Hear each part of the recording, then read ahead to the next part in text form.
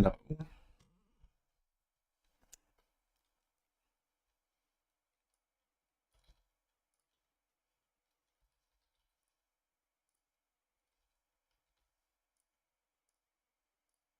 Alright. Hi guys, good evening.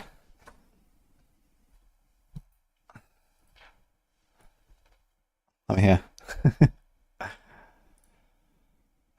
So we have patch notes apparently, I heard.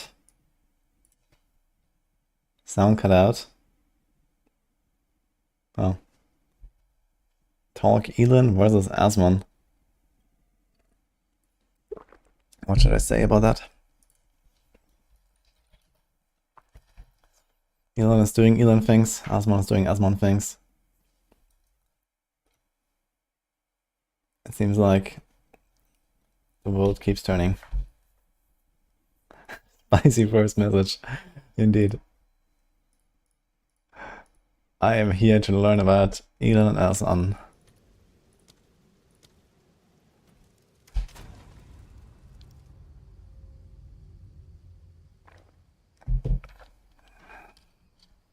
I don't know, PoE community cares about drama or not.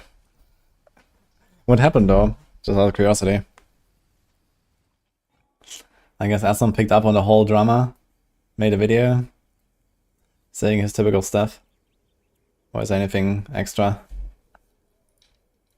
I kinda wanna get a level up today. Hi, Blue Days, by the way. Millionaires arguing about a game neither of them play. That's a good one.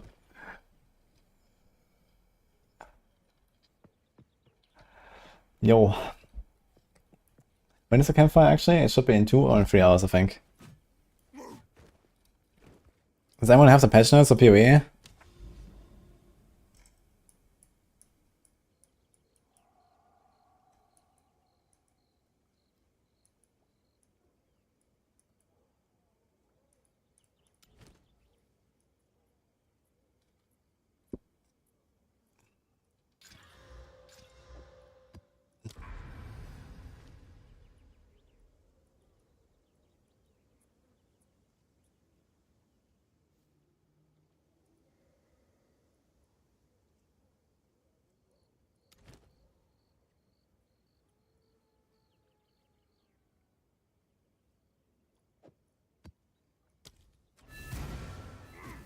It's a lot. Oh shit. Let me see. Actually, it is.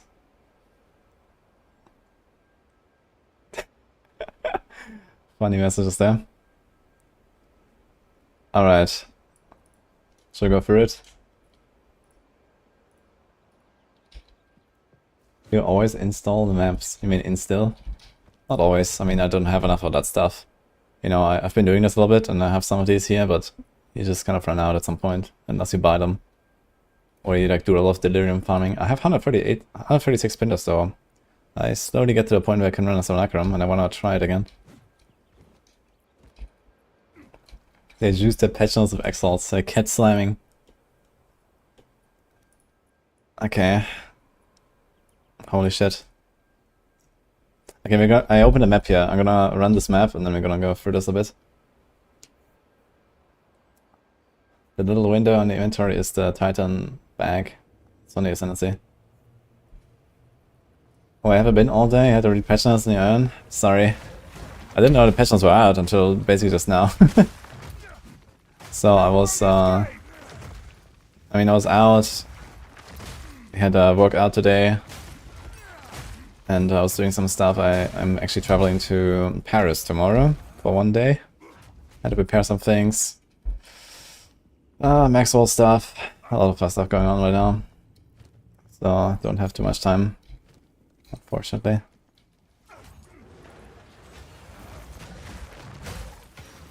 Wait a minute. Where's the here? Oh.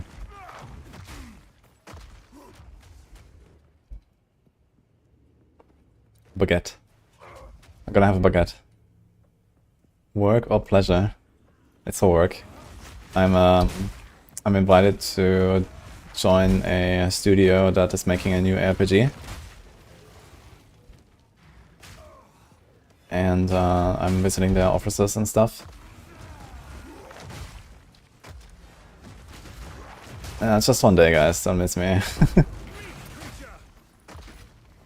I'm basically flying there today after the stream. I'm gonna go to the airport at like 2, and I'll spend the day there one night, and then basically, I think, I don't know, in the morning sometime on Saturday I will go back already.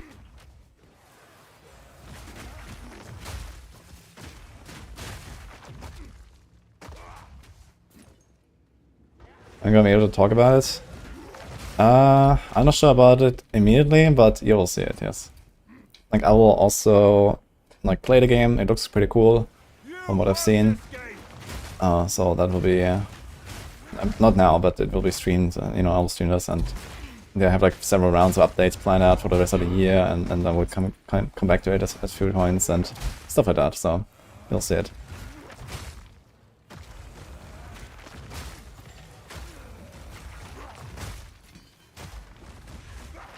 I'm going to Paris tomorrow. For just a day though. Wolsen 2. It's not Wolsen 2 actually.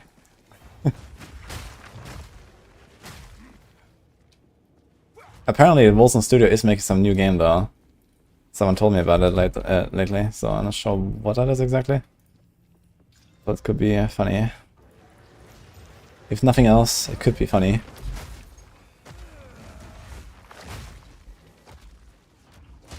Extraction RPG, yeah, exactly. So I wonder how that is gonna go. Sounds like an interesting concept. So is it actually gonna be like a PvP ARPG? Like, honestly, if this is done well, I think it's gonna be really cool.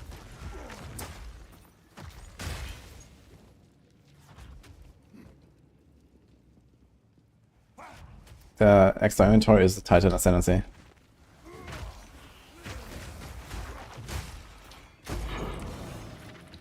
Dude, we are pumping Minter Setup, man. It's very fun. Can't stop playing this warrior, man. I'm not sure if we're actually gonna reroll before season start in D4. I might just keep playing the warrior and just level it to 94 or 95 or some shit. I just like it. Look at those pops, man.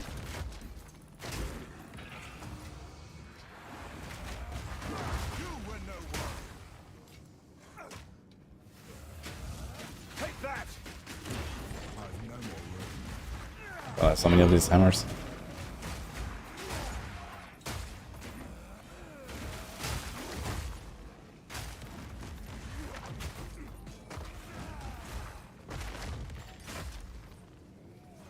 Oh my god. Everything is cleaned up here with the chains. Bam. I need to go back.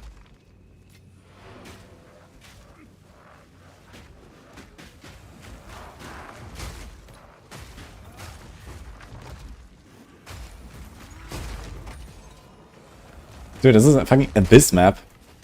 And this breach is actually insane.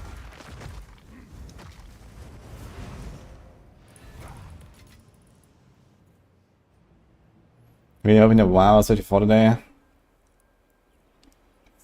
You're nowhere near ready to stop playing PvE2 yet. Well, doesn't that mean that you don't want to be wowed because you just keep lasting here and don't feel like you are missing something from not playing D4? I don't understand the logic. I mean, I expect it's gonna be pretty good. And we're gonna go through it later. I guess they're also gonna post the patch notes, and then we'll see what happens.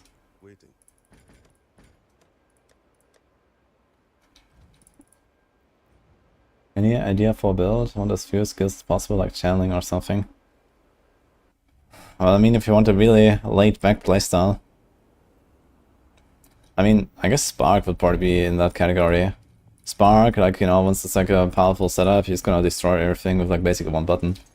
And I mean, there is extra stuff you can do, like a curse and whatever, but most of the time you don't really do that anyway. So you can probably just leave that out for the most part.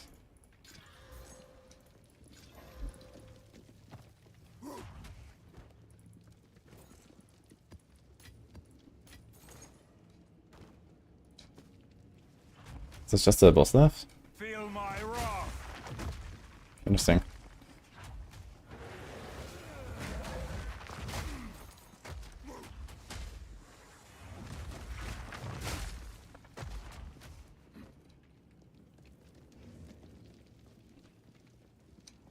I want to be wild, I want to be like, yo, we got your dopamine drip.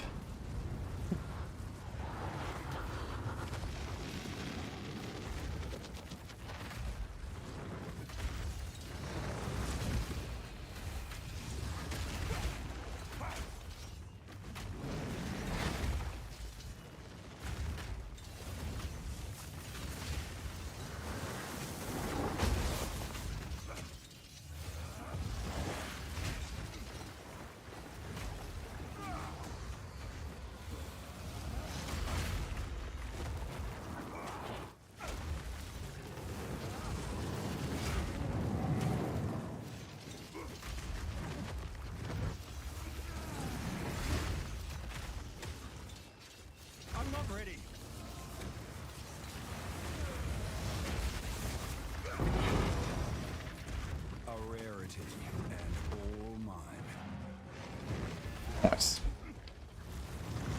Here's Exile.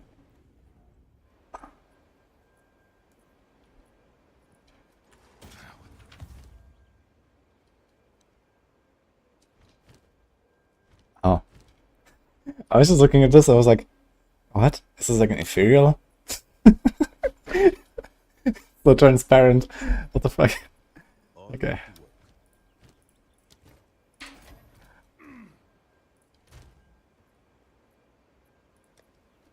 I got bamboozled for a moment. Ooh.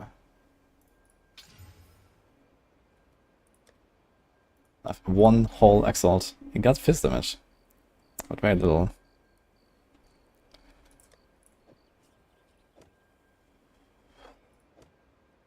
Maybe at this point I should really only try to do the Leaden Great Hammers, because those are the big ones.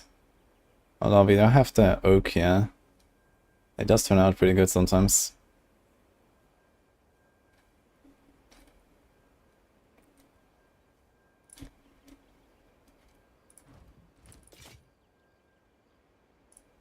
That's a lot of life. That's some rarity.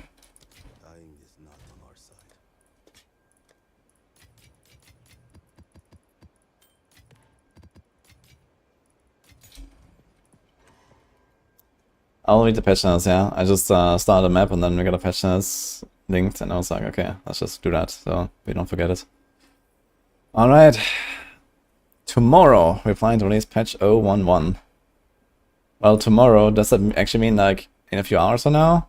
Because this is gonna be Friday for them. What does that mean? Okay. This patch contains new endgame tower maps, checkpoints, and amp areas. Interesting. Respawn attempts for the Arbiter of Ash, as well as many monster changes, unique changes, improvements, and bug fixes. Hey, Ice Coffee fixed the donor, by the way. How did I get my name? My parents gave it to me on birth.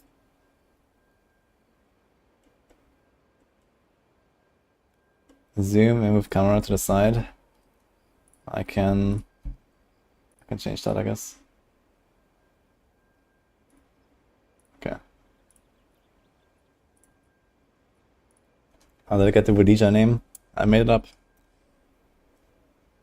I made an arbitrary set of rules and try to come up with a name that follows that set of rules.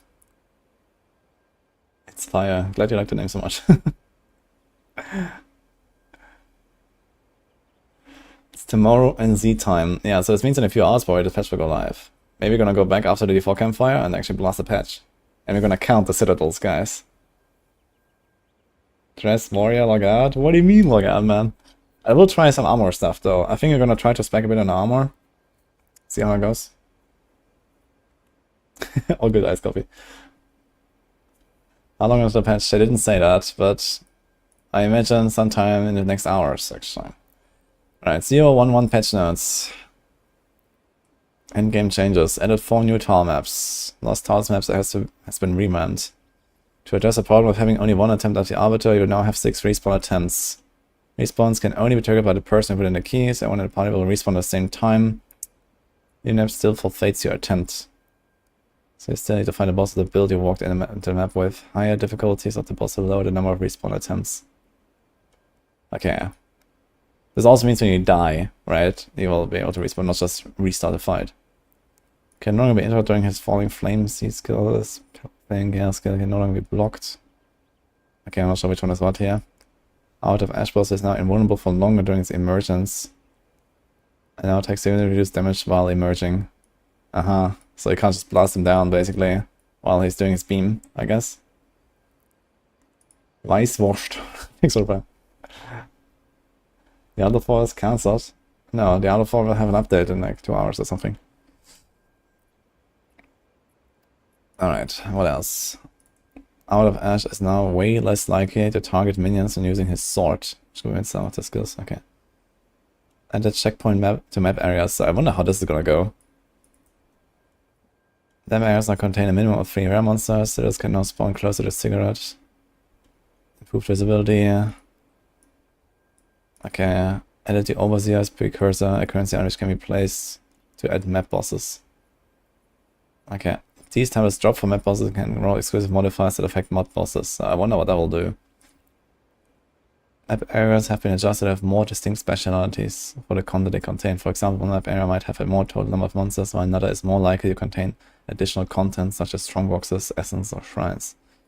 Generally speaking, the more difficult the map is to clear, or the smaller it is, the more access it will specialize in. Here's an overview of changes we've made to give maps more discernibility. The number of maps now spawn up to double the number of chests, and twice as many minimum and magic and rare chests. A number of maps now contain up to double the number of monsters. A number of maps now contain 50% more magic and rare monsters. A number of maps now have higher minimum number of rare. A number of maps have a lower minimum number of rare monsters. A number of maps have 50% more chance to contain essence, strongbox, shrines. Maps that are only exclusively found in biomes containing citadels now have 50% more chance to contain essence, strongbox, and shrines.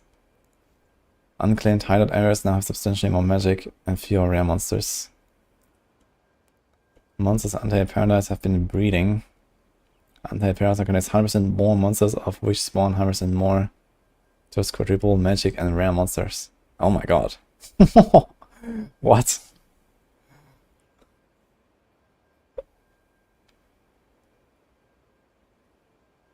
Improve the highlightability and clickability of shrines. Dude, I can't remember last time I found a divine shrine. Is it divine? The one that makes you invincible?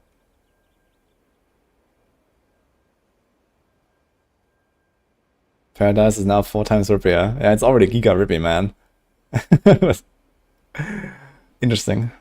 We're gonna see pretty fast the 1 to 100 times next time, I suppose. At least on Trade Lake.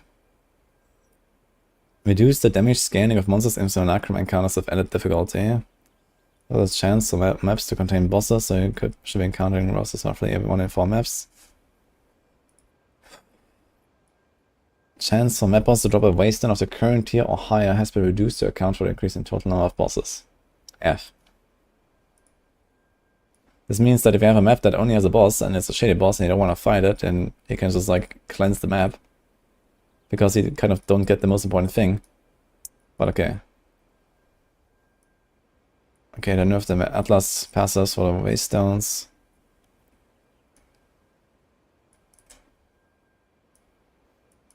Reduce the number of monsters and small chests and breaches by 15%. Increase the number of Simulacrum spiders by 20%.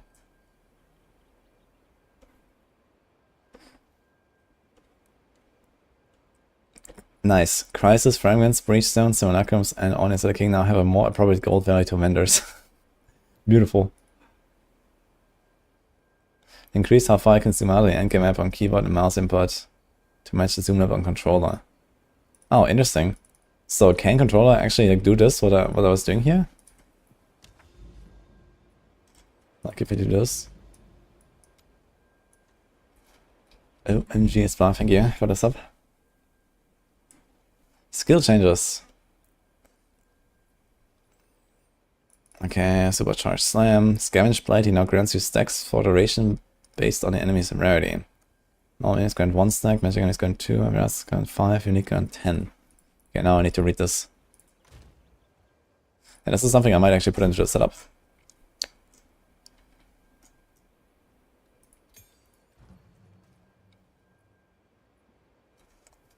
Okay, skirmish plating duration is 8 seconds. 4% more armor per skirmish plating. Okay, fully breaking an enemy's armor grants you a stack of skirmish plating for duration, and you gain armor and thorns per stack. Now, I need to try if this actually works with my totem. If my totem armor breaks, do I get this? It probably doesn't. But you basically get full stacks. It's 40% more armor. Okay, lightning bolt skill granted by Choir of the Storm has been renamed to Greater Lightning Bolt.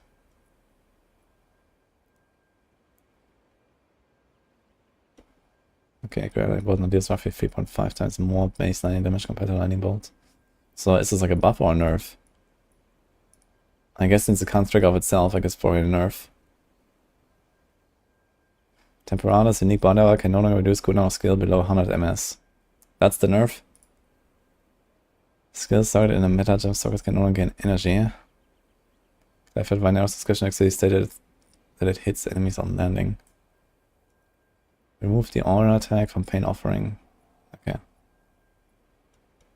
It's definitely not a Temporada's nerf.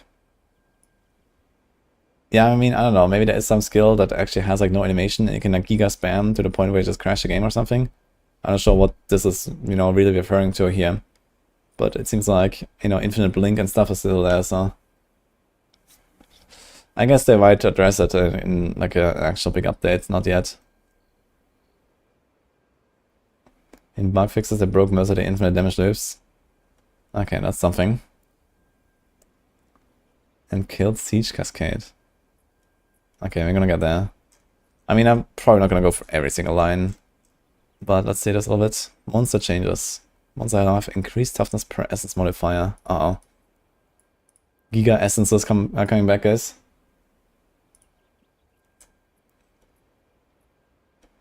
And a small delay before monsters release some essence modifiers can use their skills. Okay, forsake minus nerves, try to engineer grenades not deal less damage. Reduce how far fire and blade runners can cast their skills. Okay.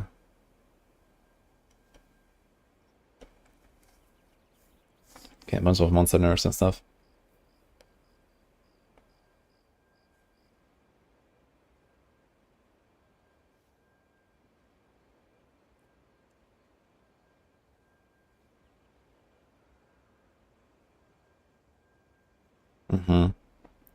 And I actually nerfed a lot of the pretty dangerous monster types, yeah.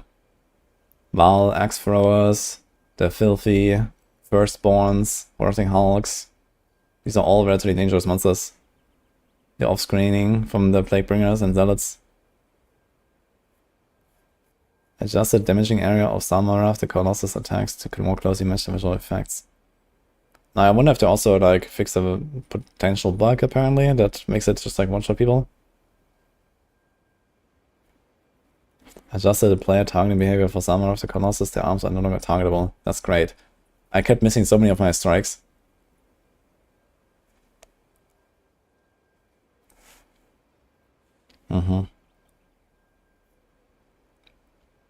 Reduce how often prowling shades can use their invisibility skill. That's beautiful. The Hulks that vomit on you. Yeah, they're pretty dangerous. When you don't have like a lot of chaos rest, they hurt like hell. If you get hit by a few projectiles, that's it. Reduce the frequency of some monsters such as prowling shades and gelid zealots.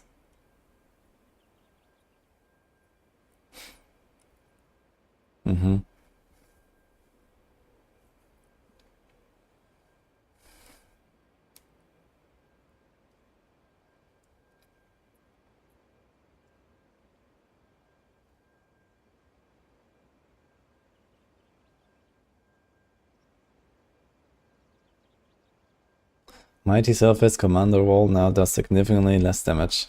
That's great. Actually, I think the Surface might not be that dangerous then anymore. Like, if you walk up to it, even on hardcore in Act 3, if you have like a shield equipped, he's gonna fucking raise your shield while he slams you. You don't have to take any chances. Because you can block it. It's blockable for some reason.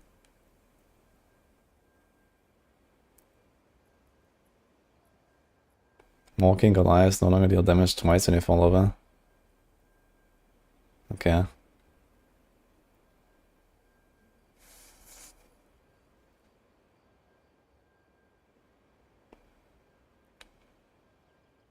Migration enabled. So no build for the warrior. You should look more closely.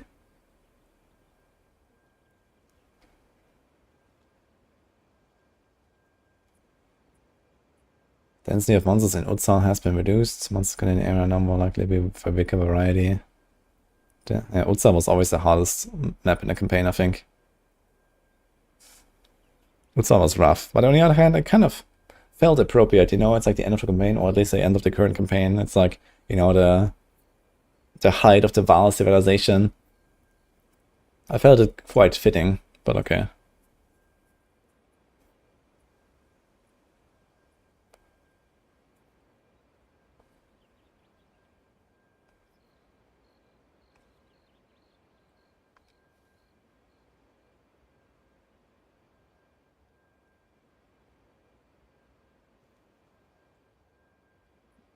Volatile plants are now much more noticeable both before and they're about to explode.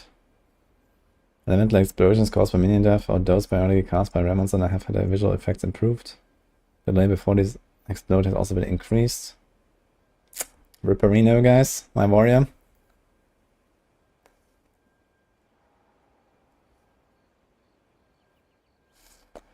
Energy shield modifiers on monsters now provide a far more sensible levels of energy shield. Yeah, I noticed like energy shield when you had them on monsters, it made them a giga tanky for some reason.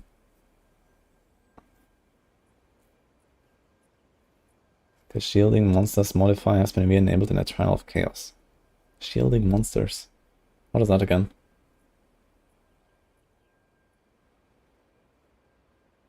Yeah, some boss was so crazy. Yeah, I remember one time I had a map, and I don't know why I did that, but I ran the fortress map with like you know, Balbala boss, and I had energy shield.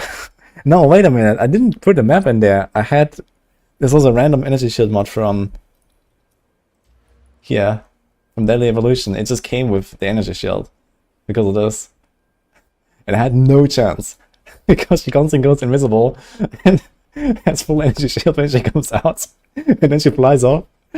Oh man, that was beautiful. I had no chance. I just left the fight after like 5 minutes.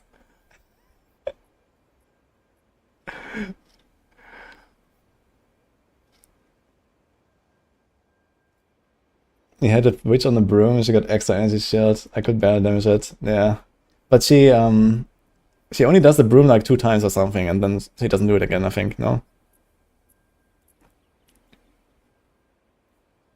That was the reason I had the exact same problem, just didn't understand. Yeah, with Evolution, you know, I can get like any rare monster mods, you know, so you can have energy shield aura, and then on some bosses you just can't do it, and unless you have like giga damage or something, right? If you just blast her down, you can. But if the fight actually takes a little while,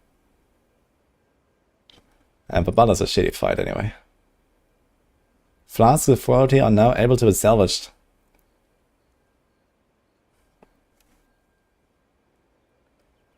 Socketables such as runes can now be overwritten by placing another socketable item into a socket. So this sounds like it will work for soul cores.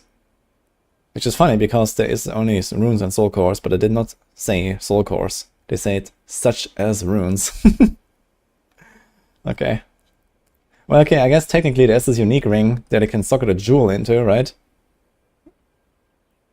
So like, I guess can also be overwritten as a socketable. Although, maybe you can just take it out anyway, like a normal item. Like a normal jewel. Charms not play an effect on a character when they're automatically used. Okay.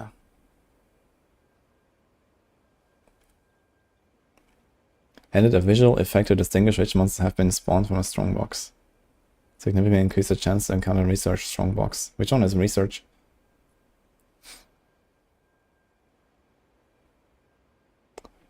Enabled migrating of... Okay, I just kind of read upwards, but let's go down from here.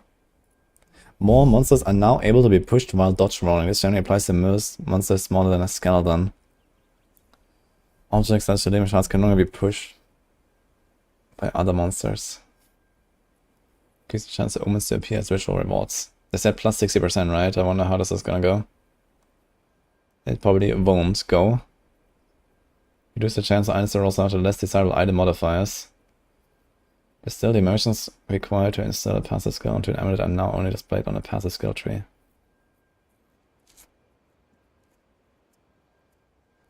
Added an exit portal to the Trial Master Arena. Move the level account to access expedition vendors. What? Rarity of items in expedition vendor shops now increases the shop level, so shops generally have more rare items at higher levels. This doesn't affect existing shops. Okay, cool. Reduce visual clutter in mini-map areas. Expedition stonks going up, guys. That's good. I like Expedition.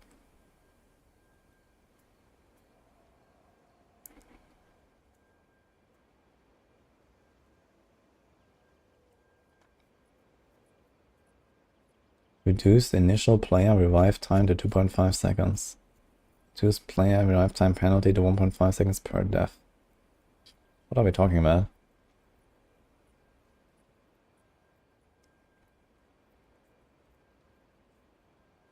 Owl now has the option to gamble for items and place in hideout.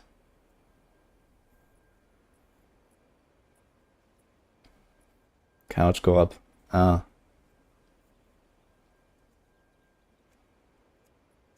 Performance optimization will take longer than a quick 1.5 week rushed patch.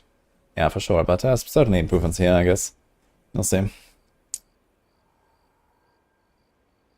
The quest tracker now shows which quests are applicable for the area you're currently in. That's kind of nice.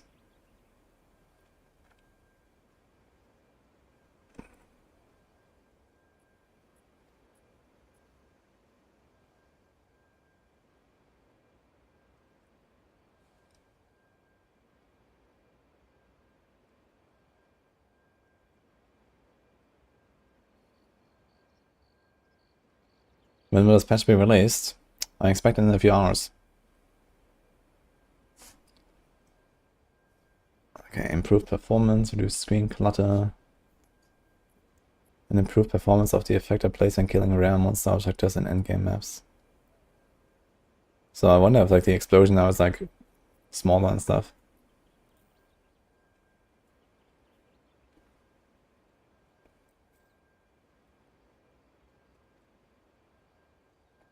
Burning ground can no longer spawn underneath interactables such as levers.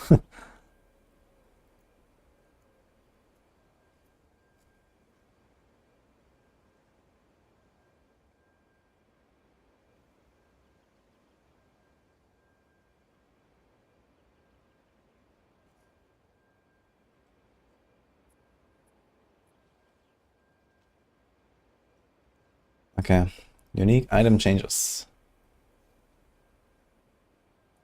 It says on Maxroll will be tomorrow morning EU for the patch. I know, I mean, here it says tomorrow, but from New Zealand's time tomorrow is actually basically now already. It's like early morning now, I think, in New Zealand. So, unless they wait until, you know, their evening, but even that would be sometime in the night now, I guess. Tomorrow is today. 6 AM in New Zealand. Yeah, so as I said, in a few hours, you know, if they want to get out the patch by noon, maybe for them, that's in like maximum 6 hours.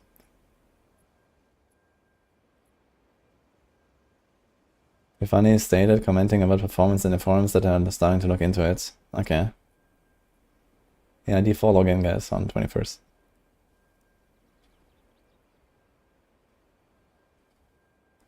Okay, unique item changes. Now, I don't know all these uniques by heart, honestly. I would much rather just see, you know, the before and after. Does someone have that? Did someone make like some kind of comparison or something? Before and after, that would be cool. Is anything cool in there? They did change a lot of uniques though, holy shit. And then bug fixes and some more, okay.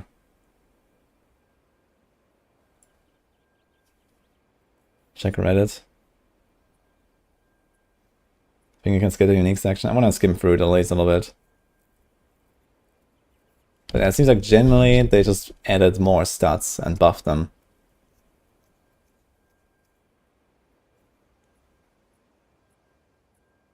Existing versions of this item can be upgraded with a divine orb. So for some it works, or for some that doesn't, it seems. 150 uniques have been changed. What the hell? Yeah, the thing is that I don't even know most, not most, but I definitely don't know a lot of uniques by heart yet anyway, so I can only look at, okay, what did they add to something that I might recognize or something? Like Belly of the Beast, I've never even found it actually.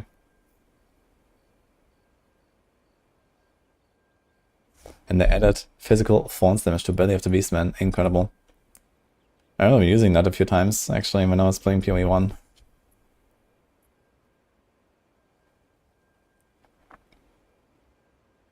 Brass Dome, I've also never found that.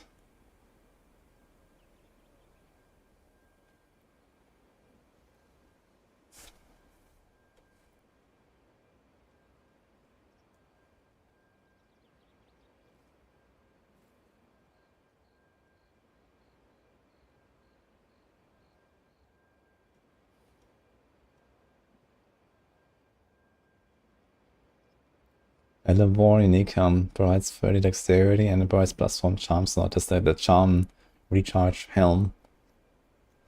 I don't think I want to use it.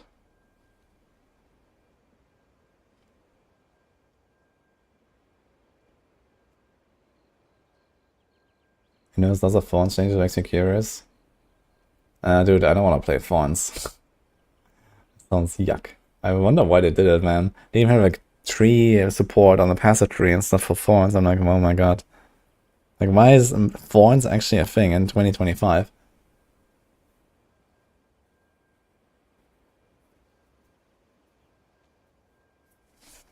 Should I just disenchant all my uniques and find new ones? I have all the low value uniques for sure, and I guess they mostly changed low value uniques.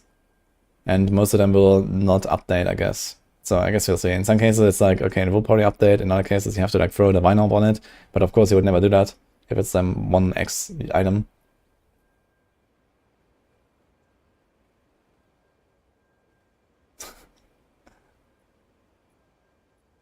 Good luck, Bob. It is not. They put visuals for unique changes in the video. Yeah, can you link that? If someone has it. That's probably not all of them in the video, but it would be nice.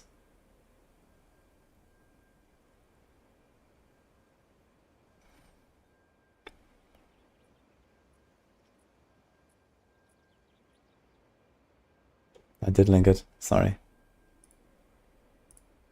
From Crucible.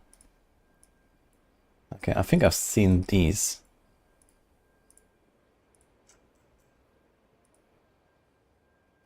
Oh my god. Why can I not?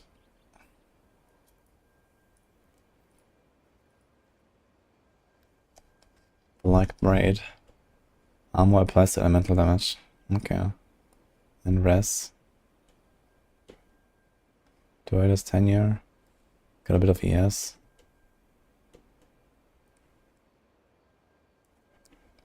You generate 5% of life per second while surrounded.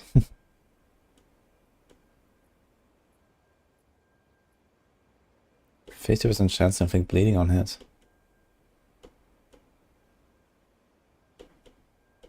Okay, a bunch more damage, but reduce attack speed. Okay. Yeah, I mean, all of it still seems like kind of whatever, I gotta say. Gamble sprint. Got some rarity.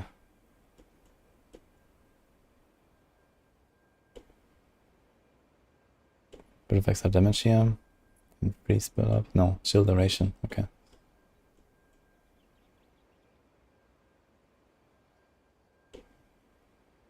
Yeah, this is a really good item, I think. Painter's Servant. This was actually changed to be very strong now. Like, if I can roll 8% on all three, or maybe even higher than that, and you get the conversion of 33% and everything, and then you can use all the ailments. This seems very interesting, especially for fire builds. Maybe I go for these gloves on my fire caster. Make a shock and chill. Could be very cool. This could also be very interesting for like fire attack builds with, you know, Herald of Thunder, Herald of Ice. Because you can get the chain going.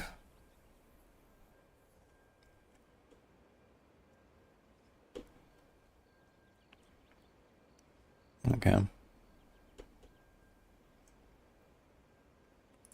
Yeah, playing the D3 season. Maybe if it didn't come out of the D3 season 3 days after the D4 season, I would consider playing it.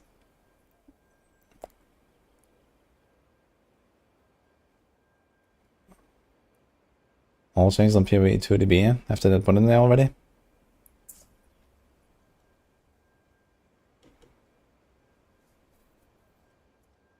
The original Sin unique ring no longer has chaos resistance as 0 and instead provides 17 to 23 chaos resistance.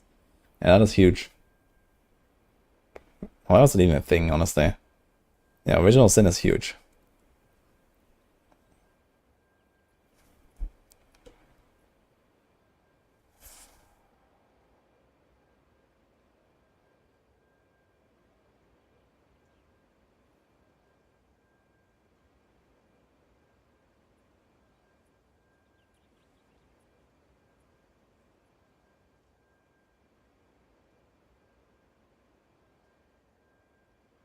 Trample Toe now have 50% movement speed instead of 10. Is that the one that is like used by the warrior builds that like Giga Chain React? The Cultist Hammer?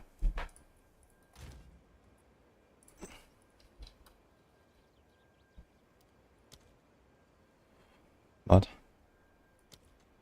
Probably don't have it anyway. I think I have it on hardcore. It has the unique on hover. Okay, let's see.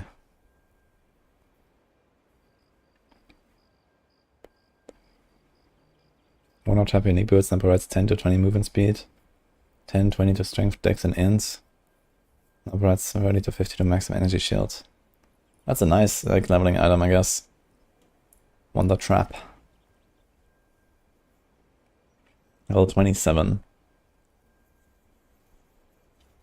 Lots of stats, some movement speed, it's basically all you want. Alright. Book fixes. Fixed 4 client crashes and instant crashes. Okay. Fixed a bug where some objects such as mine arrow plants were incorrectly counted as targets and doing splash damage through the implicit modifier of the Cultist Great Hammer base type. Okay, so that build is dead. That we saw yesterday. Fixed a bug where Siege Cascade was targeting mine arrows, plants, and frostfall ice crystals.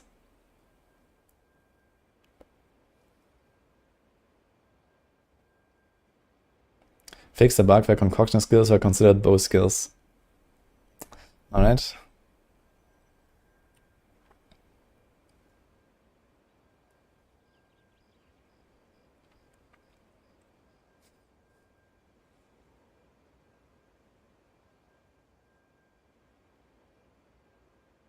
Fix the bug where I could briefly be unable to perform any skills if it tried to interact with an object or dodge rolled at the same time. So this is how the bug happens.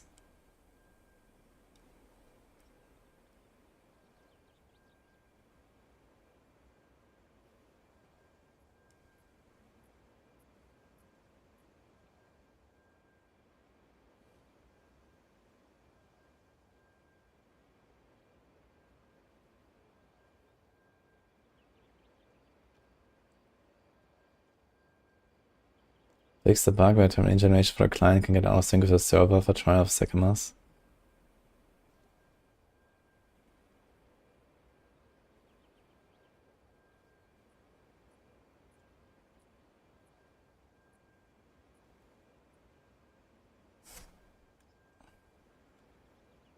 Fix the bug where crossbows could fail to reload if the player did not have enough mana available. How's that a bug? If you don't have the mana, then why does it reload? Or maybe it just like never starts in the animation then afterwards when you have the mana?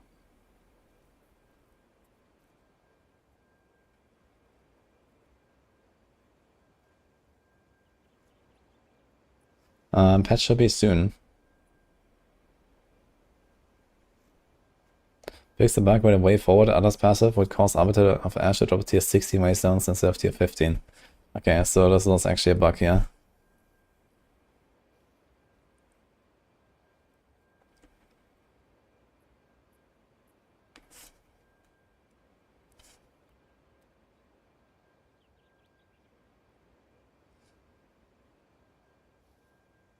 What? Fixed a bug where using a flask could cause the player to lose life if items that requirements weren't met in both weapon sets.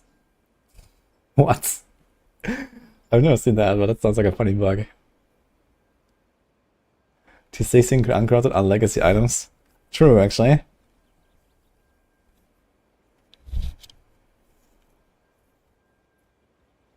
Should be able to reload, but not use the skill without mana. No, I think shooting is for free. The cost is paid in advance of the reload.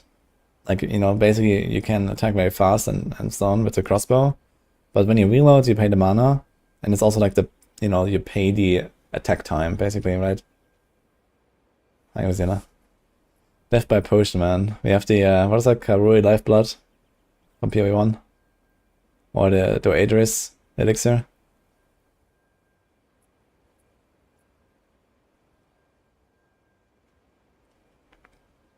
Fix the bug where incomplete unique items could be obtained. So like the spears. Fix some Monty interactions with the additional inventory slots from Titan's colossal capacity, ascendancy's passive skill. Hawk. Titan buff, guys. Here it is. The Titan buff that we've been waiting for. Khan is gonna be happy.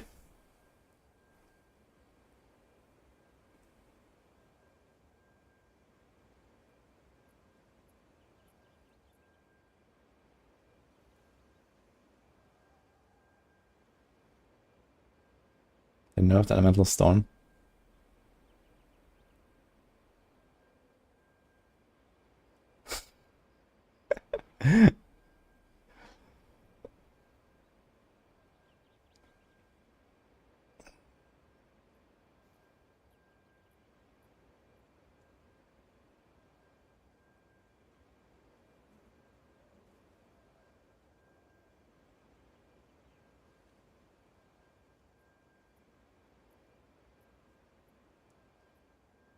Fixed a bug where the unique item causeway did not work when the player was using the King of the Firedown body armor microtransaction. That's hilarious. That's the one that makes you float, right? From like the Act 2 boss. Wow. That's actually hilarious. I mean, it makes sense. MTX debuff. Pay to lose.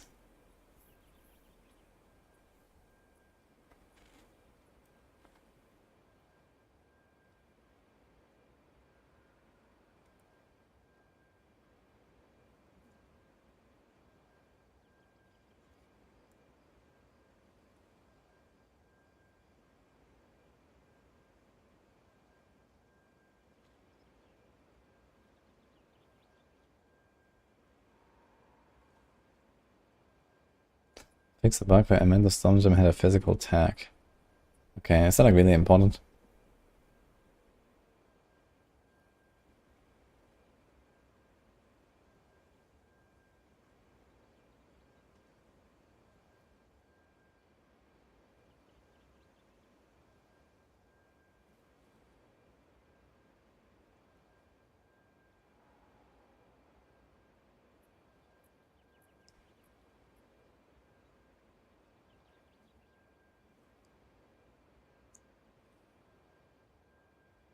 Wait a minute, they can Fate 1 soul cores.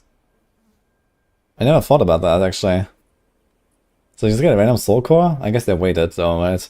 The drops are weighted, so they're probably also weighted when you randomize them. I never thought about it though, actually. That's pretty good. The Colossus had the most bugs out of all the bosses, and I see only half of them fixed. Yeah, there's no mention of like the, you know, you're falling through the map or you're clipping through, you know, the ground or something. There's no mention of the random one-shot. But at least it's something.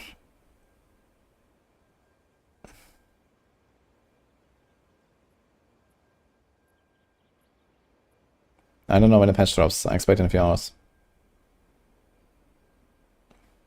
The so-called progress and reforge. I don't think they have like that direct progression. I mean, you can try it if you want. I have many of them.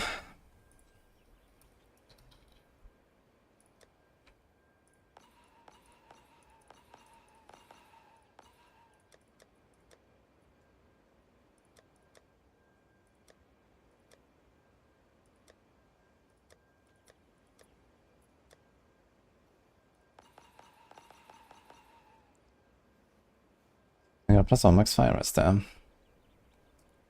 So yeah, 10% charm charge is gained, who the fuck cares? So... Huh. Huh.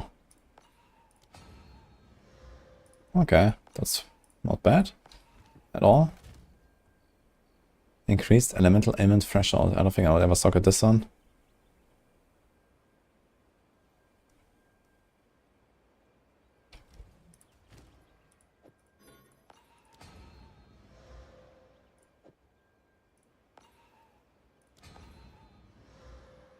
Reduce slowing potency of debuffs.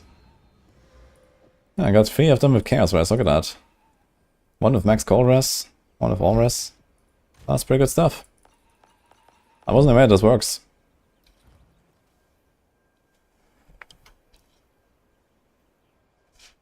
Alright.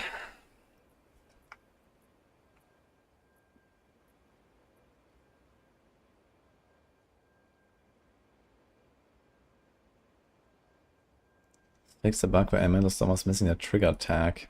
Oh, is that what you're talking about with the bug fix for Elemental Storm? So triggered means you can't get energy for meta skills?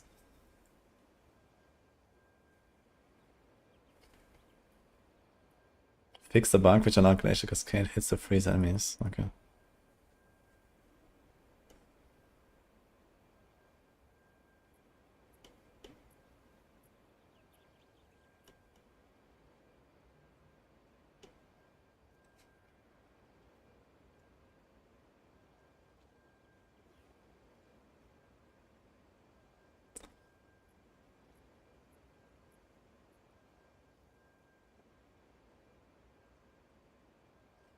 Okay. Controller improvements. Okay, a bunch of stuff here. Is there anything interesting?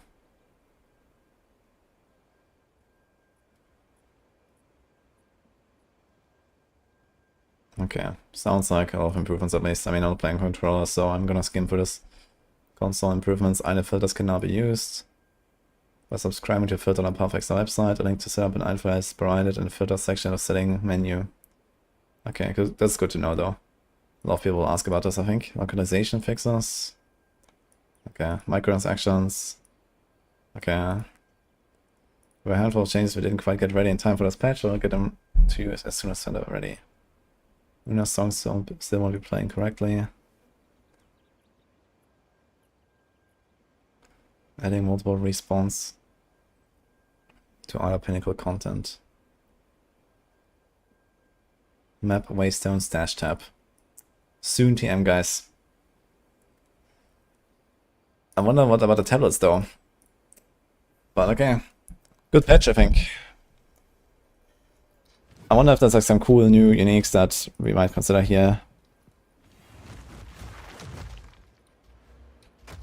Also, I wonder if I would go for something like armor plating now. We could remove leap slammers, put armor plating there with like vitality, clarity, or some shit, and then only activate attrition on the boss, and otherwise armor plating.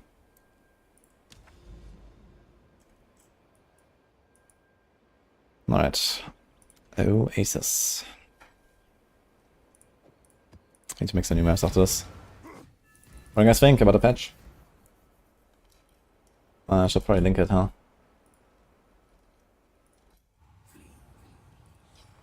Patch notes. Okay,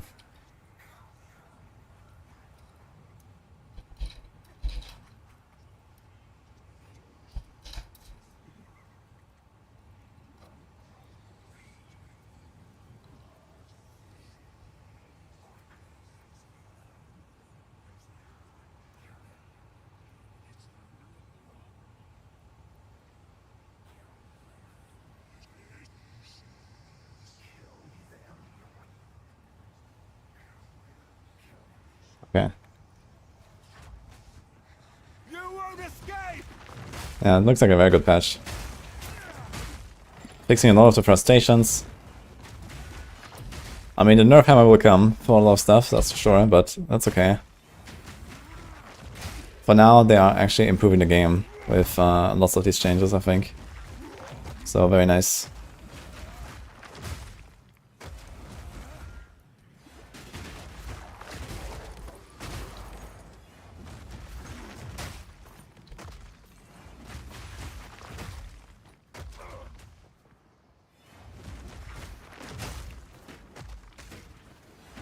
Campfire in 2 hours. I think so.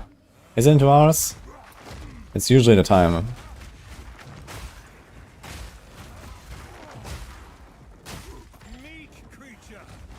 Meek creature.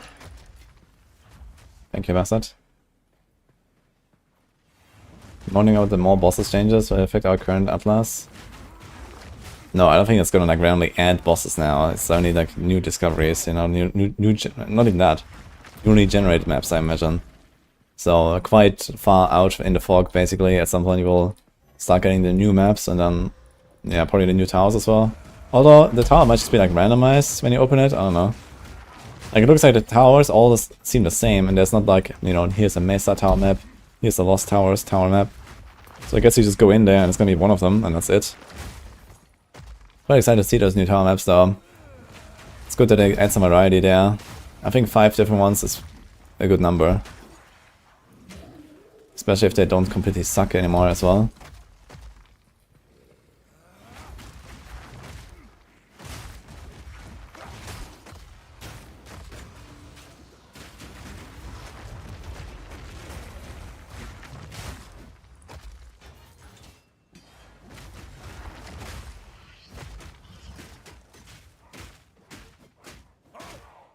What the fuck? That's gonna die. I think it's blocking all my hits or something.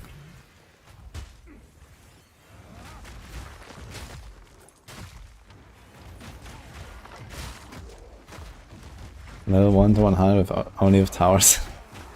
Okay. Oh, accuracy is fine. Yeah, 100%.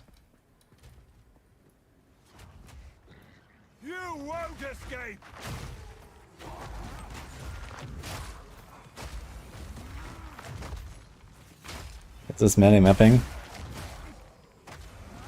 Well, I wouldn't really call this melee at this point. But yeah. It's fun though. I like this a lot, I think it's a ton of fun.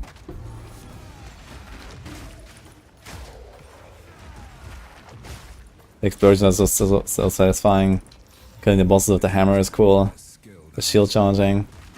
It's just a cool combo, man.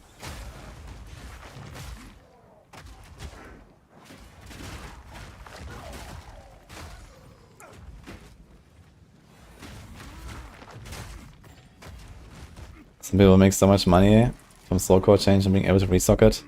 Yeah, I could imagine there's probably a lot of people that have been, like, you know, regretting their choices, or some of their, you know, unique chests or whatever, or they need to like min-max a little bit.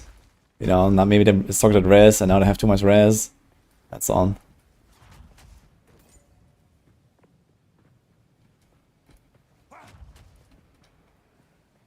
Did you put Longshot on Herald of Ice? I did, actually.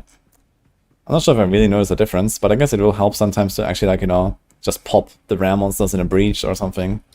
So yeah, it does more damage. But usually my Herald of Ice just kind of pops everything anyway. But Longshot is definitely a good addition, yeah. I wonder if I ever used that on my Ranger for anything. At some point I should try a non-barrage snipe bleed setup with Longshot or something. Just, you know, snipe and then get like a giga bleed on them. And let it tick. And then there's like some ways to aggravate bleeding, but I'm not sure exactly how.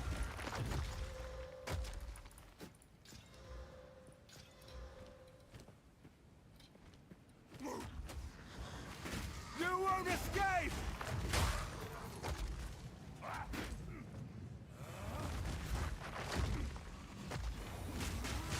Scapa should go up in price, everyone buy some more rarity in a build. Yeah, but didn't we like kind of establish that post 100 rarity it's not that crazy anymore? So are people really like giga stacking it still? Not there to the patch. Can try finally transfer as Death Monk. I mean, I could also transfer one of my characters over if I want to do more Arbiter stuff. So let's check that out maybe. But we have like no Atlas. So that's kinda yikes. But now I guess he's gonna be hunting stone citadels. That's the ones that I need. more time. If you don't have 1000 rarity in your build, is it even worth playing? Yes, I think they should just like allow you to... I think they should just give you gear with 1000 rarity when you're level 1, when you create a character. It should just have 1000 rarity. Because else, this is not even a game.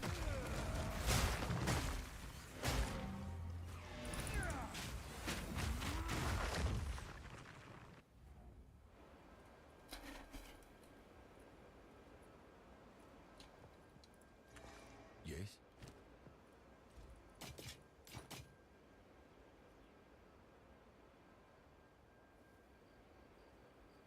On with the work.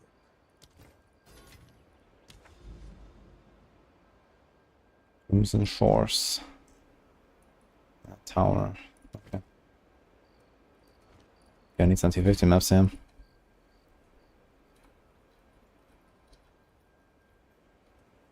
Oh my god. I have so many maps. I didn't realize. What the fuck? Like half the items in here are actually just tier 15 maps. They have been piling up. Okay.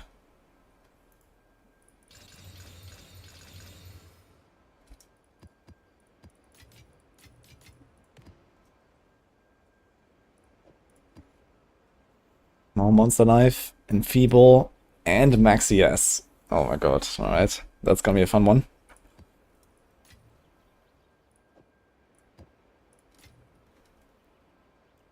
Elemental Weakness, Stun Build Up, and Res. I could actually run this on one of the Citadels.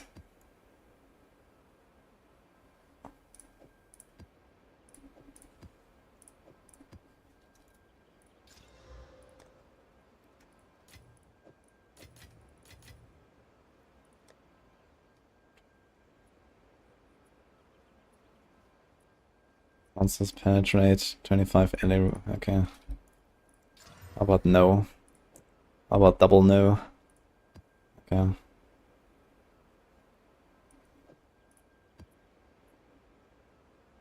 Damage chains, extra cold, extra lightning. Alright. Need some other stuff.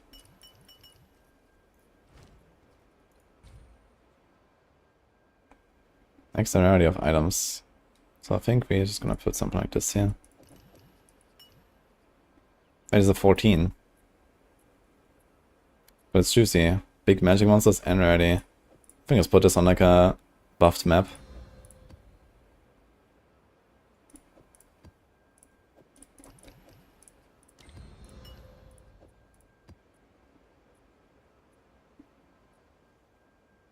Extra chaos.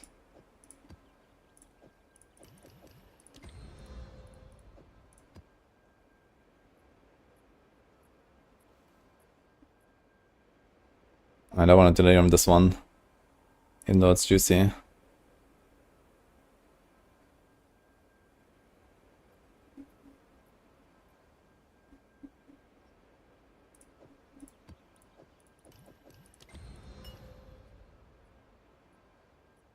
Quality, rarity, and res. Ah, okay. Well, let's go with this for now. Not that many delirium maps, but okay. We don't have that many more anyway. Let's run this one.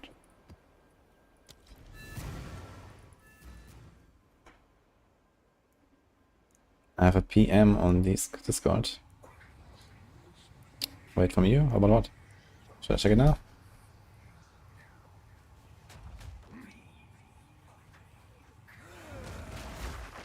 Develop all your T15s. I guess I could do that.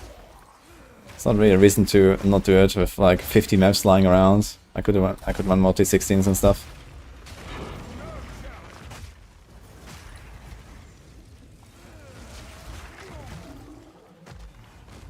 Campfire is in 2 hours.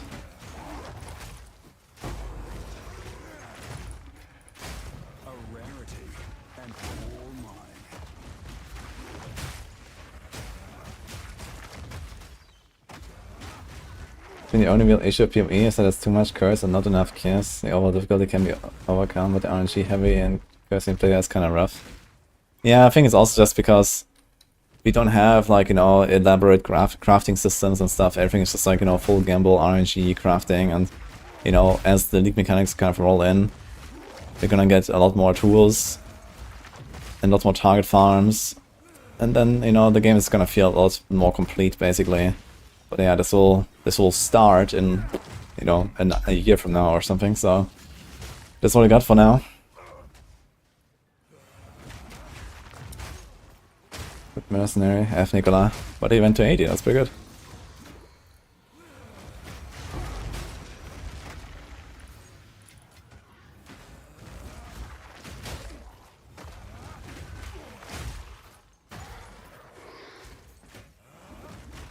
This guy needs a little demon looking the other pet to pick up gold for you.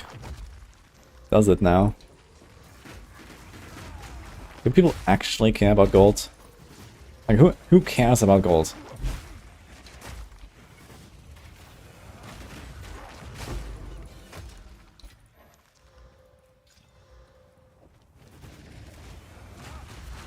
Bonkers, of course. Gamba is love, Gamba is life. What do you guys come up for? I guess in Trade League it's probably just amulets, hoping to get lucky after Asaventus or something. Anyway, anything else?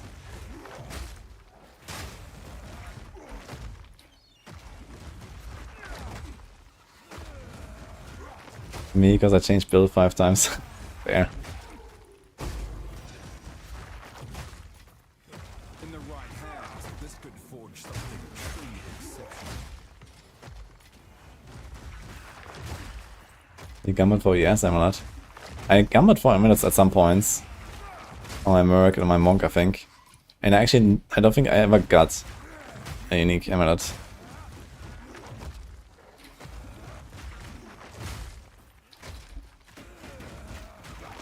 I'm playing on 60 FPS, but sometimes it drops a little bit. But this is intentional. Well, the 60 and not the dropping.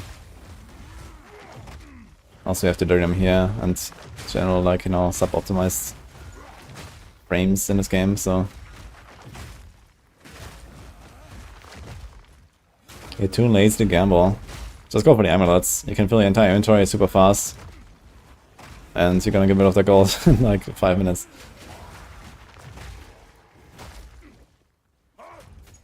Like, if you have that gold and really don't want to gamble, just go for the amulets.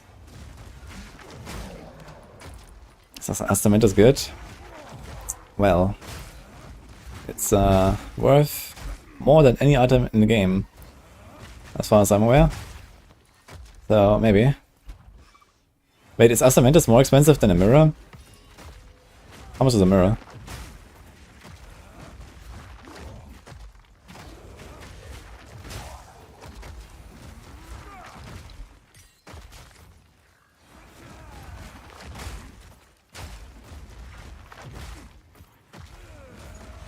$445. Oh my god, that's a lot actually. Crazy. Yeah, Astamentus is a chanceable item on Stella. That's why the Stella bases are quite a lot as well. They're like apparently 40-50x or something per Stella amulet. Kinda crazy.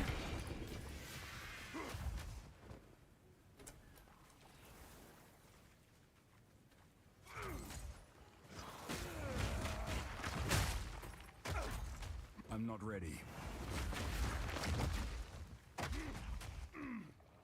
I roll Astamentus as 100 diff. I mean, Astamentus is an item where I would actually just throw a few diffs on it if it doesn't high roll now.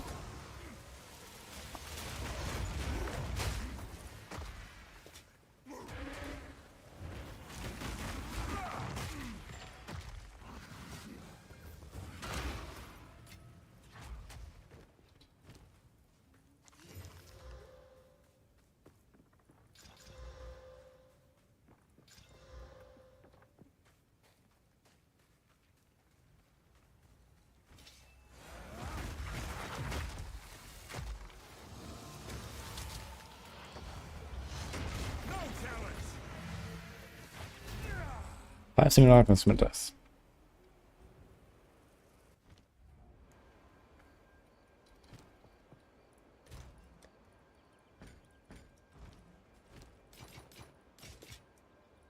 Until next time.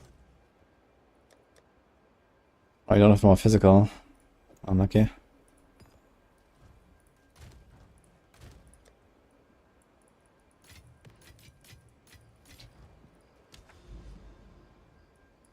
Tower time. Need some 14s.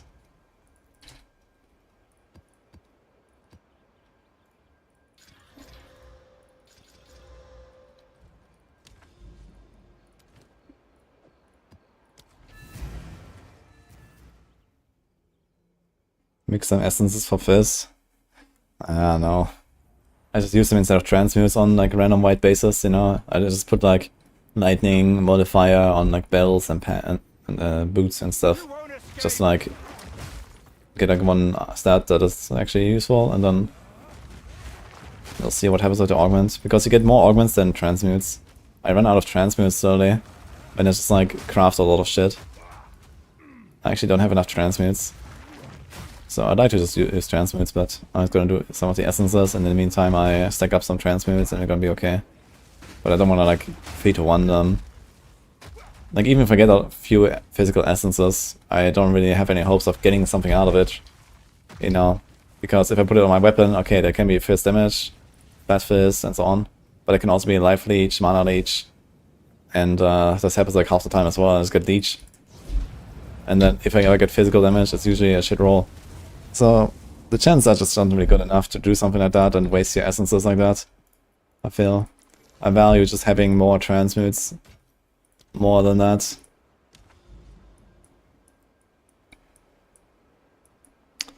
That's a whole lot of nothing, man. Okay, I want to see this area then. Does this connect? It does not connect actually. And this also does not connect, so this is a completely broken connection here. Kinda sucks. 1, 2, another tower, let's do it. Okay, 10 chains and double damage. This is a lot of maps though.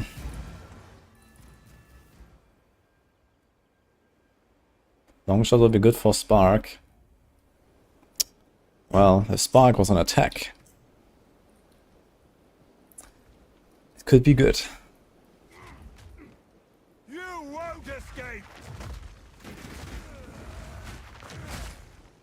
Chances are like 100-to-1 exalt. Damn. That is fucking cheap. I guess people are just not really using them, huh?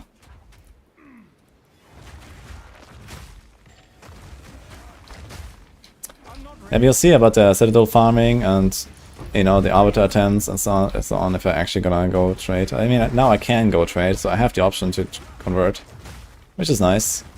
You know, I can just do all my SSF progression, whatever, and then I can still go trade, and I can even take, you know, some of my big items with me or something and try to sell them. So, we'll see about that. Dude, I need this attack speed and movement speed all the time. What base is that Helm with Onslaught? Does anyone know that? I need to chance at Helm. I wanna have this speed, man.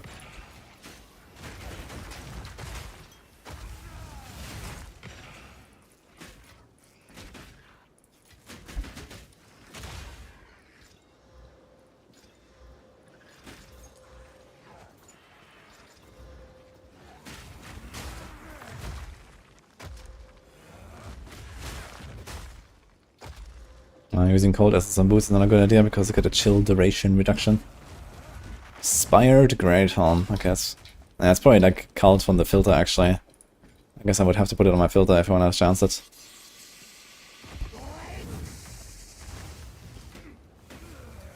Fucking stunned me. But how did she stun me and I took no damage? What? Like I was full HP. Yeah, fucking melt. Let's go.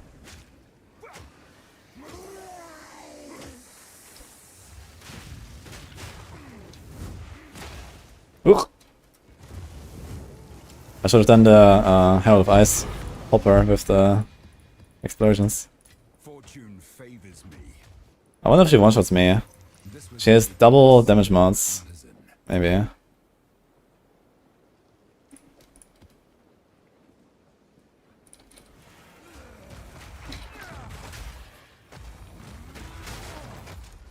I believe the hardcore 100 MS lag in the Temporalis. You won't escape! Well, if it's actually like kind of killing the server or something, or you know, people are actually instacasting something. I could imagine there's probably some things that they can like instacast with Temporalis, and that can probably just break things. So just have a little safety net there.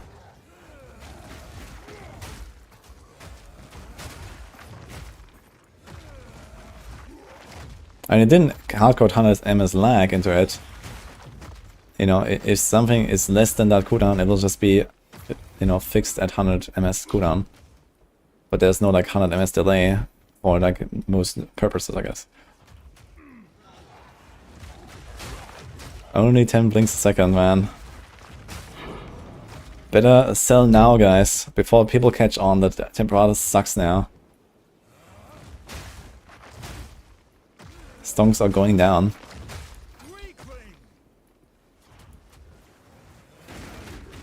Char safe food, exactly.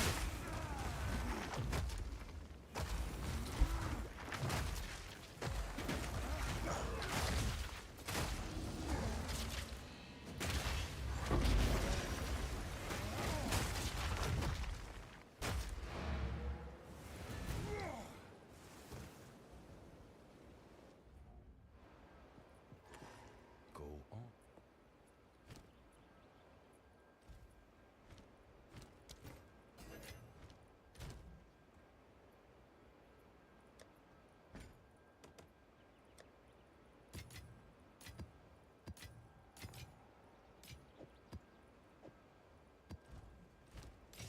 Until next time. Augury.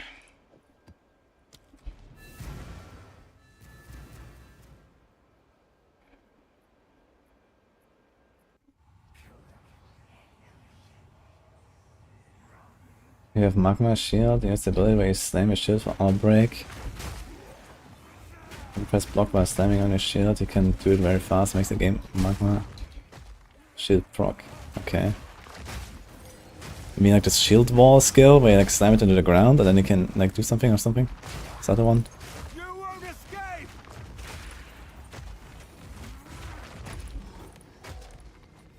Oh, we're getting a lot of some macros press, yeah.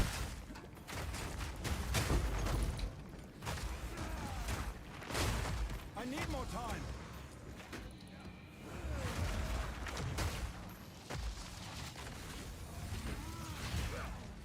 No challenge.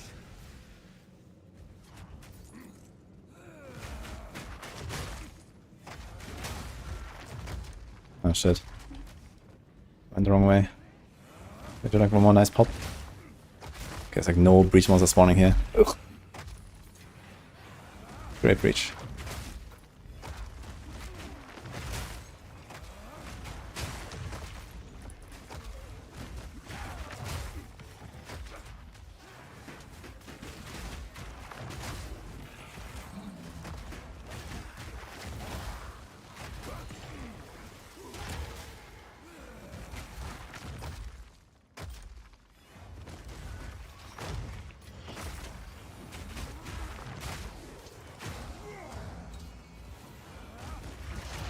How long until patch? Well, stay tuned to find out, I guess. I expect the next few hours.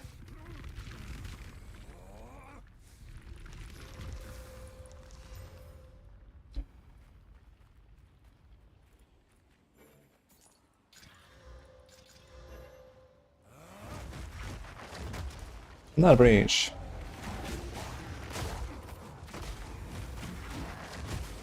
Uh oh. What the fuck? My YouTube chat just crashed. Okay, I need to fix that in a second. A rarity and all. Rarity. Actually, I opened all of the doors, and then I have the breach extend to the center of the map. And there's like one big nice room there.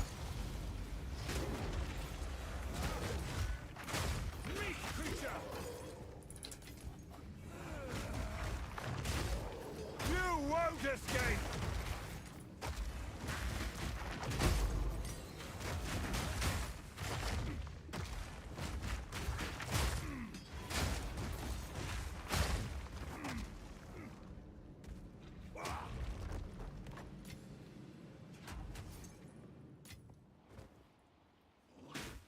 My entire YouTube live stream page has crashed. That's just my chat actually. The stream is still going, right? Okay, looks fine.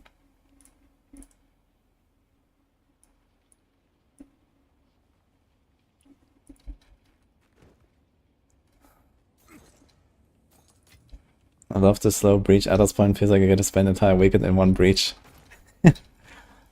But it's just also like much more easily to clear most of it, right? And like go from one side to the other if it's like a shitty layout and stuff. There's definitely some value in that. I could see that.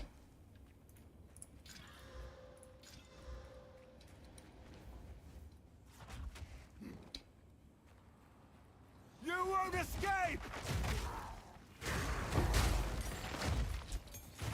Level 19 Spirit Jam.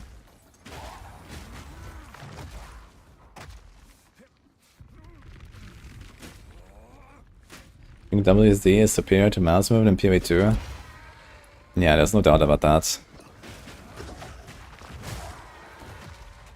I feel like you just have so much more control. Also like the whole, like, you know, you can, you know, change stuff in your inventory, you can craft while running and these kind of things. I do this all the time. Especially when there's downtimes in maps.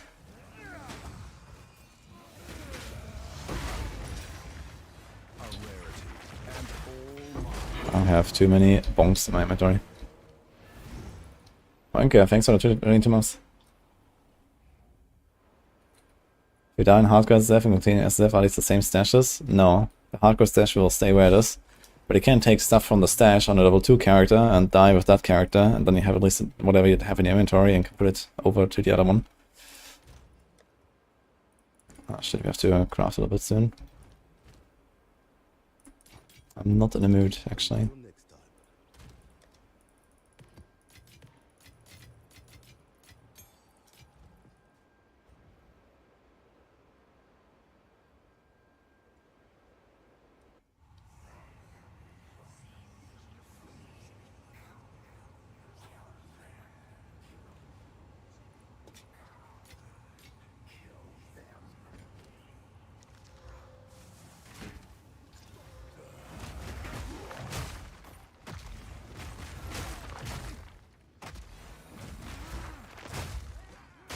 You won't escape!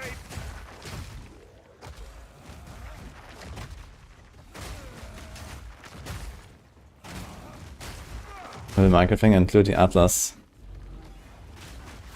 Well, I guess it only does that if you do like migrate all, right? Or something like that.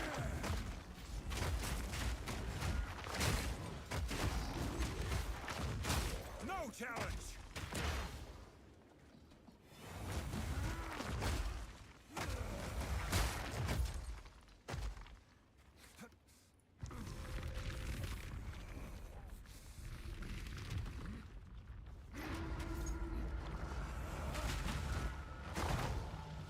Oh, but this is why I'm playing. I made a planner yesterday and the link in the YouTube description, and for !build on Twitch, you can check it. Stampede. It's the name. Oh, there is a breach in here. Cool.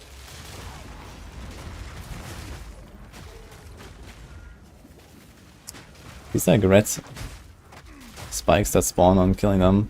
Do they actually hurt? There's like so many of them, but I just ran through them and it feels like it didn't really do much. Oh shit, there's another breach.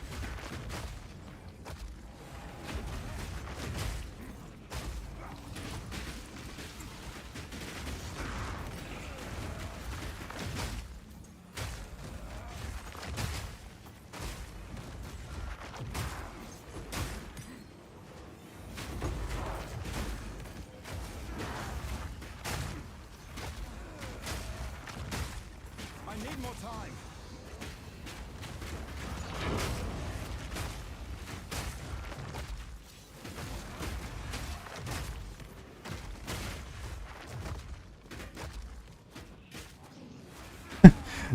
Breach closes, but this one is still coming out.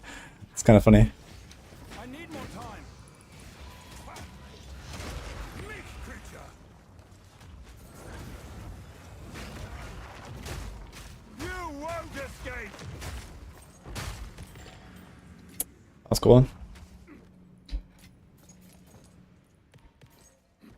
Map is not actually complete.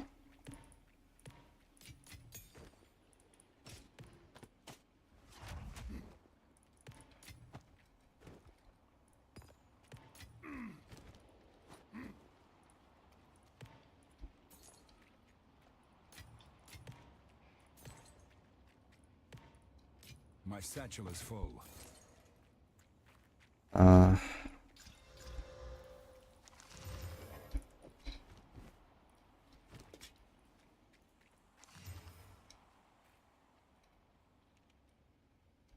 It's a lot of armor, but no life and nothing. Double leech, mana, strength, life. Wait, is this hybrid life? No, it's not. Ugh. But I should save these. In case I really need the strength and the leech. It's like a combo.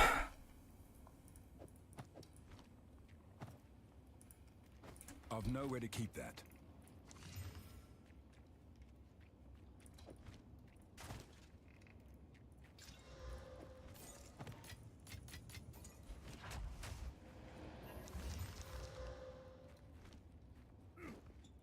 Okay.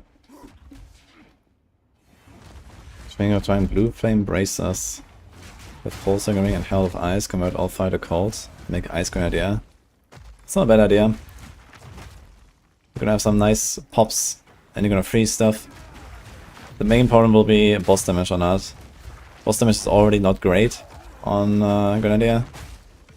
So you have to try to really go all in on boss damage. So I need to have Attrition plus Herald of Ice, I'd say. And then, I don't know, get a Curse and, you know, get whatever you can, basically, to choose up your boss damage. But otherwise, it's gonna be fancy, for sure.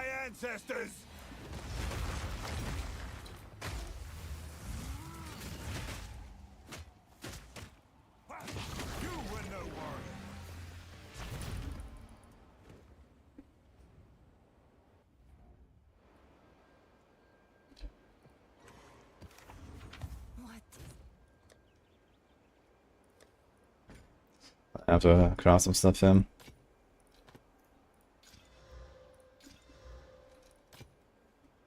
And fire accuracy.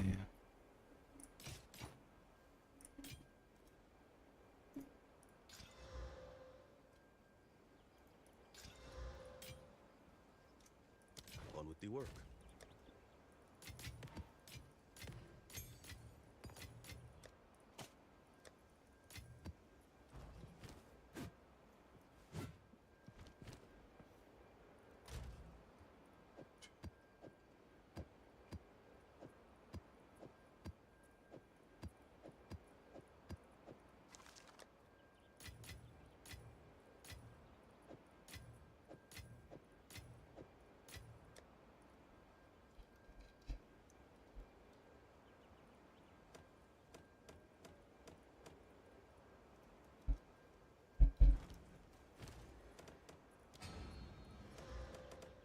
Let's do this fast.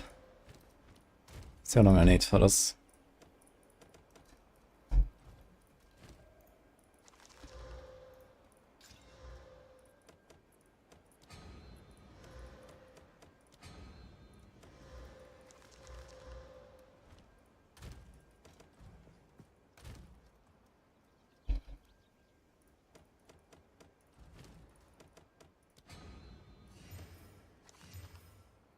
Okay.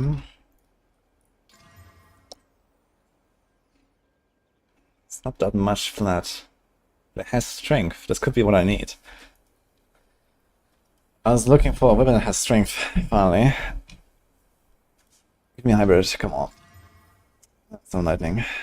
250 to 450. It doesn't seem that high. But it seems maybe usable.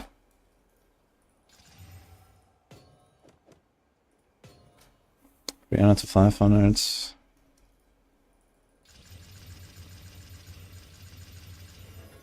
$350 to 650 and some lightning and some crit. And stun build up. Yeah, too bad the flat is so low. If there was a bit more, it would be like 400. If that was like 400 to 750 or something, I'd be very happy. We actually have something like that here, but it doesn't have strength. I think the strength was missing. So I can maybe try something here. Let's put this here. Okay, it's not a bad one.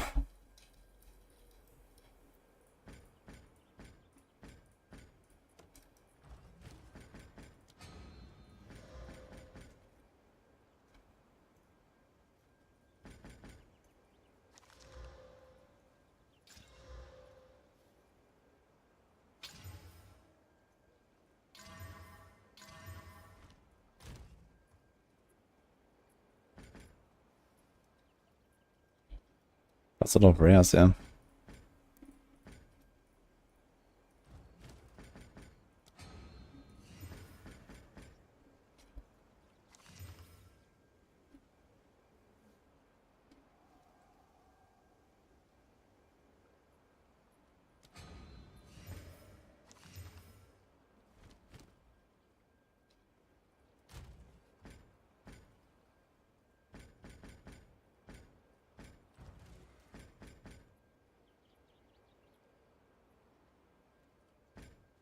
I wonder if I should try to chaos this one. We need to get hit it cold and a fire on it.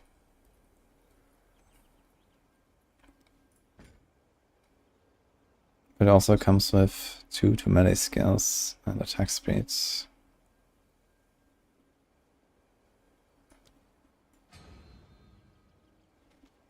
It's also strength, 3 to melee skills.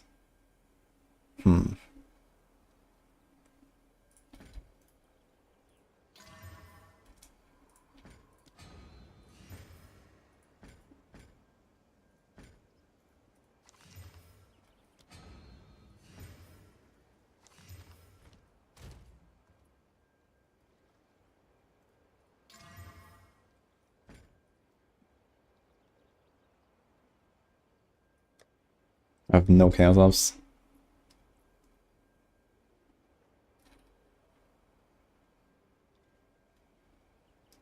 This thing is 131%. I should send this. But I don't have exiles.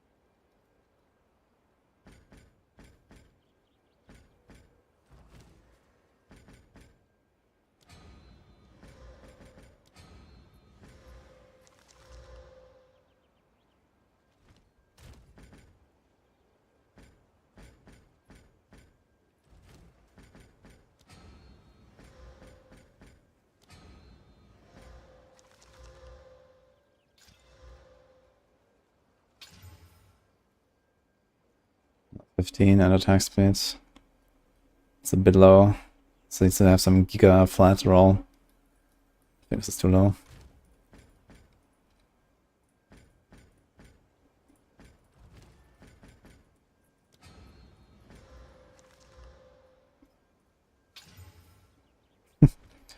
That's a lot of leech.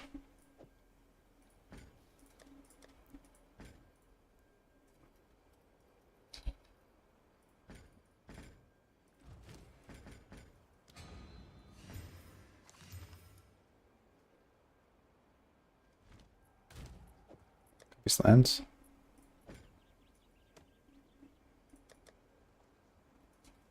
Okay, what is missing?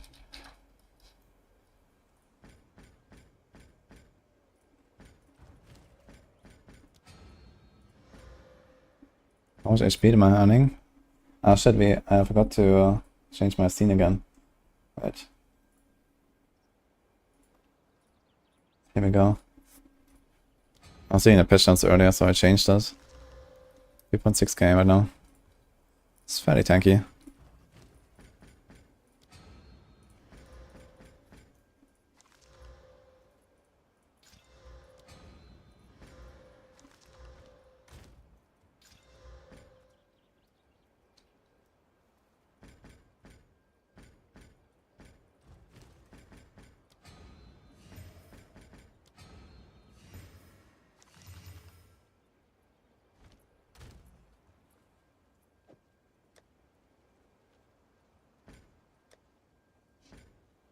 I just don't have enough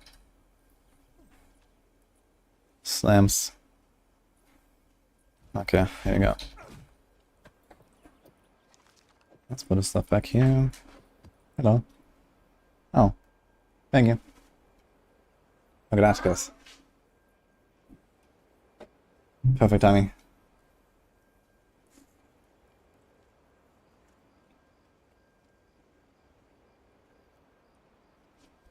Oh, congrats, Samantha.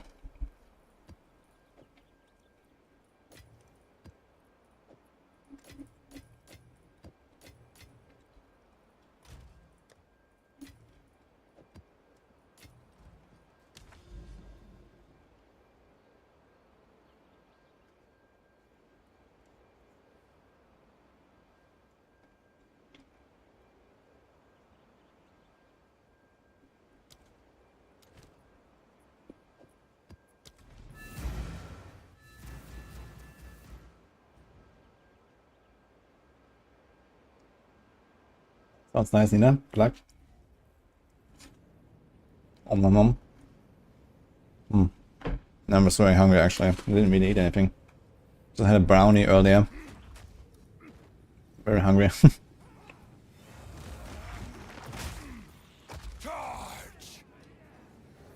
Maybe we should get some more. Because Nini, she wants to eat more.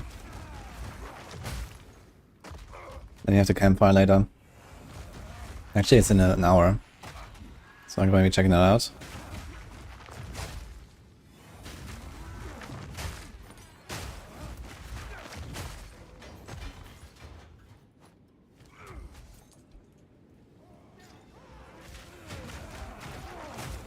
$172 life. 3 thoughts. Alright. My build has fucking 86 life, dude.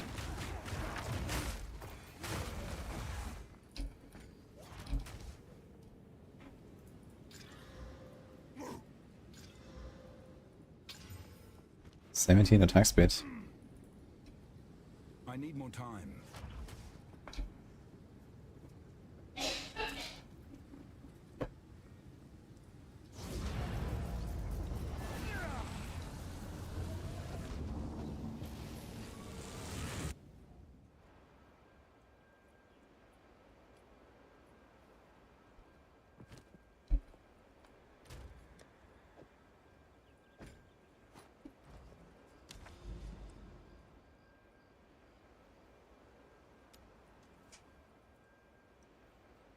One, two, three. There's another tower. What is going on here?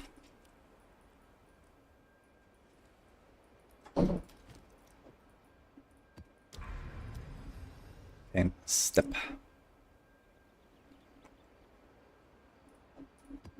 Enfeeble, life, and extra energy shield. I wonder how that will go, actually.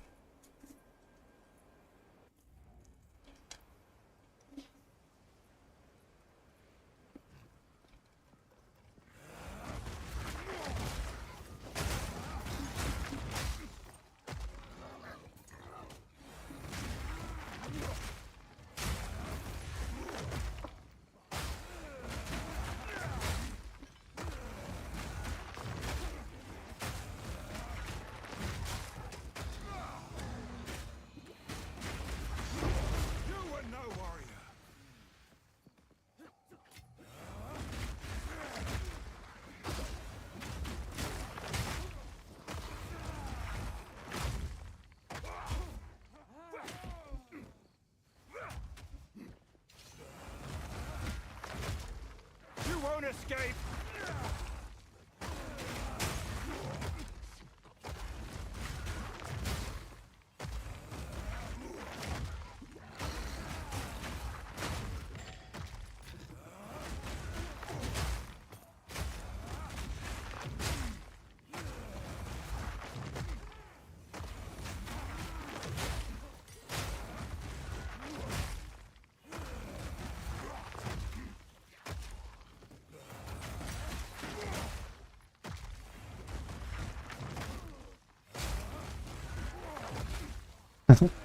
Nice, Samantha.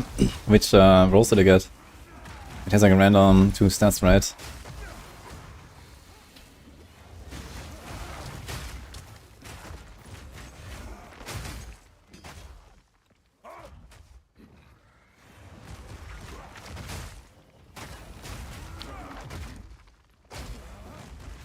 Global defense and all res. That's pretty good, I think, for like AS builds. I think I would like that.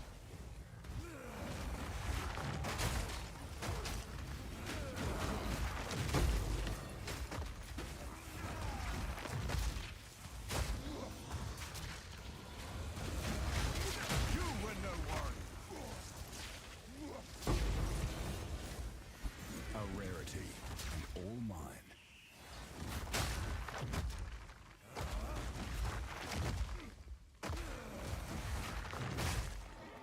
That seems like a very weird idea, Truth Seeker.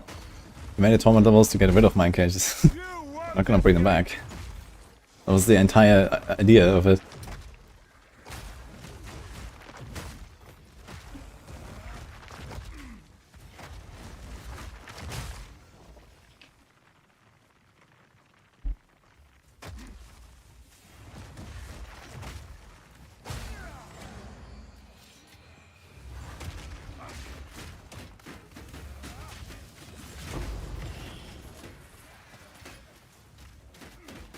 I've no more room.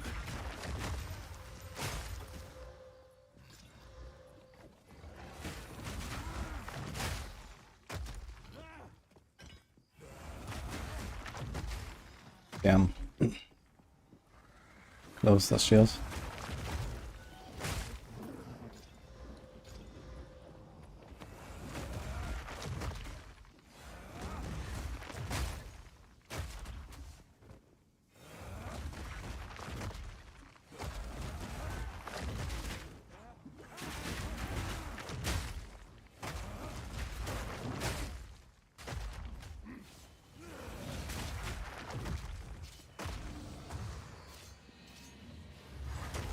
I'm not sure how the conversion works with both gems.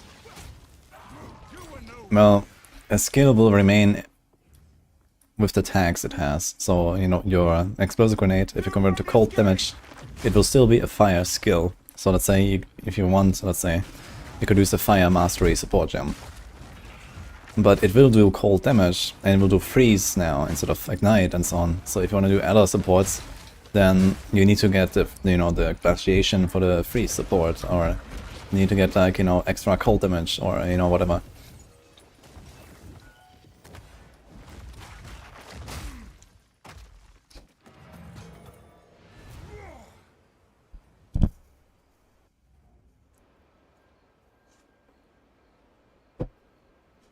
I guess in case of a grenade converting fire to cold damage, it probably won't really affect your support gems too much.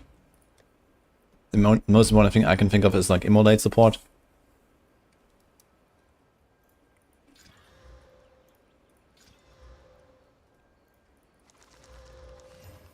We're running that.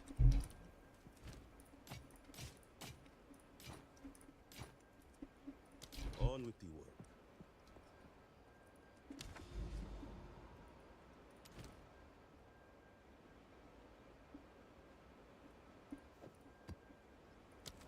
Chop ground, extra camp. There is.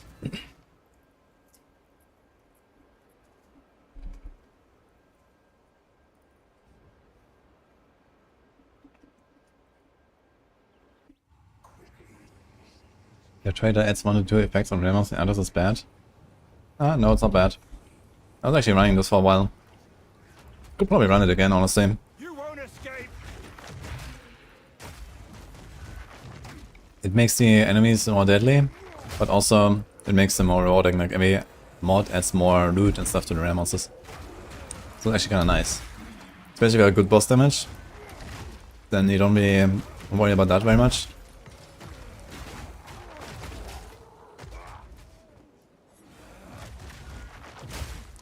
It's not out yet. But it should be released today, US time, yes.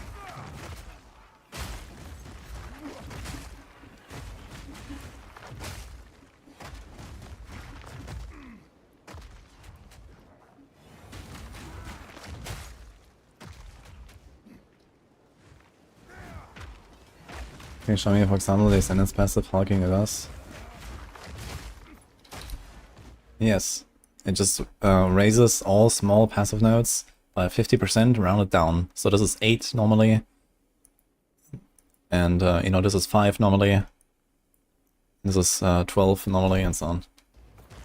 It does not work for the travel nodes, there's still 5.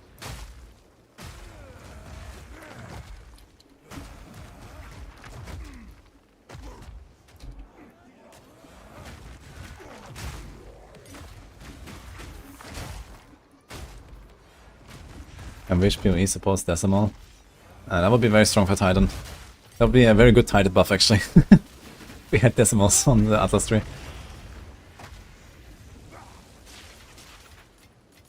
I mean, there are things that are decimals. For whatever reason, you know, nothing is decimal, but fucking Leech goes to 2 decimals. Life Regen has 1.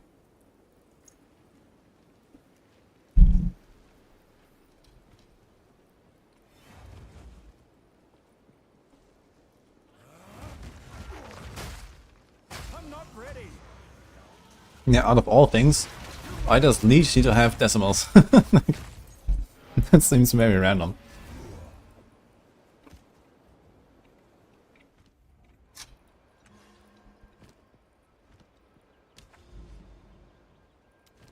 No.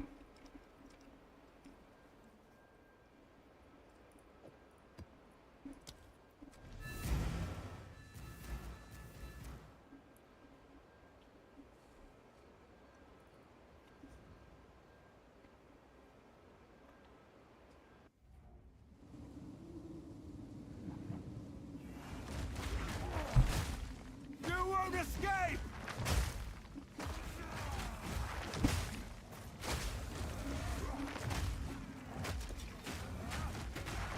Leech is the most used stat since most bosses almost can one-tap you.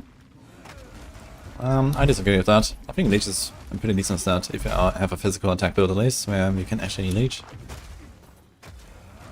Blood Mage could be interesting as well to spell Leech. But I suppose most people play more like ES. But maybe they get like general ES nerfs or life buffs. That could be more of a thing.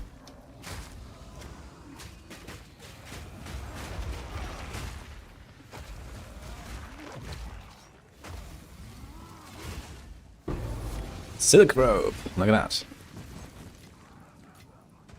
In the right hands, this could forge something true. Okay, this guy is fire resistant and elemental res aura. I was wondering why he's not dying for my perfect strike.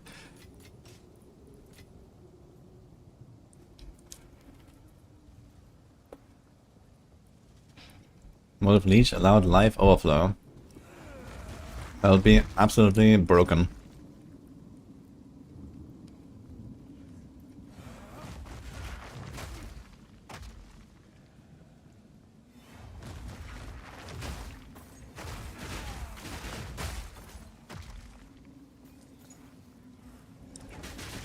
You could maybe do something like your Leech can overflow you to, I don't know, plus 20% life or so. As a keystone or some shit. There's some downside. There's actually a chest that does allow you to overflow your life. There's a unique chest that does that. And this one comes with minus 25% max life. So basically you have baseline 75%. And then with fully overflowed life you have plus 50.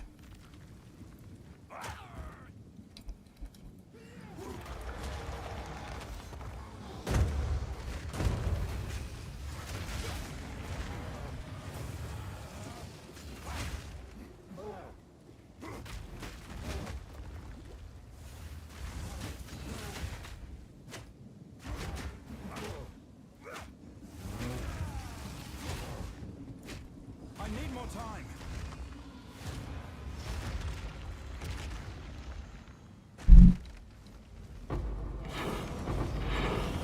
A rarity, and all mine. And all mine. This was made by a skilled artisan.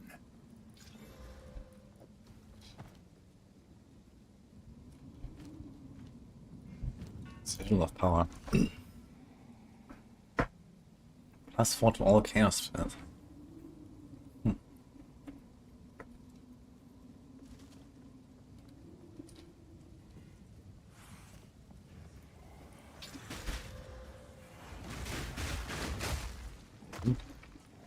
You won't escape.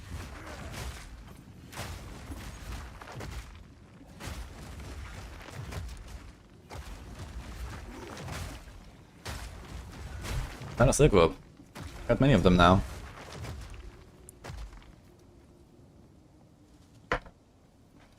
Can vow the minus life to 19. That's true.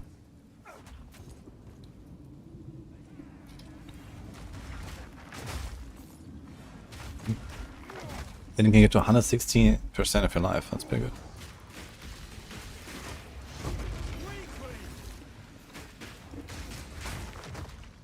I mean, that chest definitely has some merit, I think, with the life overflow. If you have enough leech. I'm not really sure like how much leech you would need for this setup. But yeah, I mean, worst case you just go for 2 leech rolls or something instead of 1. Could be pretty good.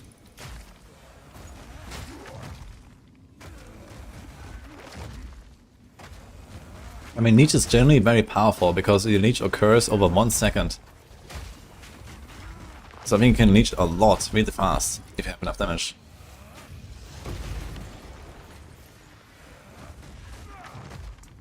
Leech probably becomes strong on something like Duelist and Axis.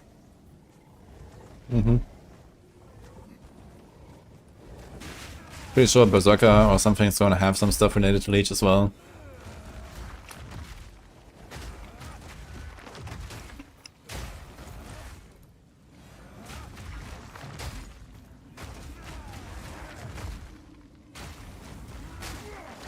This fast metabolism mean your leech keeps healing you after you restore to max. I'm not sure which node that is, but it might be something like leech is not removed when life is filled or something. In that case, yeah, the leech kind of keeps going in the background, and if you take damage again, it will still leech basically, even without attacking again. But the thing is, leech only has 1 second duration, you know, so basically that needs to happen while you stop attacking, after filling your life, and then there's like only like 1 second left anyway, maximum, so... Thanks, Luciferus.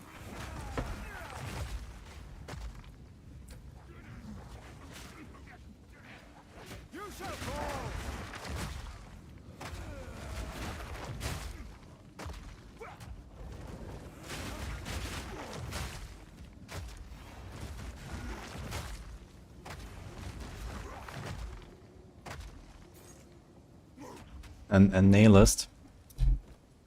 Okay, I'm walking sushi. Not sure what you want me to say though.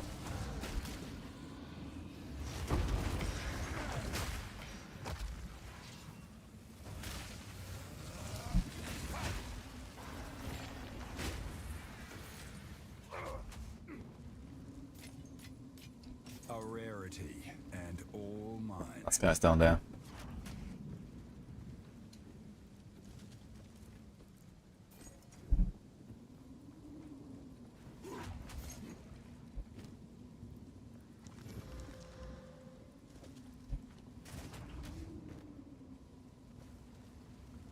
This character is dead, yeah. But I want to finish it anyway, so I kept playing on softcore for now. I'm waiting for the patch, and then we're gonna do a mini arbiters. And I wanna try the, you know, try to learn the one-shot phases and stuff, so this character will die a few times there anyway.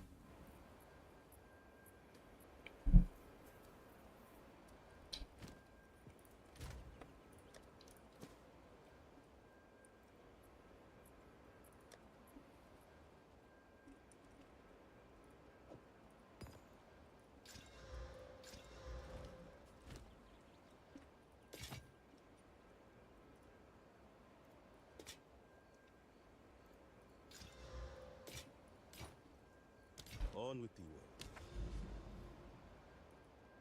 Okay, tower time.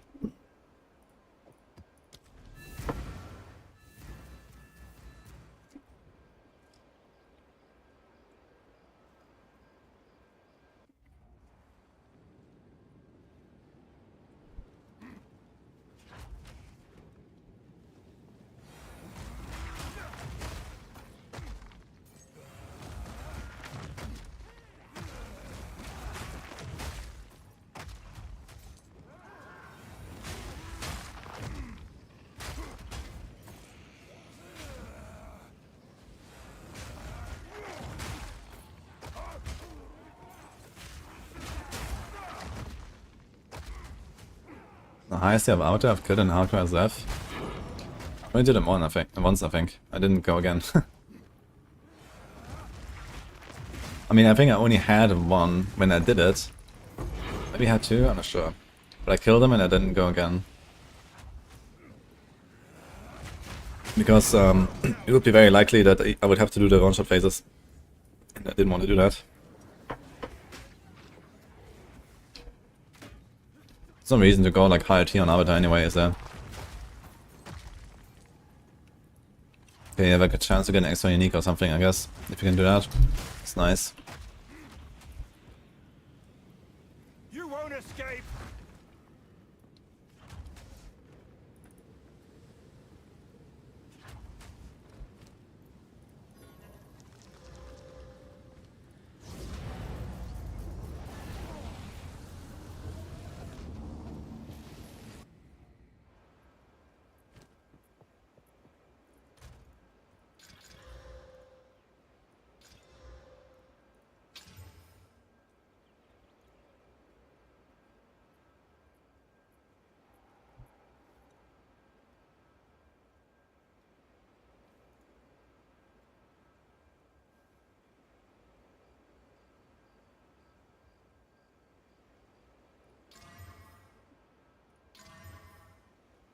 Close.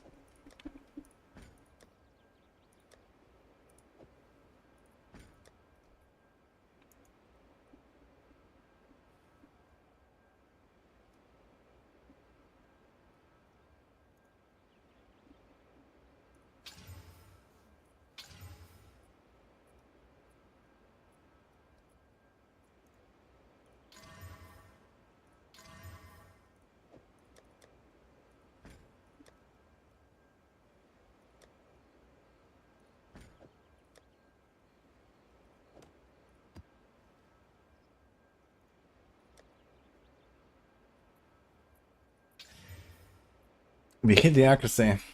And it gave me lightning. Fuck.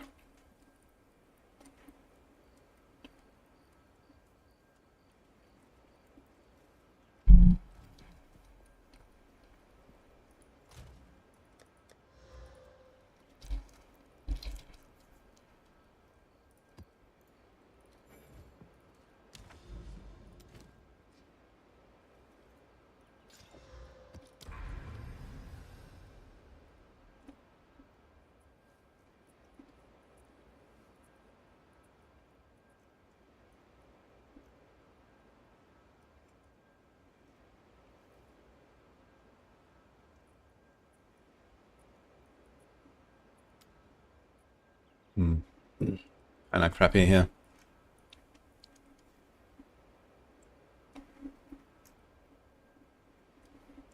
But I guess you can go for this, check this tower. And go over there, check this one. So this mana. Bit more chill.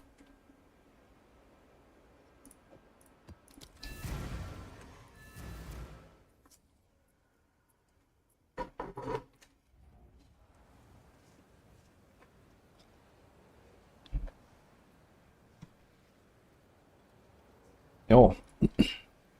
Lord Woodward. Thank you, man. Appreciate it, bits.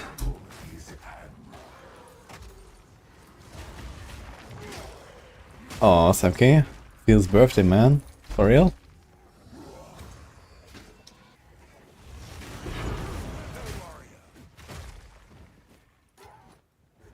Birdie. Congratulations. Happy birthday.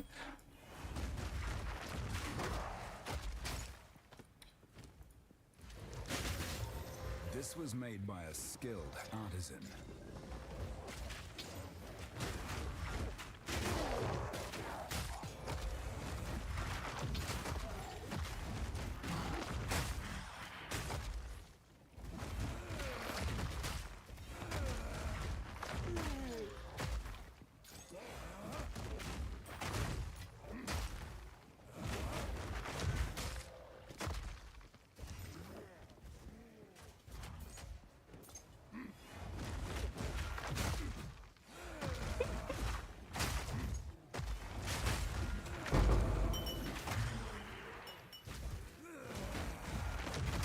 We don't know when the patch is. I expect it in a few hours. Actually, I have 50 minutes until a campfire. We're gonna check that out as well. I wonder how many slots the map tab will have. In PoE1 was 72 per map. I mean, true, but I feel like you also just have less maps. Like I feel like I don't need, like, you know, 1,000 copies of every single map.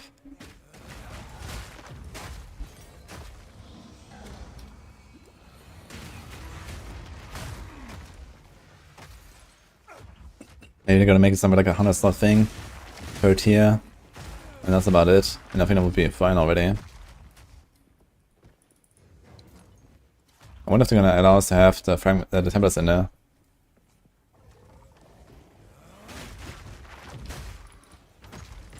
My satchel is full.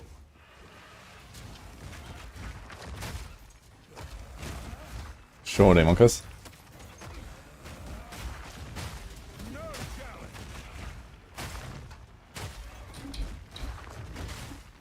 Should we start saving up the quality flasks? I don't even have quality on my flask, I just realized.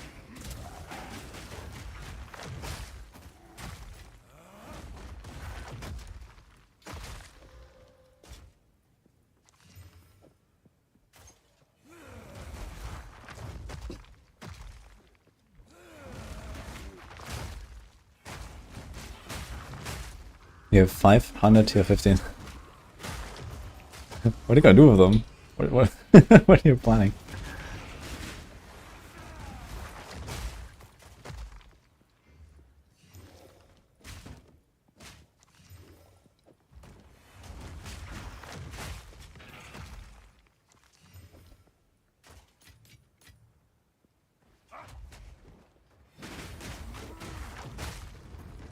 Yeah, when you have that many tier 15s, then I guess you're just gonna start selling them now, right? We're gonna get a lot more tier 15 maps anyway after the patch, most likely, from the extra bosses and stuff, even if they nerf it a little bit.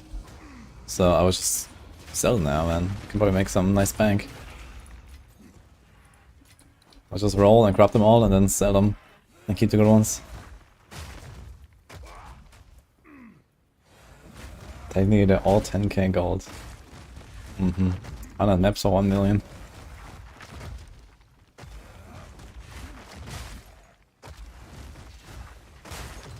I'm not ready.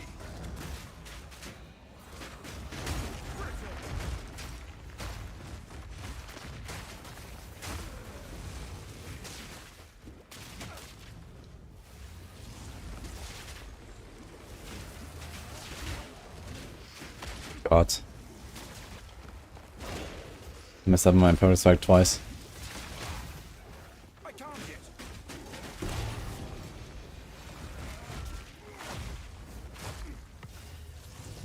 Take that. In the right hands, this could forge something truly exceptional.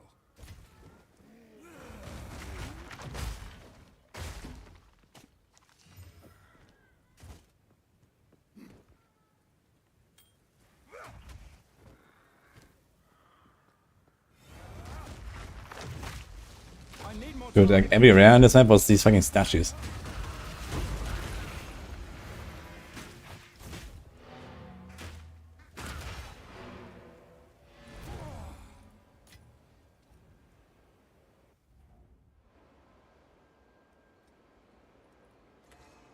is?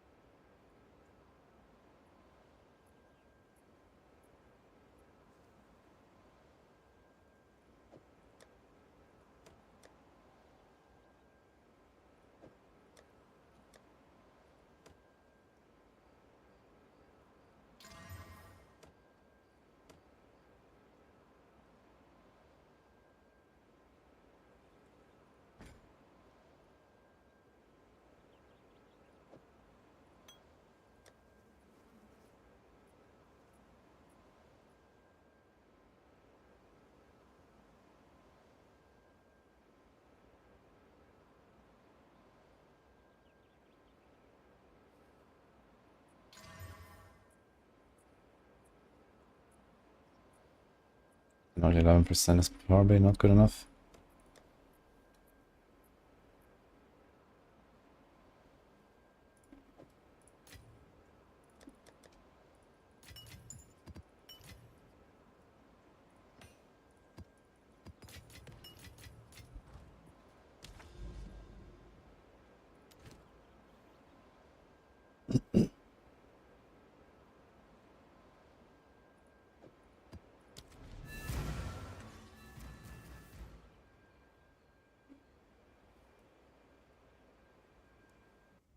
Honestly shocked I haven't done a free trial to level 15 with the rebound progression. I'm talking about D4 or what? They actually did have stuff like that, but I think it was like a timed event for like pre-Christmas at some point. And I Campfire chat is in 40 minutes.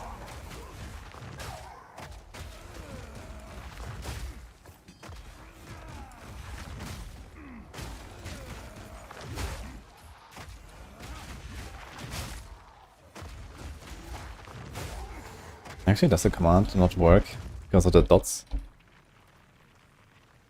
I think so, actually. Do I have patch notes? Yeah, I think the command is not working because of that.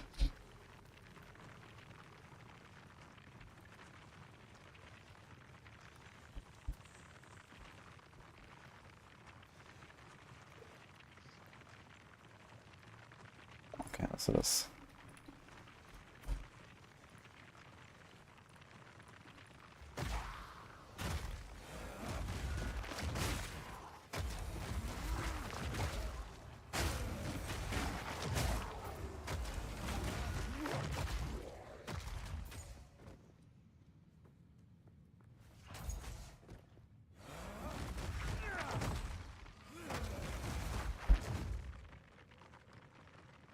Oh my god, I got fucking bamboozled. Yeah, it's not 001, it's 011.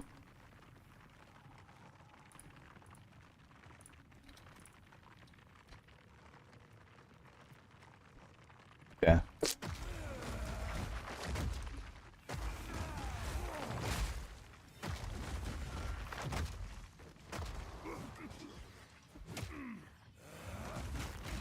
And I thought it was the dots doing some funny stuff. Face me. Actually bamboozled.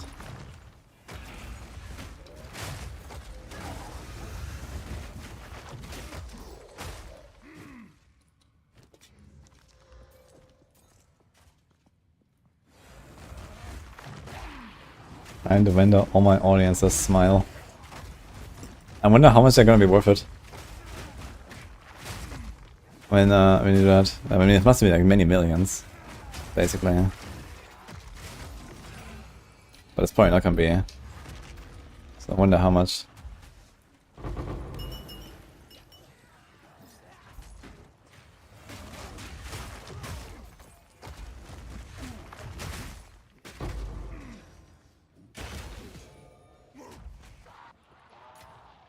In the right hands, this could forge something truly exceptional.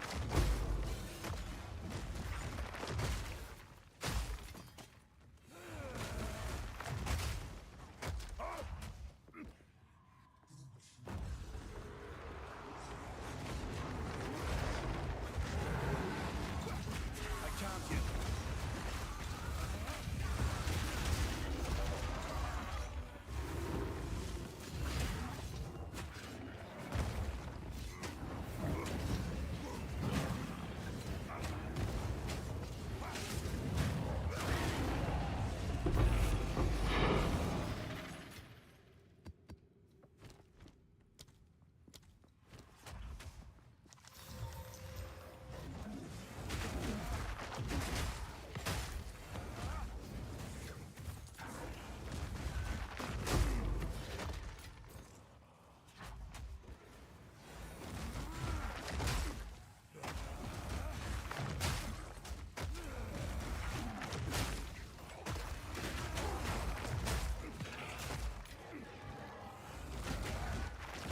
Think we get more inventory space in the future? No chance.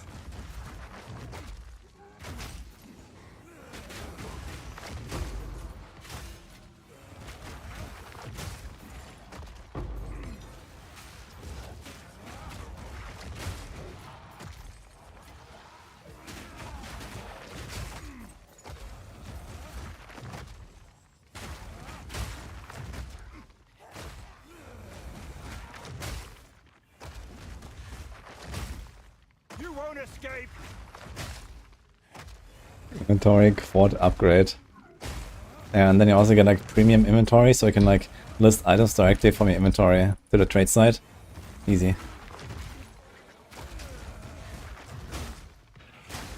Campfire is in half an hour.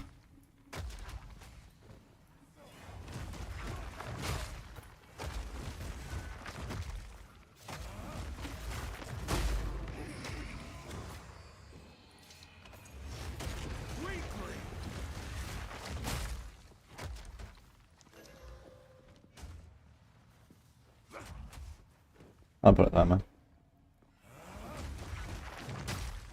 The regular thing, stash. I don't think they're gonna give more normal stash. They're already giving more normal stash than it did in PvP1.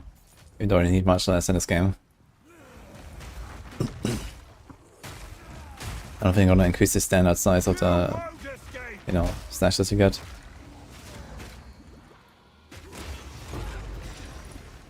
A rarity and all mine.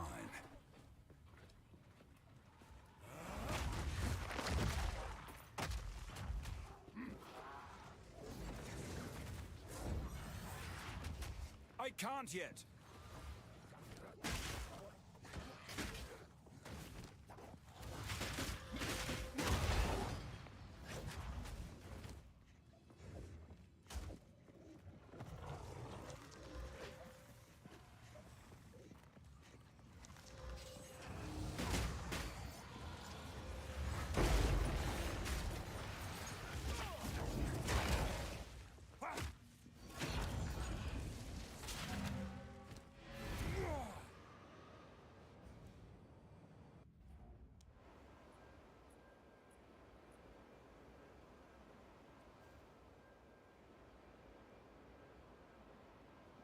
You know, right, where the Citadels are and get 6 attempts at the boss. I think these are two good changes though. Like the thing is that, as it stands right now, you know, most people playing this game will never ever kill Arbiter. Or, you know, not even try it. And if you give people like 6 portals, they will at least try it and maybe even kill it at some point. And I think that's a good thing, not a bad thing. Like the people that have OP builds and know what they're doing, they will not have trouble killing the Arbiter anyway, so who cares? It only makes it so that people, like, it kind of like lowers the floor of, you know, how good you have to be and how good your build has to be in order to attempt it. And this means more people get to actually see the boss. It doesn't really change anything for the high end, you know? Okay, sometimes you might make a mistake and you die or whatever, and on like a, you know, from like a blast perspective or so, but most of the time I guess it will never matter.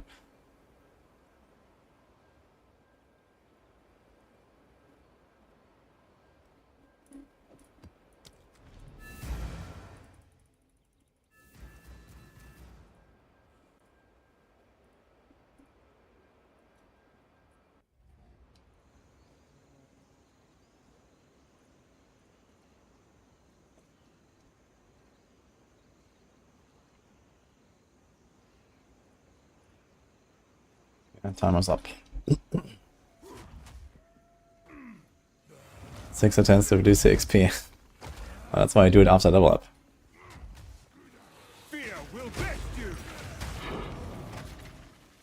You don't just walk in there. Meek creature.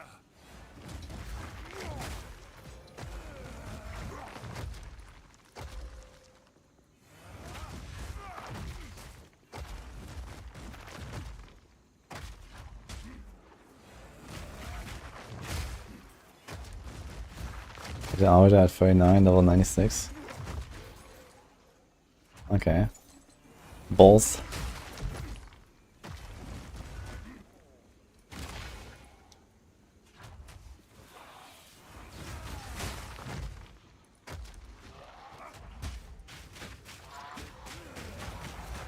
I knew it.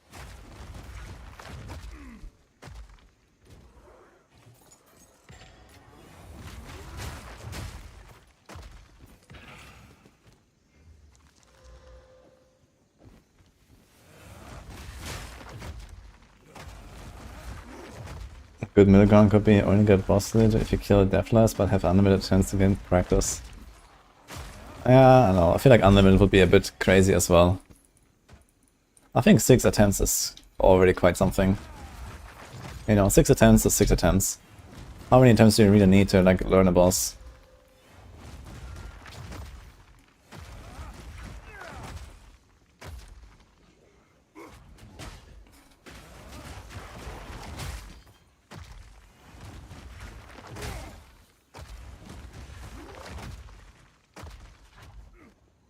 Did you need one more week to developing to make armors change the aspect depending on the class?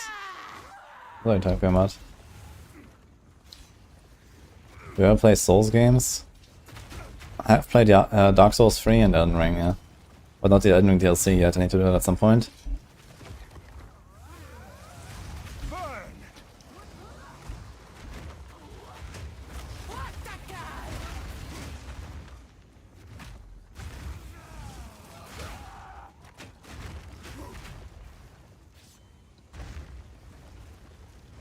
Yeah, I'm sure it's amazing.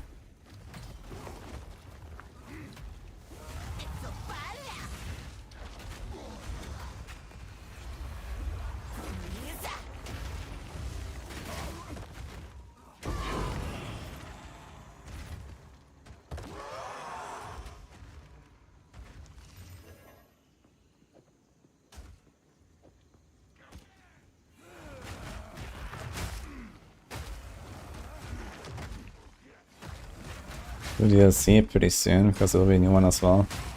I don't think it's gonna be soon. We have T4 now, we have more PoE, like, you know, PoE is still so fresh and it will remain fresh for the foreseeable future. So, I don't think I'm gonna do any variety, really. Maybe next year.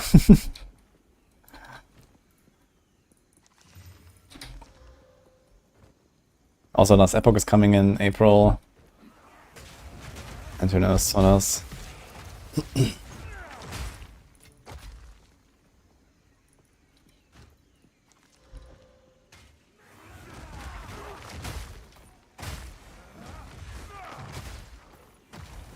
When balance patch eventually comes, we need 6 attempts. Well, if you're actually forced to go through the one-shot phases, or at least close to it, then yeah, it'll be tough for most people to actually kill Arbiter.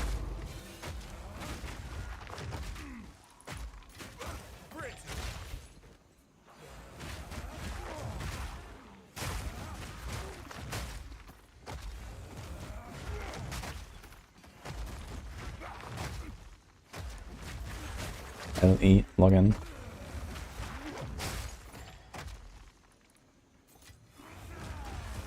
Grimdawn expansion, Titan Quest 2. Yeah, I wonder how this will go, but I think Grimdawn and Titan Quest are not games that aren't really like play long term. I mean, I don't know, maybe they really take a liking or something, but I guess they're gonna be kind of like, okay, it comes out, I'm gonna play it for a bit. Then, you know, we're gonna go back to like PoE or something at some point.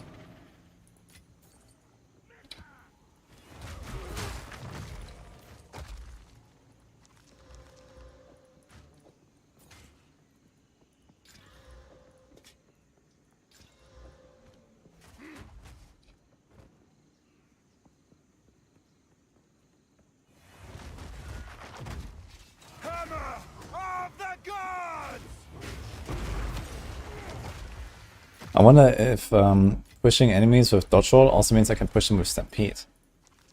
That would be cool, but I think it doesn't push. Is it possible to play without Giant's Heart, I mean Giant's Blood? Well, I've done that until, I don't know, level 70 or something. But you want to get a shield as soon as possible.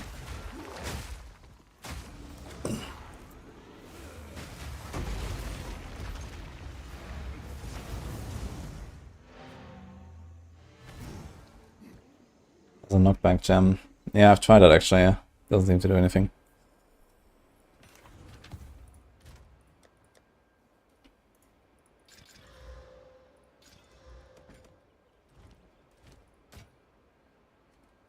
Until next time.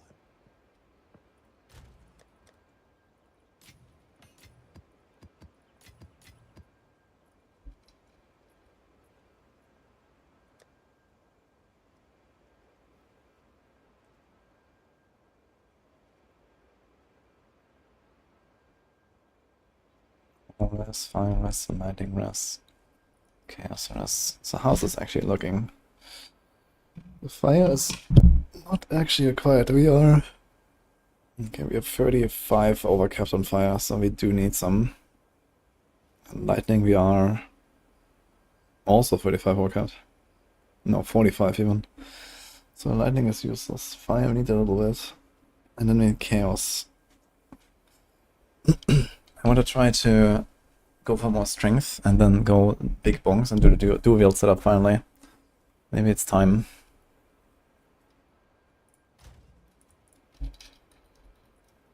So I'm looking for stuff that has strength.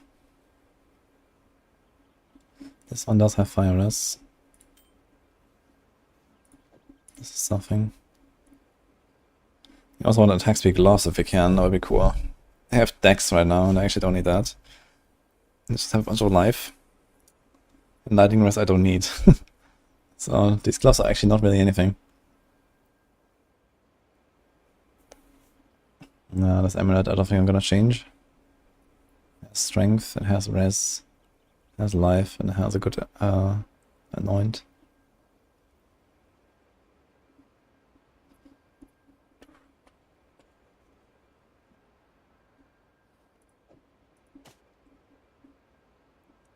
Strength, fire res. This one is cold and lightning. I need to like try to slam some of these things a little bit.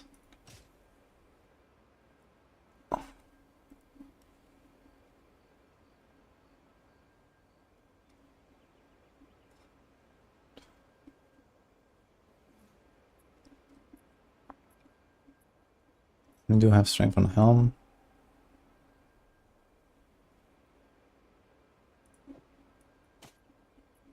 Basically the same glove.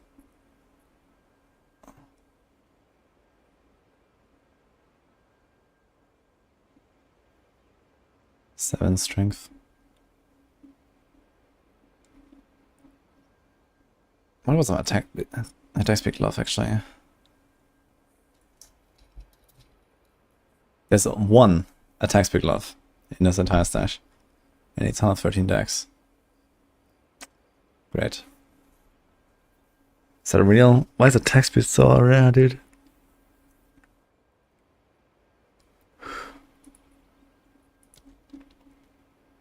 It's rough. Okay, let's rest. I think it's a chest I use on a merc. Big armor, no life on it. Oh my god.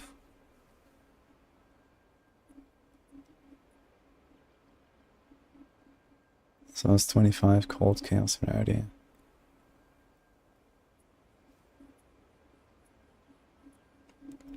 This one is fire, cold, chaos.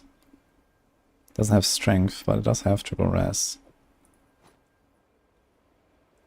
Lose a bit of mana though.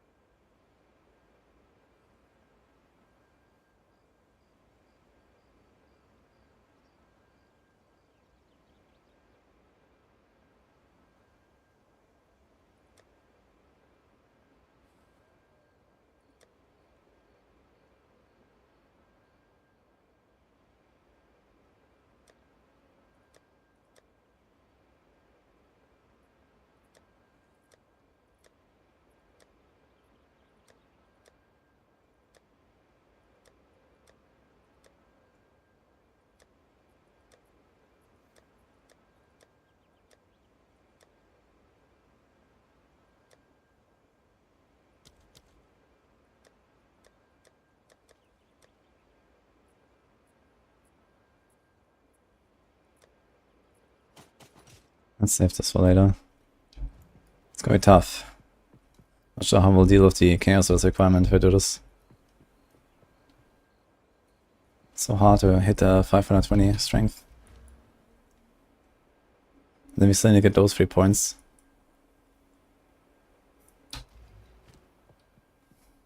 Yes.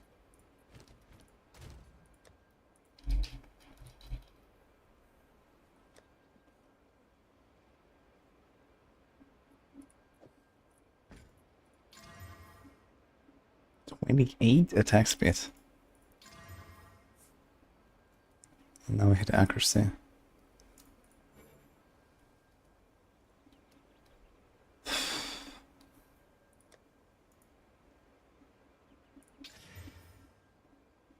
Yeah, we just go with the strength.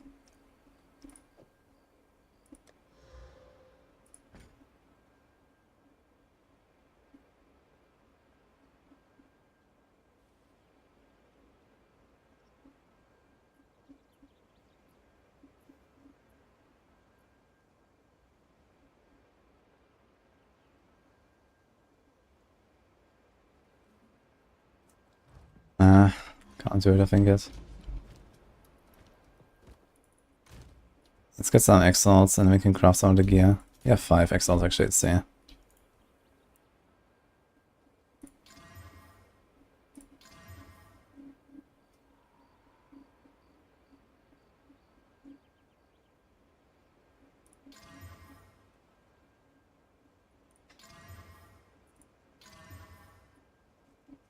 God damn it.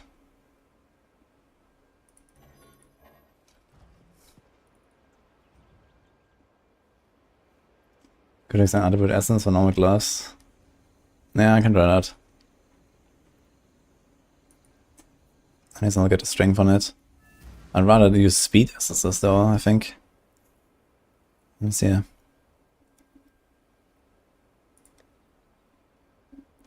There's a lot of these attribute ones.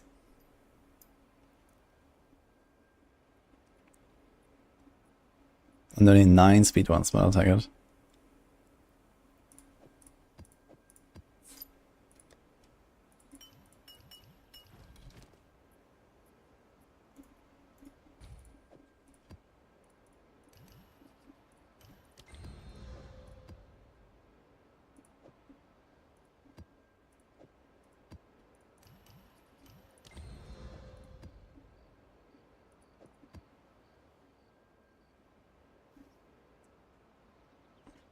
Minus 14 max plane resistance. But otherwise not bad.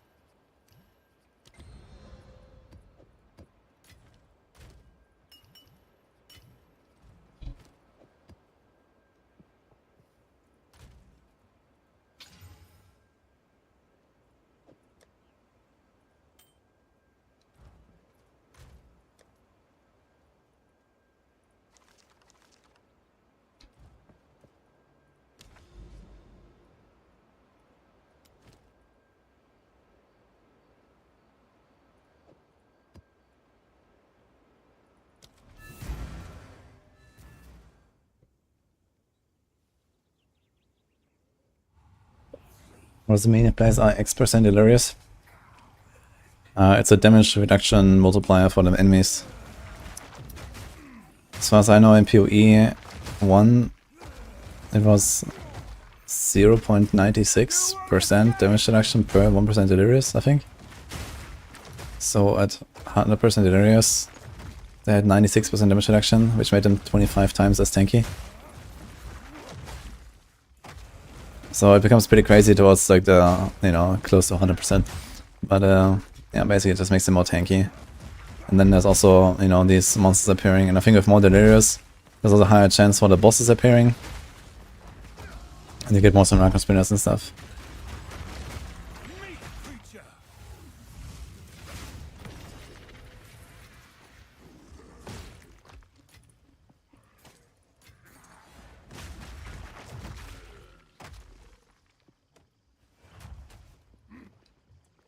It's for normal, it has some magic, less for rares, even less for uniques. And increases damage. Oh, I didn't know it increases damage. Okay. Alright, so it's not that bad, I guess.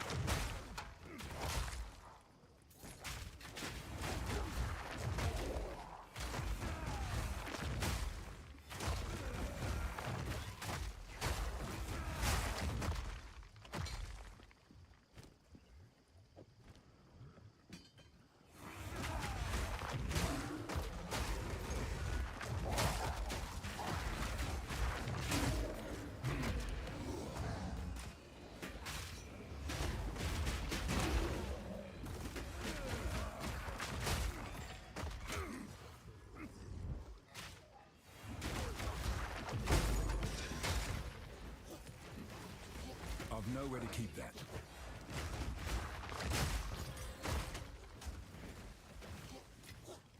A rarity, and all mine.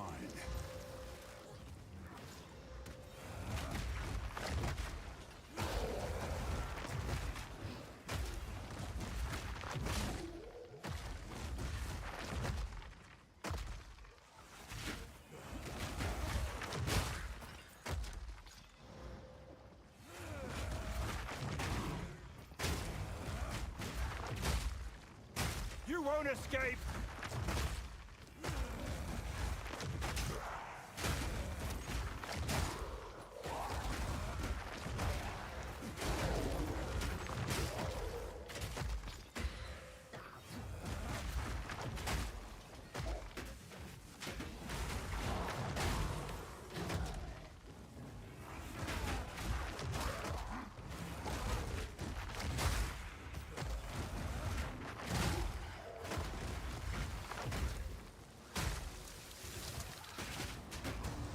No mana.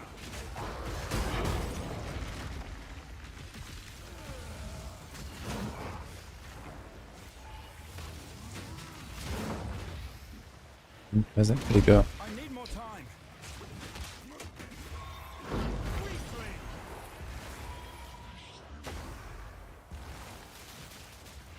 That was another round. No more room.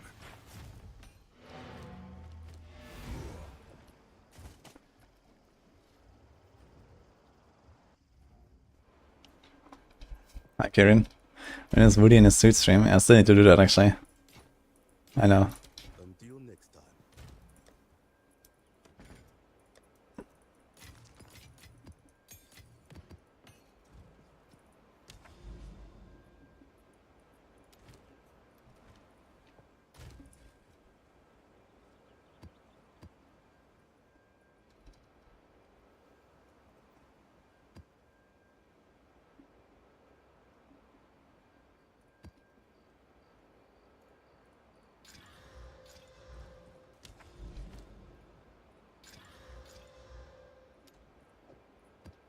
One more time.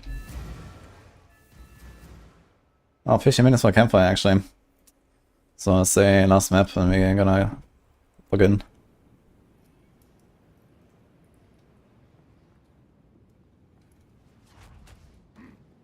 Does delirious work for bosses? I wonder how it's supposed to be 6 affixes and 100% delirious. Well, I'm not sure if you can get 100% delirious. Unless you manage to add a delirium mirror to the map, but I'm not sure how far you need to go for the delirium mirror to give you 100% delirious, if that's even possible. Like in PoE 1, it was very easy to get 100% delirious because you could just apply 5 times the orbs, and each will give you 20%. But here you get only, like, yeah, much less basically, and you can only do it 3 times. So I'm not sure if 100% delirious is even possible. Maybe from like the super expensive ones, but I mean, you would never put them on a map anyway, so. But for the lulz, you could do it, I guess. You had a map of 120. Okay. I mean, there's like this thing where you get like random maps with random installs, right? 120, what the fuck? Yeah, they must have definitely changed something about the delirium system then. But I'm not sure if you know what it is. Because 120 would just like not work in PoE 1.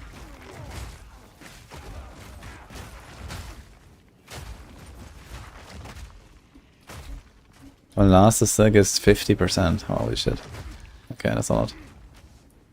What is the effect of it? I wonder.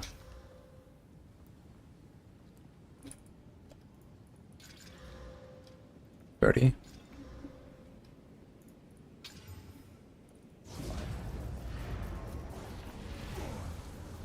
Watching the evasion boots. What is it?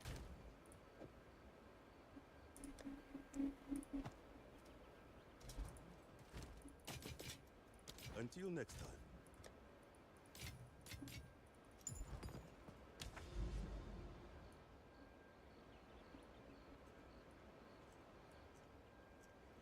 Here's another iron citadel. Look. I'm looking for stone though.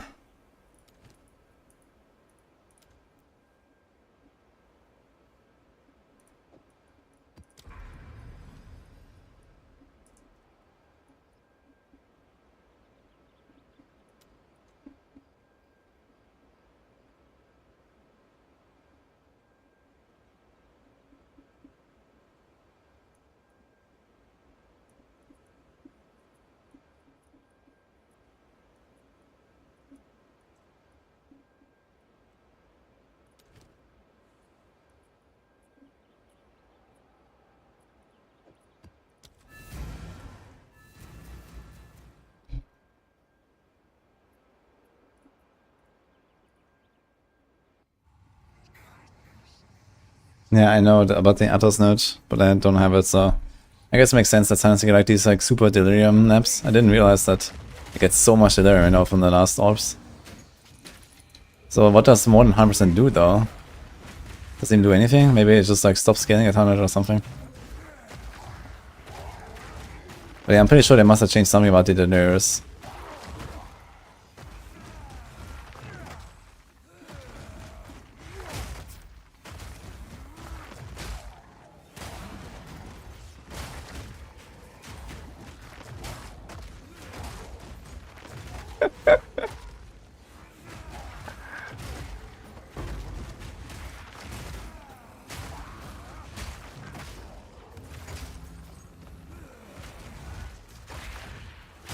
Let's go pasta.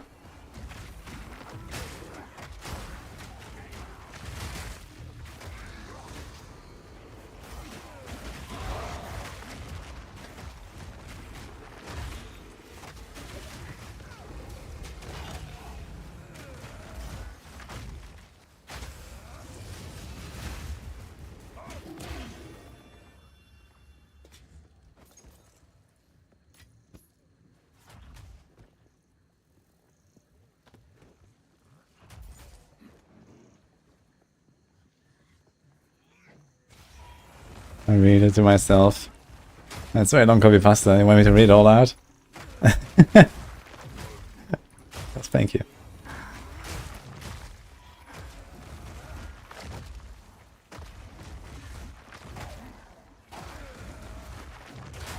Usually copy pastas are supposed to be past that. But that's not up to me.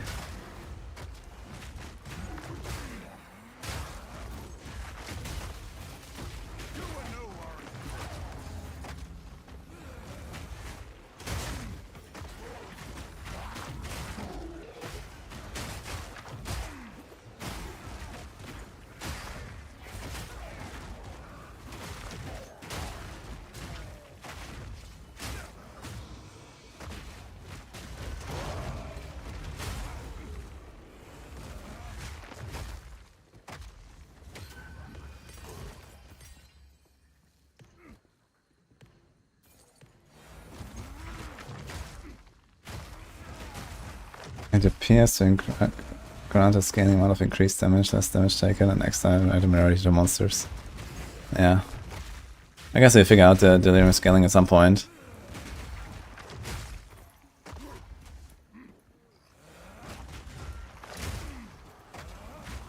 Extra item rarity is actually kind of interesting. Because there's a delirium mod that gives extra item rarity of items dropped. Like if you see yellow instilled immersion.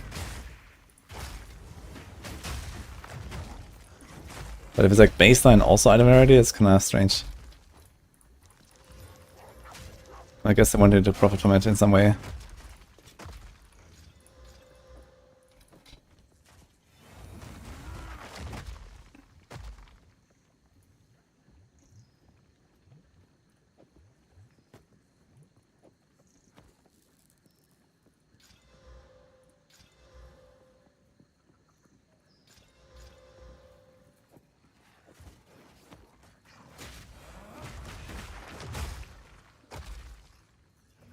Tier 5.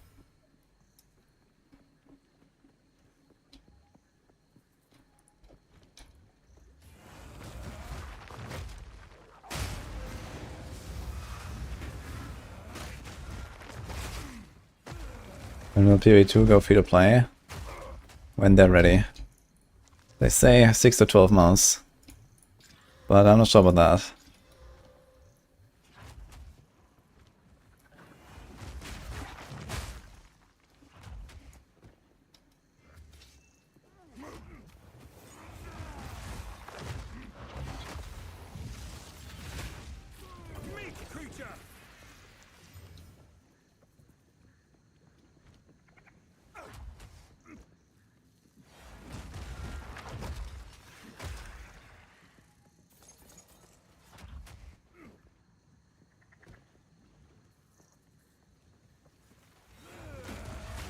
What's this?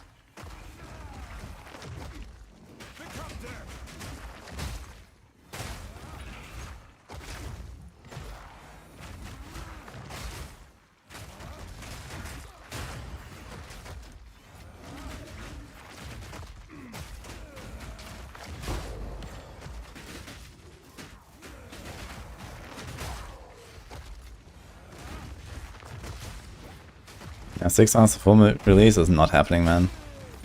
And as I said, like even 12 months seems optimistic to me. But who knows? Maybe they are further along with most of the stuff than we think. Than I think, at least.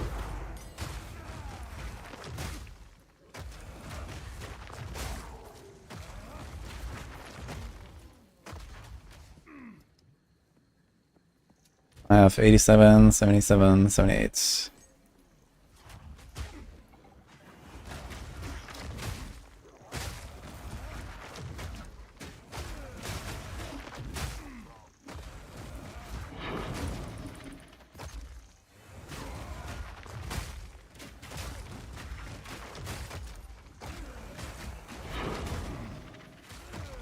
It said the rest of the game is 80% complete already.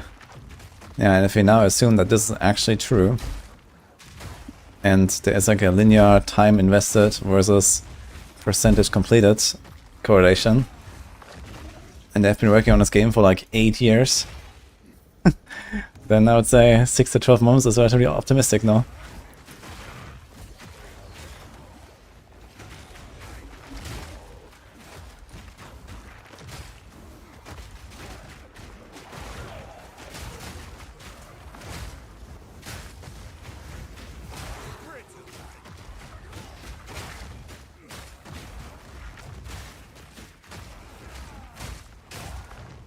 I only have been working on it for 7 years and 11 months. Ah, shit.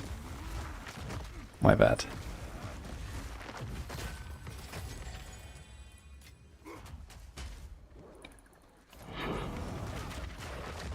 Dude, I imagine there's like some employee in GGG that's got like a child right before they started developing PoE 2, and now their child is actually playing the game. You know, that's how long it took.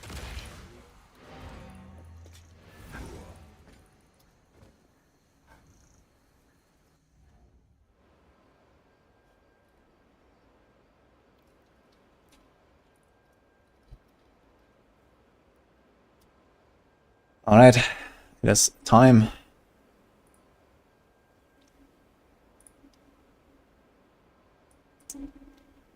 Let's check it out.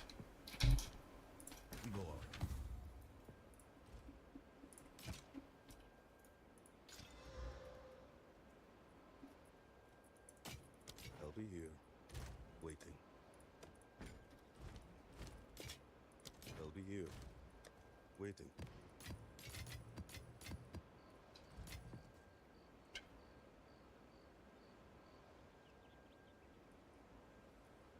Monster, so they have more humanoid traits, but even stronger powers. Like flaming swords they're going to be throwing at you, or they might be using poison axes that are hurled your way, or even shadow spears that tear up the ground. So these are going to be some new encounters that you've never seen before. As you perform various whispers in the area, hopefully you see briars out in the world. These are going to indicate that there's a head rotten there. If you manage to successfully take down one of the head rotten and claim a fugitive head, this can be returned to the witches at the Tree of Whispers, and you're going to get special seasonal sockables as a reward. I'm gonna watch the On top of Campfire that, chat there'll now be to see some the new patch and whispers out stuff. there. It's You going might live have a on chance Tuesday. to help a bewitched frog, or there might be a lost wisp that needs to find its way home. As you engage in these whispers, you're going to get reputation with the witches, as well as seasonal currency that you can use to unlock and upgrade your witch powers. So we've seen a lot of great feedback from our players on what are the various features that they most want to see in Diablo 4 to make our game even better. One that's come up quite a few times is an armory. When you save a build in the armory, it's going to take a snapshot of everything currently on your character. Skill tree, paragon boards, your glyphs on those boards, all of your gear. Players will be able to access the armory UI from any major city. You're going to be able to pursue multiple different builds on one class at the same time. This can be pretty cool when leveling up, but it's especially fun once you get into the end game.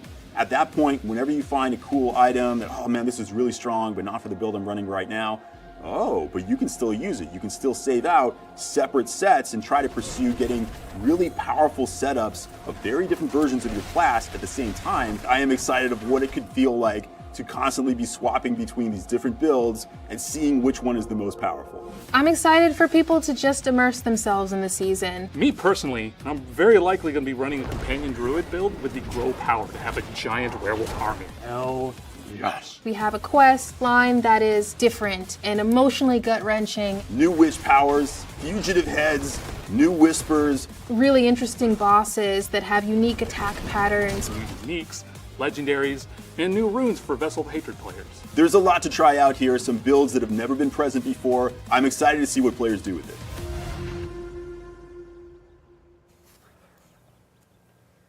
Right. Hello everyone, and welcome to our first Diablo stream of 2025. No Adam Fletcher. We had an excellent holiday break, super relaxed, and very excited to bring you Season of Witchcraft. Yes. As you might have seen, so excited. This Tuesday, we announced Season of Witchcraft is coming on January 21st.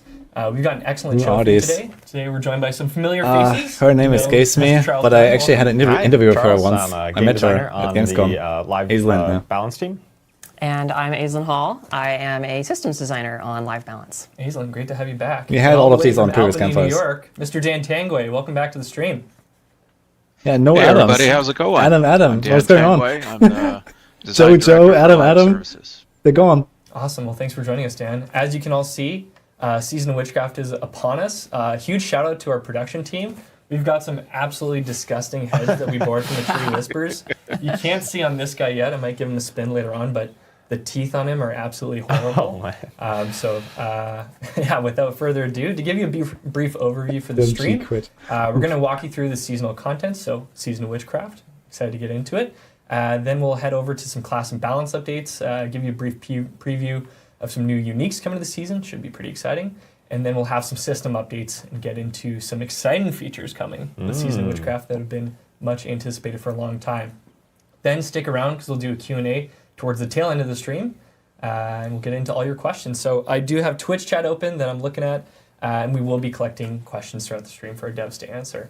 But before we jump into Season of Witchcraft, we do want to cast ourselves all the way back to the start of December, where we had the 2.1 PTR. Thank you to everyone who jumped into this PTR. There was a ton of content. And we did have some exciting features. Like, I gotta ask you, Aislinn, like, how did it feel to get the armory finally into Oh people's my hands? gosh, I've been waiting for so long. I'm so glad it's finally here. The armory feels amazing to use. It's so great to finally have it in the game. Anyone who hasn't had a chance to try it yet, it's going to be a godsend in Season 7. You're going to love it. It's just such a useful tool, and we'll go more into the details later, but wonderful. Yeah. Absolutely. Armory is coming in. It was on PT already. I mean, Charles, did you get any feedback on uniques? Yeah. Any of the balance changes? Or? Yeah, from the PTR, we got a lot of great feedback on balance and all the new content for classes, like the new uniques, new legendaries, all the tweaks and adjustments to skills.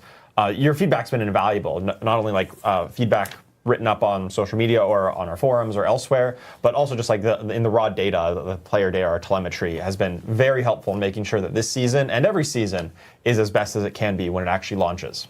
Yeah, that's a great point, Charles. Like, one thing we did want to touch on is, even if you don't see your feedback represented throughout the stream, because we will be touching on different feedback across all the sections from our PTR, we do still internalize all that feedback and take it through and help, make decisions throughout future seasons. So all the feedback is very much appreciated and really does help inform that content. But yeah, there was a ton to chew on in the PTR. Like, we had all our witchcraft powers in there. Like, there's an absolute smattering of content.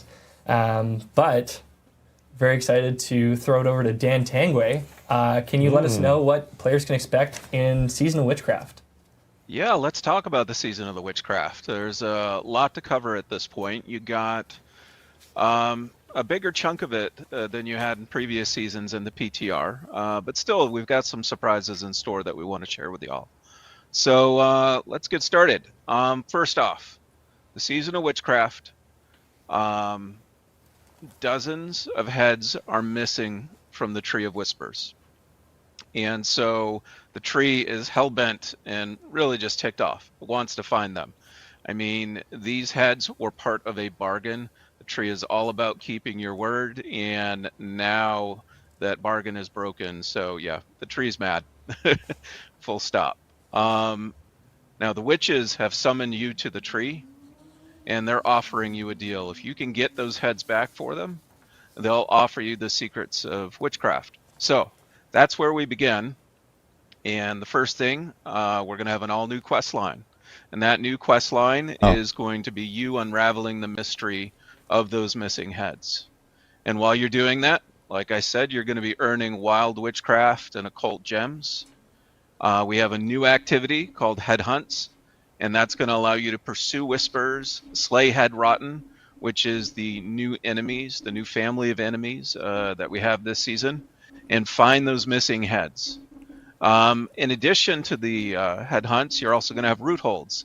These are new micro dungeons that allow you to discover bonus Head Rotten and also their bosses. And then finally, we've got some updates to the season journey that we'll cover, including a new pet named Dorian, which is a pet raven. This is our first flying pet, so we're pretty excited about that. Let's talk about some of the powers. So witchcraft, at least as we're defining it this season, it allows its practitioners to call upon the power of the swamp to do their bidding. And there are 3 schools of magic within witchcraft. We've got Eldritch Witchcraft, wait, why is this thing and that's showing? uncanny magic that, you know, is just weird and bizarre and very of the swamp. You've got Psyche powers. These are powers of the mind and spirit. And we've got Growth and Decay, and that's magic that both heals and harms your enemies. Going to take a look at some of these in action. So first up, we're going to have Eldritch powers once we get our clip going. And right here, we're seeing that we've got Fire Bats, which is a classic power from the Witch Doctor that we brought back this season, paired up with Doom Orb.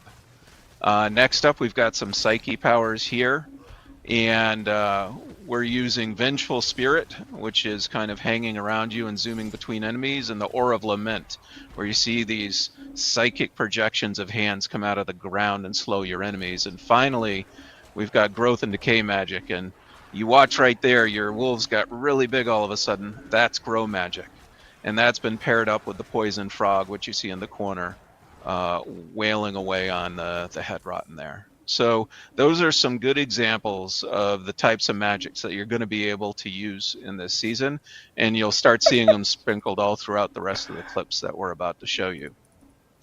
Next up, let's talk about the headhunts. So I said before the tree was really mad, right? Because it's missing its heads. And so what it's doing is actually calling out all new whispers, and it's just furiously searching for these heads.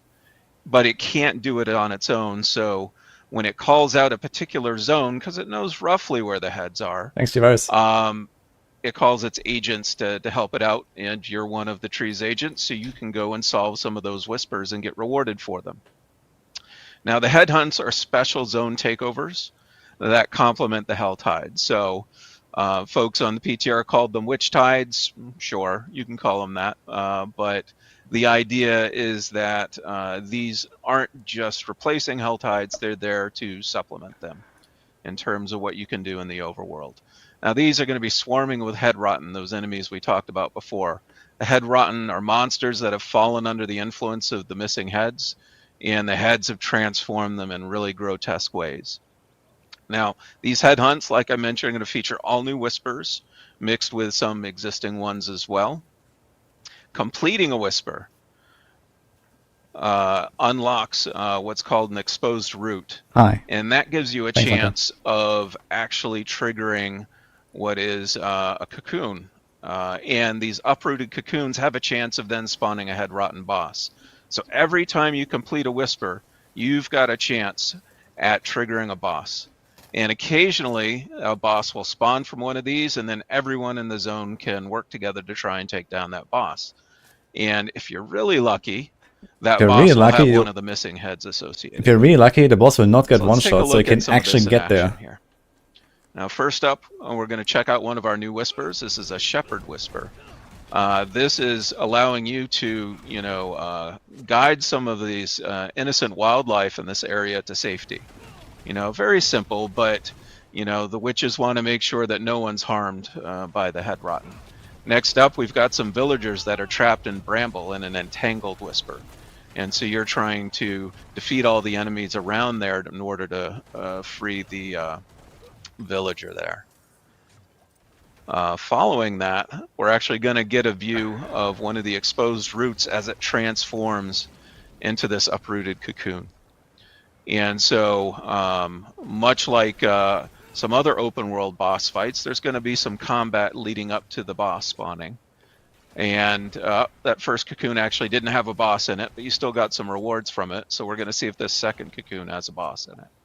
So we're, continuing to clear Head Rotten, and indeed a boss does spawn. Now, unfortunately, it's not a boss with a missing head. This is a headless husk, but still, it's going to be pretty rewarding to defeat this. So hopefully everyone in the area realizes that, there's a boss in the air and they're going to come help you defeat this. And yeah, that is a good peek at what headhunts are going to be. But let's go back to the tree now, because I really want to take you through some of the steps on how to learn new witchcraft. So let's talk about that. So the first thing that's really important when you want to learn new witchcraft is that you're always going to be earning Covenant's favor from completing whispers. And that's going to unlock new witchcraft at certain tiers of the Coven favor board. Now, additionally, as you're killing those Head Rotten that I showed you before, you're going to be earning Restless Rot. Now, Restless Rot is something that you can offer as proof of a kill to the altar to earn that new witchcraft. And then you can use it also to upgrade your witchcraft directly in your UI. One final note I want to make here is that we decided to use witchcraft and the seasonal powers as a way to help boost your alts. So that means that whenever you upgrade and unlock a piece of witchcraft, that's going to stay upgraded and unlocked for all your characters on your account for the rest of the season. So it's going to be a great leg up for, trying new characters in the future. Well, let's take a look at some of this in action. All right, so here we are in the Tree of Whispers area, and we're looking at the Coven rep board. And we'll see right up here that on rank 7, you actually unlock some more witchcraft. So we're going to go over to our altar now. Now at the altar, we're going to take a look at a list of things that you haven't learned yet. And each of these costs Restless Rot to earn, and so you're going to learn Grow. And now Grow has appeared in your Witchcraft inventory to the right. And you're also going to look at upgrading Abyssal Resonance. That was a bit of a mouthful. And we can upgrade it from rank 3 to 4 by just applying the Restless Rot directly. But headhunts aren't the only places that you're going to be able to find head rotten. Let's go, actually no, I'm skipping ahead. Let's talk about Forgotten Altars first. So there's a bit of a twist on earning some of your witchcraft. Not all the witchcraft that you can learn is actually known by the Witches of Hawazar, or the tree for that matter. Some of it has just been lost to the world. And so these take the form of lost powers that you can find on Forgotten Altars out in the dungeons of Sanctuary. So as you're adventuring through your dungeons, you will find some lost powers that you can't get anywhere else. And so it should be pretty exciting to stumble across one of these. Can't remember if there's a clip or not here, so let's take a look. Yeah, there it is indeed. And so real quick, you know, going through a dungeon, you see a Forgotten Altar, you interact with it, and then a new power is unlocked. Now the cool thing about these is that if you find more altars, you can upgrade your powers by doing this, but you can also upgrade them through spending a premium price of Restless Rot. So you've got a couple options for upgrading these once you're able to find them. Now we're going to talk about the root holds, I think. So root holds. Root holds are micro dungeons, and so these micro dungeons are home to some of the head rotten and the head rotten bosses and the missing heads. They've gotten a little wise to what the tree's up to, so they're trying to hide underground. And so each of these contains a really concentrated population of head rotten and their rewards, and they require a new type of sigil called a Whispering Wood in order to access. And so these drop from whisper caches. So as you complete those whispers, you'll get more access to root holds, as well as silent chests, which actually are pretty common in the headhunt areas. So let's take a look at a root hold. First off, we're going to open our inventory, and in there is going to be a Whispering Wood. And we're just going to trigger that like we would any Nightmare dungeon. And then we're going to teleport right into our root hold. And I can take you through a little bit of that. And you don't even have to go there. It just opens like this. And it's a micro dungeon. It's basically just a cellar. All right, now we're in the root hold, and we're going to come upon a couple of interactions. Yeah, it's basically a cellar. These are that ready teleport to it. These are interactions that allow you to increase the challenge in the root hold in order to get more rewards. And if it reminds you a little bit of Hell Breaches, well, it is pretty similar, but unlike those, you can actually do multiple rites and ceremonies instead of just one. And when you take those on, then all the enemies and all the interactions afterwards have been impacted. And so we're going to fight through some of the head rotten here. Like I said, okay, not just root holds are a pretty good spot to get a concentrated dose of them. And you also get a number of guaranteed roots that you can try and uproot as well, which is great. We'll watch a little bit more of this, and then we'll culminate with a boss. One more battle first, but I'll say that each root hold is guaranteed to have a boss at the end, which is nice if you want to start really trying to grind to get your missing heads. Now let's take a look at the boss. Oh, well, this boss actually has a head, so that's pretty cool, because a lot of them don't. So we're going to kill that boss, and that boss is going to drop a missing head. And we're actually going to go take it back to the Tree of Whispers now. So taking it back to the Tree of Whispers, we're going to talk to a witch, and we're going to be able, in return for giving her this head, craft an occult gem. And this gem, I think we're going to craft as an Elder Sigil, and we're going to be able to slot that into one of our rings. So let's do that right now. Here we go. And the Elder Sigil is not only going to provide us some defense like you would get from your a diamond or skull that you've slotted into a ring or a not a talisman. But also it's going to give you some additional bonuses above and beyond that. But I'm dancing around it. What are occult gems? And so let's talk a little bit more about what occult gems are at this point. So occult gems are special socketables, and these socketables are going to really help you fine-tune your build after you have kind of a good foundation of witchcraft. Now they're crafted, like you saw, using the missing heads returned to the Tree of Whispers. They can only be slotted in jewelry slots, though, your talismans and your rings, and they only last for the season. Now, when items transfer to the Eternal Realm, they disappear forever. And they build on top of your witchcraft powers. You know, they're going to provide item and skill bonuses for certain witchcraft combinations. So, if you really like the Piranado, for example, you're going to be investing in Hex and Aura. And if you invest a lot in Hex and Aura, it probably is wise to try and find an occult gem that also builds on top of those things as well. And that'll really allow you to fully enhance your build while you're entering and then playing through the end game. All right, so we've talked a bit about occult gems. While we were putting all this together for Season of Witchcraft, we also saw some really good opportunities to improve the quality of life of the Whisper Loop. So let's talk through a couple of those right now. First off, we've updated the town area around the Tree of Whispers. Previously, it was kind of small. It was, you know, home to a number of outcasts, and that group of outcasts has grown this season. Not only do the witches make home there, but there's a couple of new people there that provide additional services, and we've also actually put an extra armory in there too, so you can make use of that. Now, while you're out in headhunts, we've also added a new feature called the Raven of the Tree, and this allows you to basically make submissions to the Tree of Whispers, turn in your Grim Favor, in order to be able to get a cache immediately on the spot, instead of having to return to the, you know, the Tree of Whispers itself.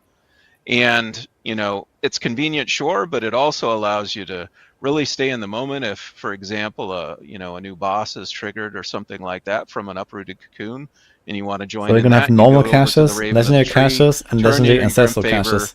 and then I get just right realized. back into the battle again. So what was the point of legendary Finally, caches we've got again? some ancestral caches. These are a new type of cache that we've added that guarantees an ancestral item.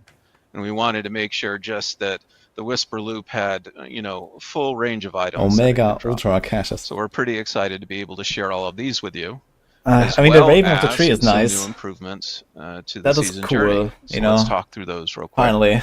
Now, with the season journey, we realized that a lot of casual players use the season journey as a way to figure out what to do next. And we also realized that our early chapters hadn't really been helping the casual players as much as we would have liked. So we've reworked a lot of those early objectives to help casual players more, because we want to see more of them get into the end game. Now, the later chapters, though, didn't feel especially challenging to us, so we've tried to improve that. Chapter 7 especially, we've reworked to really provide some more aspirational goals for players. And this is something that we're just going to continue working on in future seasons as well. Now, we've asked you to do a lot more in terms of the objectives, so we wanted to make sure we gave you a really great reward too. So this is where you can earn Dorian the Raven. And like I said at the top, this is our first flying pet, which is pretty awesome. So let's take a look. Run ads, please. They're automated. I am pretty excited to get Dorian. I have a feeling that flying pets are pretty much going to be my new favorite moving forward. So, yeah, definitely looking forward to this. Okay, I hope that season that the chapter 7 is actually going to be Ravens love shinies, cool so him picking up your gold is just perfect. Like I was actually hoping they would just add like 2 or 3 more steps to the season journey, because it's always like and okay. Finally, whatever. I think I'd like to chat through some PTR stuff. So. Charles is going to cover a lot of the updates we made to the powers and occult gems, because that's what his team focused on. But the seasons team really focused on some of the headhunts and systems, and took a lot of your feedback and really tried to improve the game prior to launch. So here's a couple things that I just want to cover real quick. First off, the multiplayer Diablo 3 instead felt overwhelming for a lot of new players. 3 days D4, 3 days D3. A number of things to go tweak PoE. the headhunts to make sure that they don't feel as overwhelming. First off, we've made some targeted reductions to the number of elites. There were just a lot of elites on the PTR, and so you're still going to have a lot of monster density as you're fighting through these headhunts. But hopefully this will make things a little more manageable, because we also had to reduce the number of, not the number of bosses, but the frequency at which they spawned. We've got bad luck protection to make sure that, you will eventually see a boss spawn as you're playing through a headhunt, but we had to dial that down just a little bit because they were coming up quite often. We've also reduced the number of low-value item drops. We had heard from a number of you that you were spending more time picking up a lot of items that really weren't good instead of actually battling the head rotten, which is what we want you to do. We've also reduced the number of active headhunt zones from 5 to 4. And then finally, we're going to add a new HUD element. A number of folks had pointed out that it wasn't really clear that completing Whispers was the thing that actually triggered the roots and then the cocoons. And so we've got a HUD element that will definitely illustrate that better. Unfortunately, that's not going to come till release 2.1.1, which is going to be roughly 2 weeks out from launch. Now, head rotten, especially bosses, were not challenging enough, so that's another thing that we've looked to address. We've increased the head rotten barrier effect. Previously, it was around half health. We've made that full health now. And we gave the head rotten a very small percentage of damage reduction as well. We've given you a lot of cool new powers in form of witchcraft to play with. We want to make sure the head rotten serve as a good challenge for you as you're building out your witchcraft powers. Next up, head rotten bosses were just not rewarding enough across the board, so we've increased their rewards to a level that's closer to a blood maiden than what they were previously. And then finally, some players didn't quite understand how to earn and upgrade witchcraft, so we made some changes to help with that. Each altar is going to contain the same inventory now instead of having unique inventories, and that way you don't need to try and figure out which altar you need to go to in order to learn something. And we've also rewritten a lot of the tooltip descriptions to make sure that we're very clear about where you can go to get things. But yeah, I think that covers it for PTR learnings. And I'm trying to think if there's anything else, but I think I'll pass it back to Irvine. No, I think you covered all of it, Dan. That was incredible. That was an absolute ton of content. There's just so much to dive into with this season. Like, I think I can speak for everyone, like between root holes, witchcraft powers, occult gems, like there's just so much in the mix to dive in and get used to. And like, it all kind of comes back to headhunts that you can kind of use as a zone to get through, like to get into all the content, which is super exciting. So Dan, thanks so much for walking us through all of that. I know we've got more details coming out in our patch notes following the stream, and we do have some of those witchcraft powers already existing in our blog. So if you want more information on those, you can check those out. But Dan's going to stick around because we will be bringing Dan back for our Q&A section at the end of the stream. So if you have any questions, on Dorian the Raven or on witchcraft powers, occult gems, or anything to do with Season of Witchcraft, please drop those in chat and we'll grab them throughout the stream. But for all of you who are kind of theory crafting and build crafting and thinking about like, okay, what's my playstyle going to be for Season of Witchcraft? You're probably already thinking about the different occult gems, the different witchcraft powers, but finish off that equation, of course, you need to get all the balance updates for this season. Yeah. So, Charles, can you take us through what's coming? Of course, yeah. I'd love to talk about how you're going to attack these head rotten. Like, what is your build going to look like, and what are some of the new uniques and legendaries that you're going to get to play with in this season? First, before getting into each individual class, I want to talk about some of our broader initiatives on the class design side that kind of affect every class in some way. Specifically, wanted to talk about how we did some ultimate skill updates in this patch. For ultimate skills, we're now we're able to get skill ranks on them starting in season 6, the previous season. But now once you get them up to rank 5, you're going to get a special bonus. And we found these to be really flashy and fun on the PTR. People love playing with ultimates, and you get to cast them more often. They've got more effects. They had some scaling to ways to scale their damage with these rank 5 bonuses sometimes. We did find that some of those exact scaling numbers were a little on the higher side. They were a little bit more powerful and kind of crowding out non-ultimate builds. Right. We love that people are playing these and we want them to be powerful, but there are certainly some times when it's a little too much and it feels like you can't play anything else. Right. So we are taking a pass across the board on some of those ultimate scalings to bring them down just a little bit, but we still expect them to be very powerful and very fun. Secondarily, we've got the summons update. This was a big pass across summons from Necromancer, their skeletons, Druid companions, Rogue Shadow Clone is a big one. Oh, yes. And then even Sorcerer Conjurations and the Barbarian Ancients, even. So for the summons update, without getting too technical into it, essentially what happened was all of the damage that your summons do is going to be attributed to the player and not to a separate entity that's kind of separated from you. And what that ultimately means is that all of those summons will now inherit your damage bonuses more consistently. Anything that says you deal increased damage affects your summons. Just out of the box, it works for everything. It's just more consistent interaction across the board. Any of your lucky hit effects that says, hey, you've got a lucky hit chance to stun an enemy. All of the damage from your summons also can trigger that now. And this is great for consistency across the board. Previously, it was sometimes inconsistent what would work with what. And I'm particularly excited about Shadow Clone, as we'll talk about in the Rogue section coming up. But that was one that, historically really never hit the mark for an ultimate skill. And with this new update, we think Shadow Clone is going to really live up to the promise of like really duplicating your actions in a way that feels meaningful and does tons of damage exactly like you'd expect it to. Oh, it's going to be very powerful. I'm looking forward to it. And summons truly are just an extension of you now and all of your power. They're inheriting all of that properly, and they're going to blast. It's going to be great. Absolutely. I think our rogues are going to be pretty strong with the Shadow Clone and stuff. I'm not sure about the other minion stuff. What we took away from the PTR was about crowd control effects.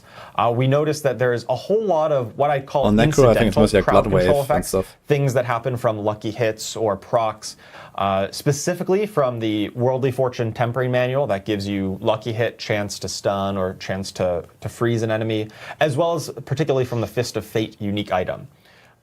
We found that it was often the most common way to build your character in the late game was to really stack up these effects, and then you're just applying a lot of crowd control on this lucky hit cadence rather than actively pressing crowd control buttons or really opting into it. And there's actually some feedback I gave them, so I'm glad that they come around with this. Point of that, it can make our combat less engaging. Where, I think we need more active crowd controls and less passive crowd controls. Without you really having too much input into that. But then it also makes it very frustrating when you don't lucky hit and an enemy hits you that you expected to have got hit with this. So we're looking to potentially address that in a future season or future updates. We don't have any changes regarding the crowd control here in Season 7, but it's one of those examples of the learnings that we're going to take forward to future seasons and potentially look at improving this so that we can make our combat feel that much more engaging and actually get a little bit of back and forth between you and the enemies a bit more than there currently is, especially in the hyper late game situation when your characters are really maxed out. So with that in mind, let's get on to some of the individual classes, starting with the Barbarian. So the Barbarian on the Season 7 PTR was performing quite solidly. We were pretty happy with where Barbarian landed. We are really excited about Hammer of the Ancients and this Earthquake build with the new unique, which we'll show in a moment. We do think the Hammer of the Ancients part of that maybe could use a little bit more numerical buffs, so we threw some buffs there, as well as to Whirlwind. That build was definitely falling a bit behind some of the other builds. But on the whole, we definitely expect Barbarian to be really powerful and a strong option going forward. Let's take a look at that new unique item, the Mantle of Mountain's Fury. Oh, yes. This empowers your Hammer of the Ancients to cause a seismic line, and if that line hits an earthquake, it's going to explode that earthquake for massive damage. A big fire explosion. Looks so sweet. It's very intense. Very powerful, and right on the Barbarian fantasy of just, hitting things with big weapons, making earthquakes, making explosions. Yeah, that's ludicrous. I love it because the flavor of Hammer of the Ancients is hit the ground and smash it. So and this is just now taking that and amplifying it by 100 times. Oh, absolutely. So really excited for this and to see how this build performs in Season of the Witchcraft. Both. Up next, we've got the Sorceress. So the Sorceress, kind of in contrast to the Barbarian, was by far the weakest class on the PTR. No getting around that. We made some adjustments going into this season that we think maybe overshot and brought Sorceress down a little further than we'd be happy with. Particularly changes to Conjuration and Burning bonuses. We're happy with how that affected build variety, but the overall power level suffered. So with that in mind, we're going to do a lot of buffs mainly on the passive effects for the class to really kind of bring all of their numbers up by just a little bit across the board. I specifically wanted to call out our changes to Searing Heat and Icefall. These are legendary Paragon nodes that previously were very build specific, like you would only use Searing Heat in a burning build. We've made some tweaks to it where it's still good in a burning build, it's probably better, but it also has some applications across all builds and all damage types. So these will just be a little bit more generically applicable, but still very good for the build that they were initially intended for. Right. With that in mind, I want to show some of the updates to Firebolt enchantment. This is one that we had reworked as part of those burning changes, and we thought even on the PTR it wasn't quite hitting the mark. So now, dealing burning damage, if you take this enchantment, will have a chance to heal you for some of your maximal life, which it already did, and it also unleashes a bonus Firebolt onto a nearby enemy. So that you can see in this clip here, when enemies are burning, they're just randomly firing off some extra firebolts to nearby enemies that can really help to spread that burning and take down big packs. Yeah, it's its own little chain firebolt now. Exactly. Yeah. Also, wanted to highlight some of the new uniques coming in this season. So Sorceress has 2. The Strike of Stormhorn is a unique focus that's going to modify your ball lightning to give you super ball lightnings sometimes. So it'll always fire out straight forward, and it's a little bit faster. And occasionally you'll get the super ball lightning, which will explode for a big chunk of damage at the end in a cone shape, and also stun enemies. It's kind of like going bowling. Exactly, and you get a strike with Stormhorn. Exactly. Alternatively, you could take the other unique focus that is being introduced in this season, Okun's Catalyst, to kind of play Bolt Lightning the way it's often been played in the past with this gravitational effect.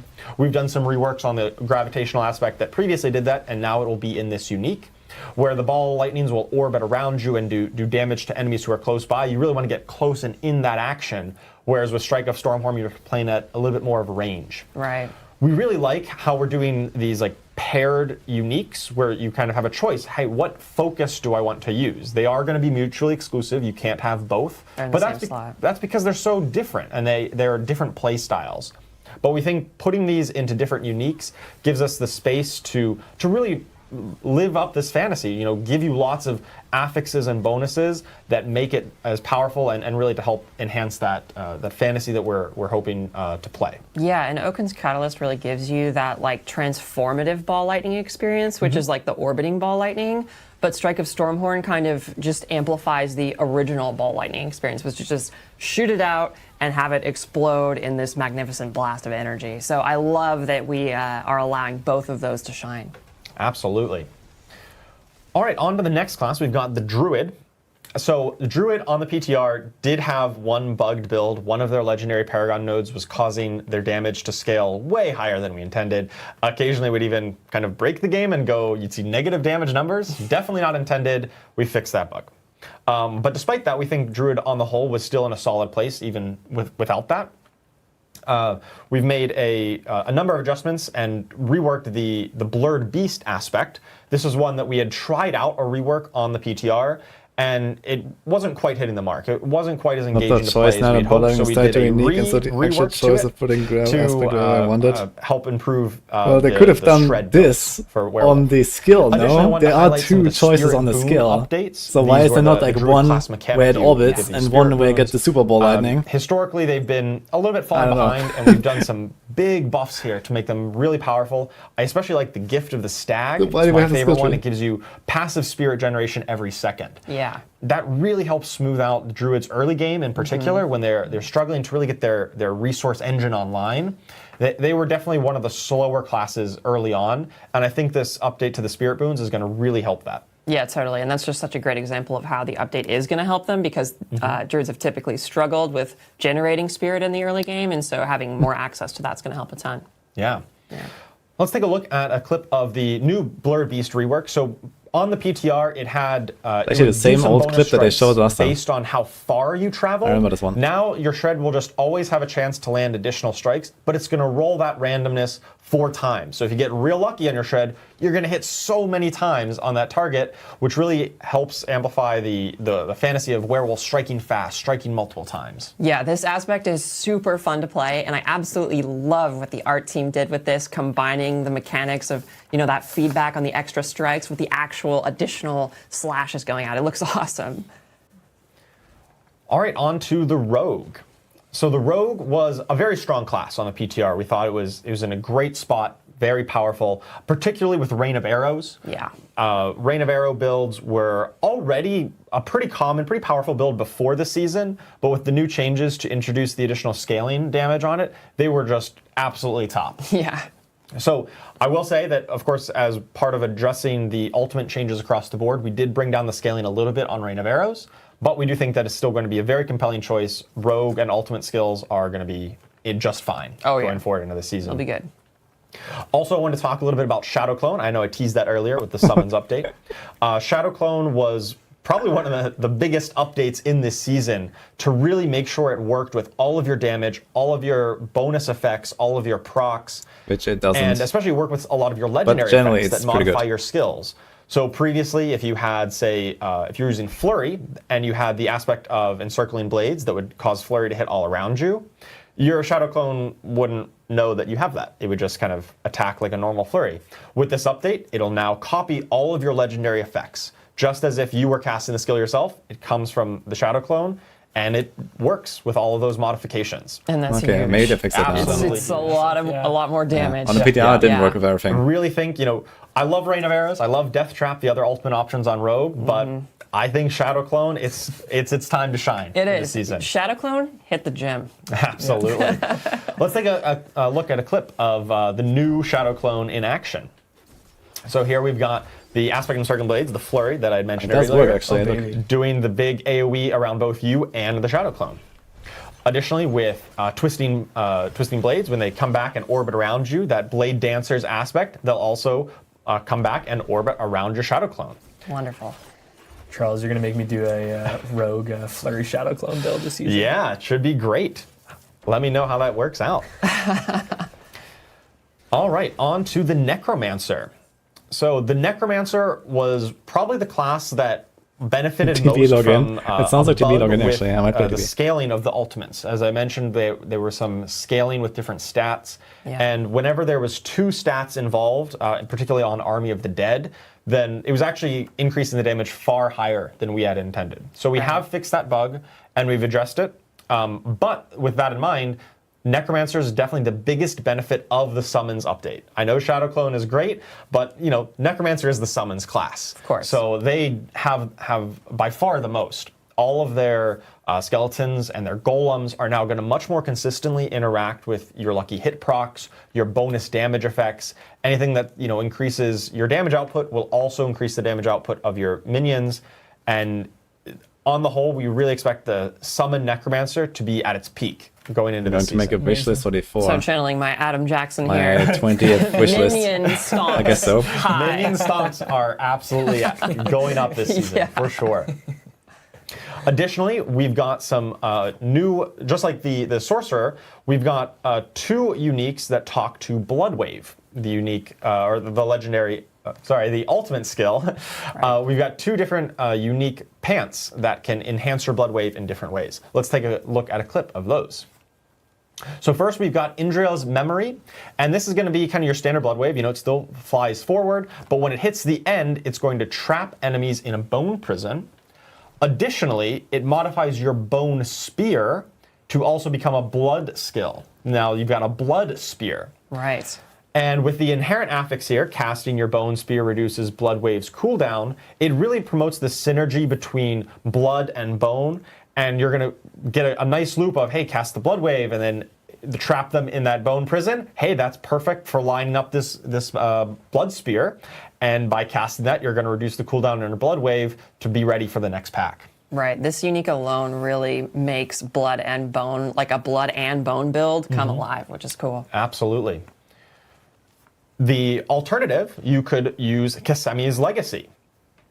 This one changes Bloodwave. Instead of 1 wave going forward, you've got 2 crashing in from both sides. And it's going to pull enemies towards you, and when it hits, it's going to do a big pulse of damage in the middle. That's awesome. It's so cool. It's very transformational in the way you think about it, the way you position it, and what your use case is, right? It's not for pushing enemies away. It's for bringing them in close and really wanting to be in the thick of combat there. Yeah, it really makes me think about like a more melee or close range centered necro build, whereas Indira's Memory makes me think about a range necro build. Absolutely. This is, pulls them in, perfect for setting up a blood surge to hit enemies right around you. So definitely looking forward to see, you know, Blood Wave being played in a number of different ways in this new season. And finally, we've got the Spiritborn, of course, our newest class, which is very strong. It was very strong in the previous season, or what's currently live on Season 6. We did some adjustments to some of the bugged interactions that was causing their damage to scale way higher than intended, as well as a handful of nerfs across the board going into the PTR. That being said, on the PTR, we still found them to be a very strong class, arguably still the strongest. So with that in mind, we didn't really make too many changes. We really wanted to make sure that we brought some of the other classes up to that level, and we think the Spiritborn is in a good place. So there was actually very minimal amount of numerical adjustments to Spiritborn going into this season. With that in mind, I wanted to highlight the Razor Wings build. There's a new unique item, the Sun-Stained War Crozier, as well as a new aspect, the aspect of Endless Talons. That's going to really help enhance this Razor Wing build. I think we've got a clip of that. So we've got the Sun-Stained War Crozier, and that's going to enhance all of your focus skills. They automatically benefit from all of their upgrades. You don't need to invest skill points in there. And by casting it, you increase the damage of your potency skill, your Razor Wings, whenever you're casting focus skills. As Razor Wings is a potency skill. Yes, absolutely. Yeah, so we're really looking forward to seeing how this Razor Wings was maybe a little bit underrepresented on the current season, and we're really looking forward to this unique and the new legendary to really bring it up to par. All right, so that covers our class updates, and once again, I kind of went at high level for each class because the actual number of changes were rather, you know, there's a lot more that we didn't want to just throw up all the numbers for every single class. So I kind of painted a broad picture. Make sure you check out the patch notes for the actual changes that should be coming right after this stream. Yeah, the patch notes are massive, so buckle up for those. They're quite long. If we went through those, that would be like a 4-hour stream. So, right. But dive into those post-stream, absolutely. Luckily for some of the occult gems and witch power updates, we could fit kind of all the changes onto the slide. So we're going to go into a bit more numbers here. So let's take a look at what we made updates on the occult gems. I think on the whole, occult gems were pretty strong. They were really hitting that mark of they were appealing to put into your jewelry, the rings and the amulet. And they give you a lot of defense and a lot of other bonuses. Some of the bonuses maybe a touch high, so we brought some of them down by just a little bit. Right. We still think on the whole these are going to be really exciting moments to be able to craft these once you get those heads. I really like to call out the update to Witching Hour here at the end. This is a occult gem that modifies your core skill to gain the Eldritch tag, and that enables some really interesting synergies that you'll be able to explore once you get your hands on the full witchcraft system. But when it had a timer of 5 seconds in order to do this, it was really hard to build around. Yeah. And now reducing that down to 1 second means you can much more consistently benefit from this effect, and it really opens up the build possibilities with the Witching Hour occult gem. It was a bit too slow paced for how fast Diablo 4 is right now, but with 1 second on the timer, it should be a lot more playable. For sure. We've also made some updates to the witch powers themselves, and for the witch powers, we think in general these were. I don't think it's going to be that bad as Spiritborn being like ridiculous or so. So there's some pretty crazy builds on other classes, like Rogue's very powerful, Necro. Especially on the Poison Frog Servant. I'm not 100% sure where everything lands, but I don't think Spiritborn is as crazy as it sounds. He got a big buff. Love that guy. Maybe Toxiskin has pretty highest potential or something. If he ever dies. Yep. So yeah, on the whole, we think witch powers were pretty good. I love how flashy they are in particular, and just how impactful they look and feel. Art team did a great job with all of these. Knocked it out of the park. All right, and with that in mind, there's also still one additional new witch power that we did not have on the PTR. Yes. We've got the Force of Will. Now, this is a Psyche witch power that empowers your overpowers. When you kill an enemy, your next overpower is going to gain some increased damage up to a maximum. And if you rank it up to at least rank 4, it'll empower your next 2 overpowers. Excellent. This was one that we were not able to get out on the PTR in time. It had some issues, but it was being in development. But for the actual season launch, we're going to have this out there and available. We know it kind of really rounds out the roster of which powers that were available. Yep. We had one less Psyche power than the others. This is the last one. And we didn't really have too much support in there for overpower builds, and now we do. Voila. So really excited about this one and help to empower overpower. All right, so I think that wraps up all of our balance changes. Once again, check out the patch notes for the exact details. But hope this, gets your minds turning for build crafting for next week when the season launches. Yeah, there is absolutely a ton to chew on. Like, I went into the stream absolutely thinking I was going to roll Spiritborn again, and now I'm thinking I'm going to have to go Barb or Shadowclone Rogue. Like, those are so sweet. I've got my decisions cut out for me, that's for sure. Absolutely. And with the armory, you're going to be able to pick, one class and a bunch of builds from all of them. Aislinn, I think what better thing to get into now than tell us about the armory? Oh, yeah, I would love to. Yeah, so for those who don't know, the armory is a tool that you can use to basically save a loadout that you've constructed. That's on Tuesday. So you're going to be able to save your skills that you've picked. You're going to be able to save the equipment you've used. You're going to be able to save the Paragon points you've put in. And you're going to be able to imprint it onto one of these slots in the armor you see on the left here in this image. Like this this character has Crush Hand, Touch of Death, or Touch Set, Quill, Razor Wings, and Payback. So, this is a Spiritborn that has saved a bunch of different builds there. It's really wonderful because, if you want to try a different build, like if you want to try Touch of Death, but you've spent a really long time working on Crushing Hand, you don't have to worry about changing all of that manually anymore with the armory. You can just do it automatically. Once you've created that build, you save it, and then you can swap to it whenever you want. These loadout slots are also character bound. So, you make a Spiritborn, and then you decide you later want to swap to a Necro or, whatever. You're going to be able to ensure that you have a lot of variety to play in each character class. Another thing about loadouts is that they don't cost gold to change, so you're not going to have a bunch of significant gold overhead when you're actually swapping these, so you don't have to worry about that at all. I think the armory only saves the items as a loadout. It doesn't actually hold the items like a bunch of different stash. places in Sanctuary as well, including major cities, the Dark Citadel, the Tree of Whispers, of course, which is a major focal point of Season 7, and training areas, so that if you're trying to test certain things, you can really easily make adjustments without having to, spend a lot of time on that. And finally, we've got a few PTR updates where we gathered feedback from the PTR. We have improved the button clarity from the PTR. If you see in the image the little highlighted white box section, that should be more clear than it was in the PTR. And we heard you guys about easier loadout deletion. We're going to make sure that that is much easier to do in 2.11.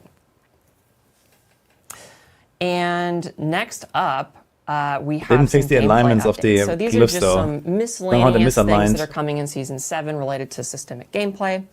So I'll just go through these one by one here. We have Paragon Migration. So any experience that you earn on your Paragon levels in the seasonal realm, once the season is over, are going to be added to your Eternal Realm your Eternal Realm Paragon level. So if you earn a bunch of Paragon XP in Season 6, and then Season 6 ends, all of that Paragon XP is going to be added to your Eternal Paragon level, which is going to make reaching Paragon level 300 a lot more attainable for a lot of folks on the Eternal Realm, which is pretty cool. Yeah, you just get progress every season over season on your Eternal Realm Paragon to make sure you can really reach the heights of that, even if you're just a seasonal player for the most part. Yep. When you hop into the Eternal Realm, all of that progress is going to be carried over. Yeah, and it's actually going to be really nice because I think the way I like to think about it is it's, even if you don't play on the Eternal Realm, it's kind of like a window into like how much you've played the game and how much effort you've put in, and like you get to look at that number and be like, that just gets higher and higher. It's great. Next up, we have some unique power roll updates. So something that you might notice when you are finding unique items is that if they roll ancestral and they drop with greater affixes, that doesn't affect the actual unique power roll itself in any way. So it was possible to find, for example, a 3 or 4 greater affix unique, but then the actual power roll itself min-rolled. And that could feel pretty deflating. Oh, yeah. Because you would get really excited that you found a Guys, unique check that out you wanted that minroll.gg had, for like, the all the GAs, and then you look worst builds and it possible for doesn't Season actually 7. feel very usable because the Coming power out in roll a month. itself was very low. We're changing this in Season 7. So now the power roll floor changes based on the number of greater affixes that the unique has. So the more greater affixes it has, the higher guaranteed roll on the unique power you're going to get. Minroll.xtd. So when you do see that 3 or 4 greater affix unique I like you that, want, actually. you know it's going to absolutely slap, which is awesome. Yeah, definitely. That was always a little bit of a frustrating experience when you get really excited for an item drop, but then you're like, well, is it really better than what I currently have? You had to stop and think about that based on the affixes and the unique power roll. But now, if you get a 3 or 4 GA, XCD becomes a real domain. Powerful. It may not be guaranteed I guess to you be can the make best it now. one, but You it's can make going to anything be these days, no? one of the more powerful rolls. Yeah, absolutely.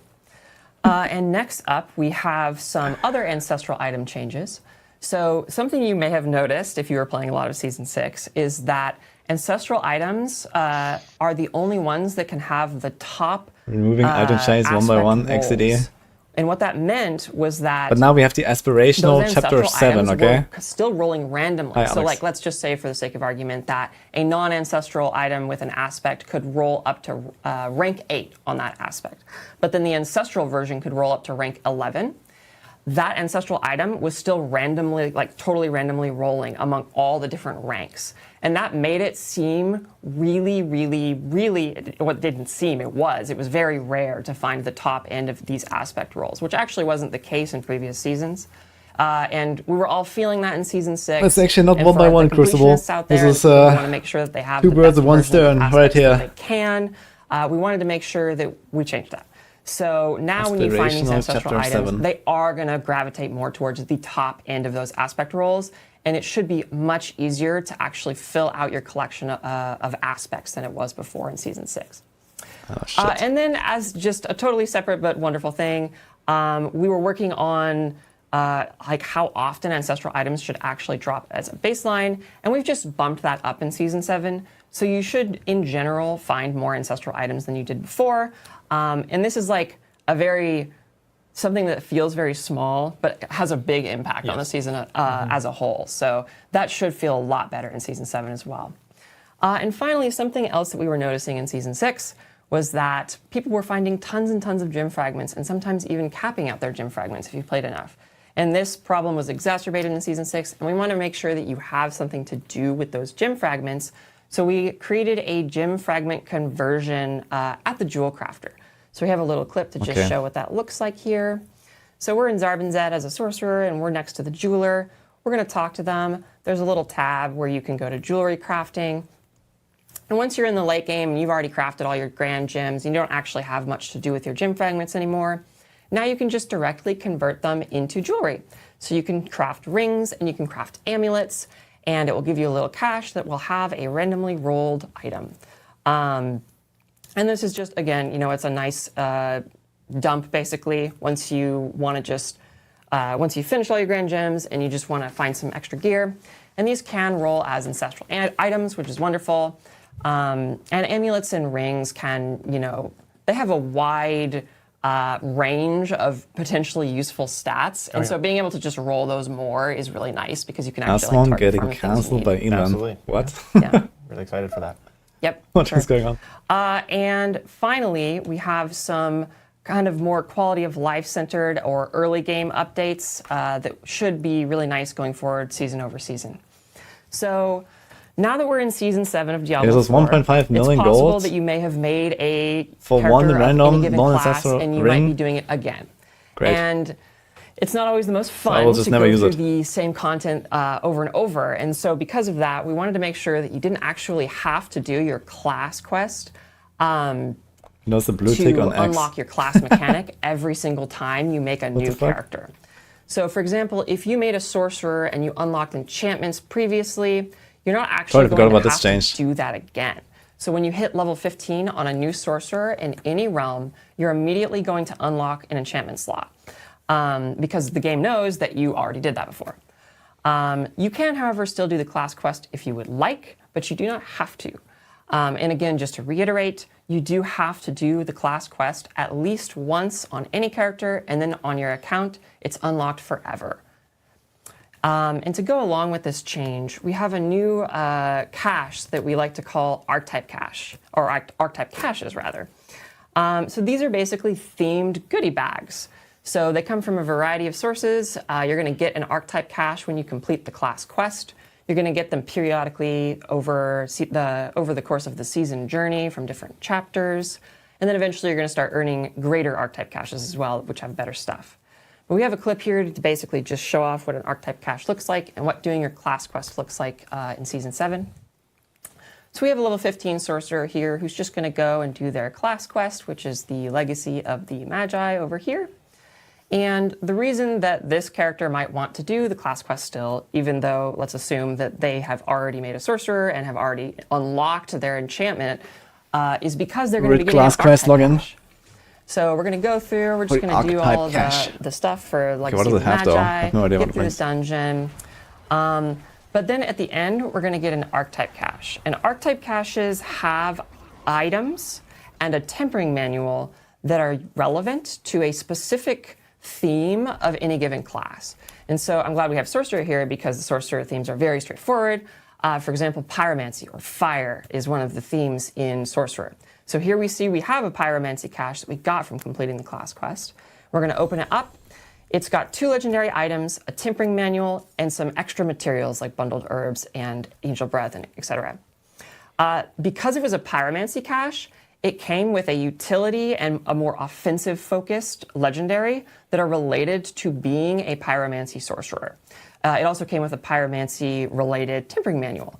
So that really helps you get started on your journey as like a fire sorcerer. So if you find something like that, Well, is it going to be like random per character? Is it going to change per season? Or is it just like always pyromancy? Like what is going on? To be a fire sorcerer pretty quickly.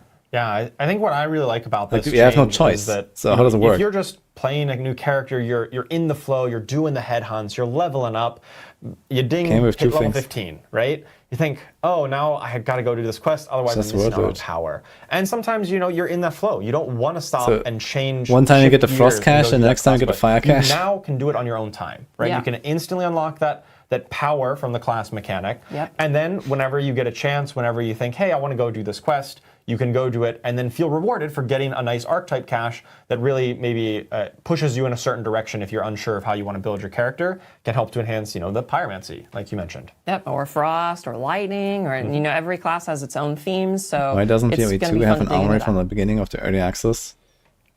I see All right. zero That's reason to have awesome. an I armory in think even PoE. for that like early game, What do you too, want of like, that? when you're kind of scrounging for materials and uniques, it is kind of difficult to like hit that next power level. So knowing that you Right. have like a guaranteed, now optional quest to go to get that power in. I can speak for Twitch chat too. They were very, very excited Yeah, to two see realm that is you that did in 1 hour. not have to do the class Oh, quest yeah. anymore. Yes. But Yeah. that it gives you this Can optional we patch notes and power log in, I boost guess? in a certain Yeah, direction. we wanted to make sure that it like wasn't worthless if you had already done it a lot. We wanted to make sure that there was still something there to feel like it was a meaningful quest. So. Yeah, but not so good that you feel like you're missing out if you're Exactly. Exactly. taking care of things over in the headhunts and things like that. Yep. Well, that brings us to our Q&A portion of the stream. So we're going to bring Dan Tangway back, and we're going to answer some of your hard-hitting back. questions. So thank you for everyone who have dropped questions in Twitch chat throughout the stream. I've also been laughing at your commentary throughout. It's been pretty good. So first off, I want to drop a question from Doggo. Asked, will there be a mid-season patch with balance changes? Yeah, I can talk about that. We are currently planning to have a mid-season balance patch like we do every season. I just want to reiterate some of the philosophy around mid-season patches as well. For our mid-season patches, we're mainly looking at taking the data from when the season launches. So honestly, we haven't started looking at the mid-season patch at all because it's so He was just going heavily from what driven by divines, what and now he has actually to talk happens when again. the season launches. What builds are performing well, what builds are not performing well. If there's anything that is bugged or broken to the point where it's trivializing the game, that might be something we look at.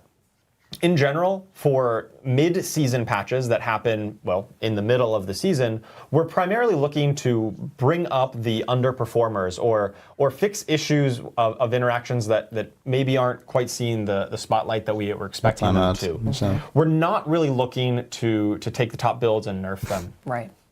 Because we know players have already had time to invest in their characters. They've got the gear, they've leveled it up, they've read build guides like, hey, how do I make this character?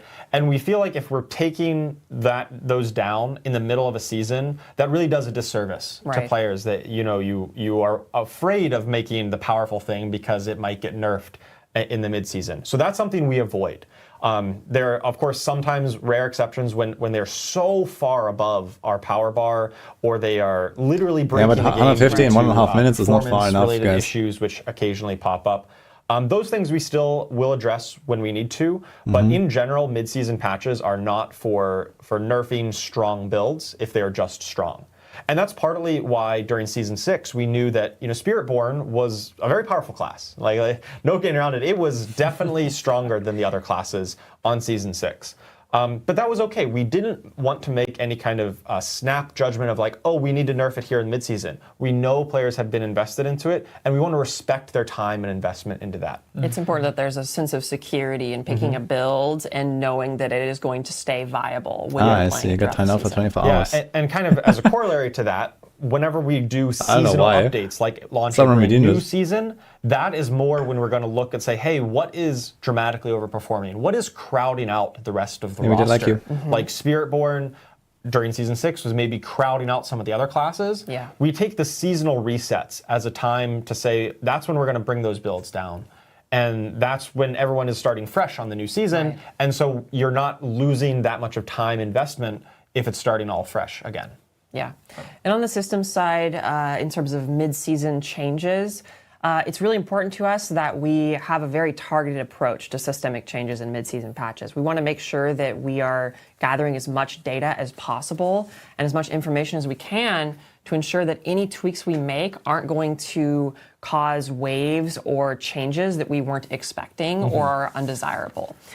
So we really want to gather as much like telemetry and data as possible from like how people are actually experiencing the season, and then kind of patch those pain points that people that we all find together, and we want to wait to make sure that we're doing it right. So we really want to know how people are going to be playing Season of the Witchcraft, and then we'll basically figure out what needs to happen and change from there. Yeah, and that's why so much of the feedback from PTR, or even just throughout the regular seasons, all the feedback, we really do listen to it, and it's so important to us to make sure that we can make Diablo 4 as best as we possibly can. It's really critical that we get that feedback and we're able to iterate on that. Absolutely.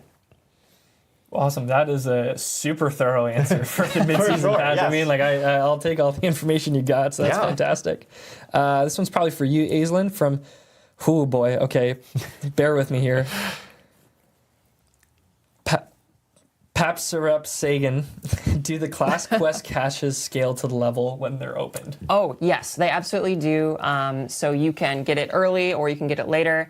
But the archetype caches that you find in the class quest aren't actually the only place you can find archetype caches. You're going to be able to get more from the season journey and other sources as well.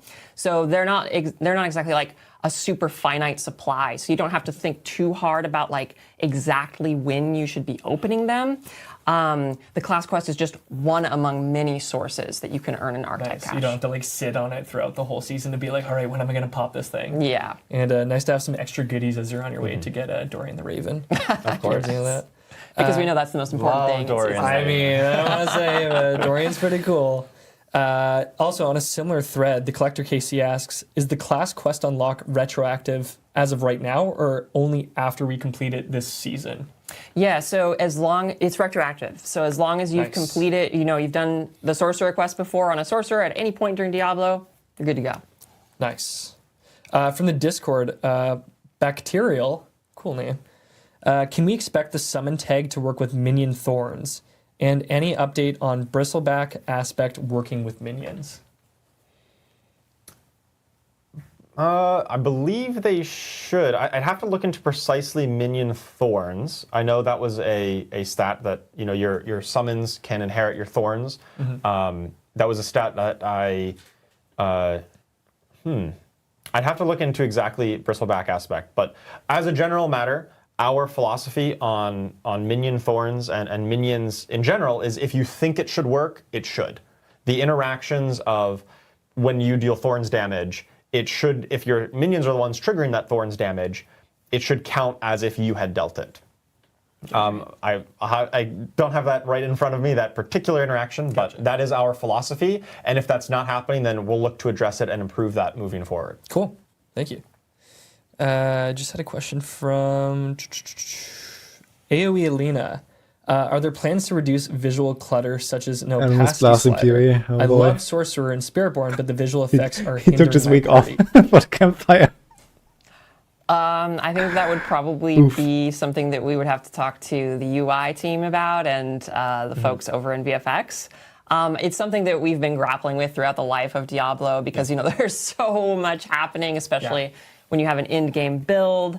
And, if that gets so out of hand, like with new seasonal mechanics or new powers or legendary aspects that we create, it's something that we'll be taking a look at every time something like that comes up. Yeah, I totally get it too, because like when you're playing Spiritborn, like you know what to look for as you're casting these abilities, but if you're just around it, then it can be a little overwhelming. Yeah, PvP is launching it now, guys. That perhaps haven't played a Diablo game before, they're like, how do you know what to look at? It's like, you just gotta figure it out. But I can totally see how that could be a bit of a distraction on the screen. Ooh, Anjin-san. For the Q&A, how do Hydras work with the new summoning changes, and how does burning damage work in comparison to poison? Yeah, another very technical question. Yeah, for absolutely. You, Charles. So luckily, I did include the Sorcerer Conjurations in the Summons update when I talked about them. Yep. But actually, for the most part, the Conjurations were already behaving I this will way. not And that remove was the time part out, of the Michelle. And you better inconsistency shut that up I now. kind of had glossed over, said, hey, they were inconsistent. And, since now we're in the more technical part, the inconsistency was that most of the Sorcerer Conjurations were already behaving the way that we wanted them to. Right. Where the damage was being attributed to the player, and it was actually the Necro minions and Shadow Clone and Druid companions primarily that were not as interactive as we would have liked. Right. So with that in mind, there's actually Any no update on real how functional RMT and changes duping to the will be way dealt that with? Hydra works with this. Good question, actually. I don't believe Hydra was really touched, but it was actually used as kind of the example of how we wanted to implement and make the other summons work. One question I do want to take really quickly Come on, that I've chill seen out, throughout Michelle. chat. It's It one was day. really hard to ignore. People are asking where Adam was. I think we just have to address it straight up. Adam Fletcher is no longer with Blizzard, which is really too bad. So What? you won't really be seeing him in a whole lot of other streams. So really sorry to disappoint chat, but you're stuck with us. Just kidding. He's been here the whole time. It's Adam. Just kidding. We're just kidding. Adam's staying forever. Is Adam in the room with us right now? Yeah. To be Joy clear, Adam has GG literally is on. sat 2 feet to the left this entire time, just like for the been whole there, stream, just hanging out, ominously. checking What the out, fuck, watching man? chat. So, Adam is here to stay. Do not worry. All right. Literally the most exciting part. It's true, dude. Oh my god, right, Adam love from is still Judith. there, guys. Stash space is all we wanted to a know. problem for anyone running multiple characters. He is Are there. there any plans to change armory loadouts so that they will not be stored in stash? It's something. The armory is very new. We knew that the community really, really wanted the armory, and so we wanted to Adam get out a paused version of PoE2 it that to look at the cam. was serviceable Now he's to back get to blasting. started. But we know it's a really, really important topic for the community, so it's something that we're going to continuously look at, and we're going to be looking a lot at feedback on the armory to make sure that it's as smooth as possible all the time. And to that end, we will be taking that into consideration. No concrete plans right now, but it's something, it's one of the topics that we have. And our ultimate goal is to make the armory just basically the most streamlined version of itself that it can be. So look for armory improvements in the future for sure. Awesome, cool. And we got our last question for the Q&A. This is actually a two-parter for both of you. We have Poseidon Bobby was asking Charles, does your shirt glow in the dark? I haven't tried, but it looks like it looks like it might. It looks like it should. It At least looks if you like went it to might. glow-in-the-dark bowling, it for sure would light up. I am being told it doesn't, and I demand a refund. I would like to get a glow-in-the-dark Lilith shirt now. What a ripoff, man. And then on a similar vein, Aislinn, Radiobiology was asking, can you buy that sweater? Can you buy this wonderful holiday Lilith's Christmas sweater? I don't know. Adam is saying it's sold out. It's sold out. It's sold out. Oh, Sold out for damn, over a okay. year. This is a R.I.P. one of a kind. We did have a different holiday sweater this past year, so there should, hopefully be another holiday sweater next year. No guarantees. But, Yeah. But if you do see those holiday sweaters in the shop, get them before they're gone. There's always really wonderful merch online for Diablo. I love taking a look at it. So if you like Diablo merch and you want something like this, definitely check it periodically. Definitely grab it. Well, yeah, that brings us to the end of the stream. I want to give a really big thank you to Aislinn, Charles, Dan Tangway. thank you so much for hanging out with us all the way in snowy Ah, Albany, yes. New York. I hope it's not too terribly cold. He also paused his PoE client for a second. Okay, glad to hear it. I have to say that room looks freezing. It's like a Yeah, dungeon. it does look very cold.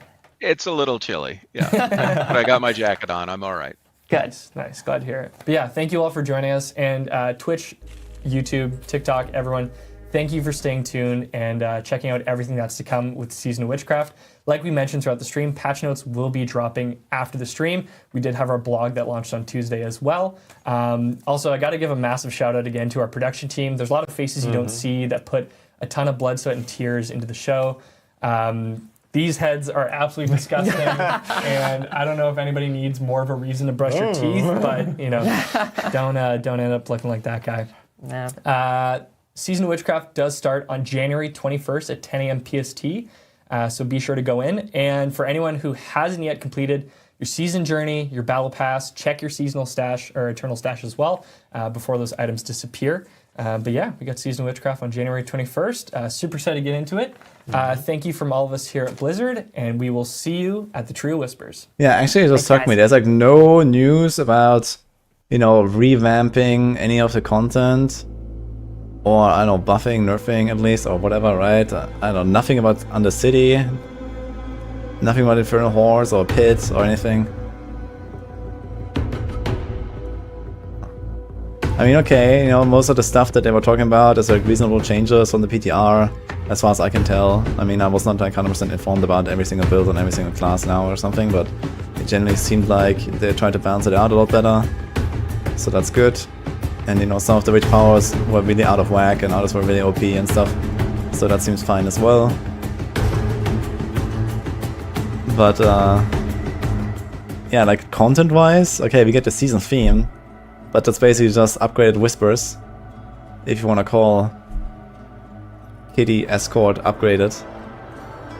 And then, what else? No Uber Tomb Lord, yeah. Where is he? Let's be real, what threat? But already macro, let's go. Again. Shit, man, 2,600? It's like the lowest I've ever seen on this. Oof.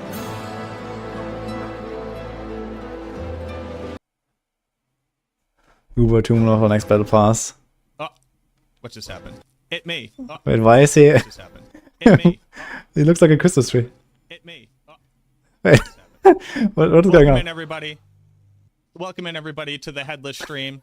We just got done watching the live stream. Welcome to Inception. Yeah, let's go ahead and pause that so we don't get all nauseous. Welcome in, everybody. Diablo, thank you very, very much for the raid. Welcome in, everybody from the Diablo community. If you don't know me, hey, I'll be honest with you. It's kind of buck wild. You need to come hang out with the Necromancers. My name is Macroll. I'm the Necromancer class lead for Maxroll. Shout out to friends over at Maxroll. We are going to be checking out the patch notes today. If you are brand new here, if you've never seen any of my content, this is what I do. This is the kind of analysis that I do. Anyway.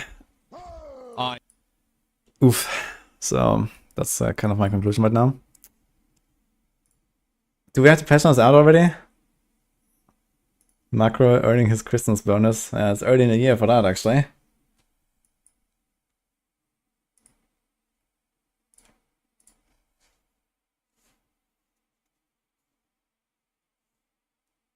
Going in the Maxroll default category should just play PoE. Well, we're still updating the Maxroll page, of course. We had a meeting Saturday, and we're gonna have another one this Saturday. We're gonna pump out the guides this weekend. So we're not gonna like close it down or something, of course.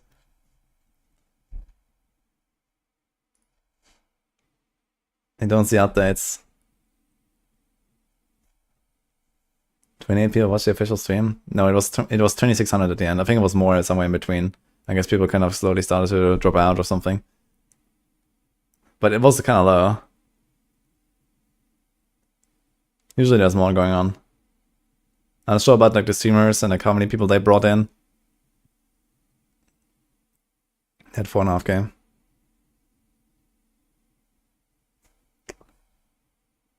Okay, now we're waiting for the patch notes. So they said it's gonna be after the stream, so it's usually pretty instant. relatively imminent, as they say in New Zealand. So if anyone has patch notes, let me know. Wow, classic login. Hi, Border.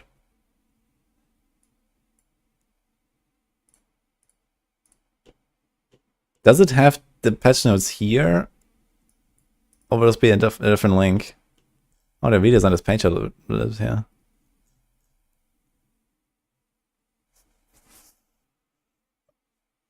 WoW Classic, but I'm not gonna play WoW Classic right now. I actually canceled my subscription. I played a little bit before PoE came out though. Is this the same link? Ah. Okay. Thank you. Let's make a command for this as well. We added.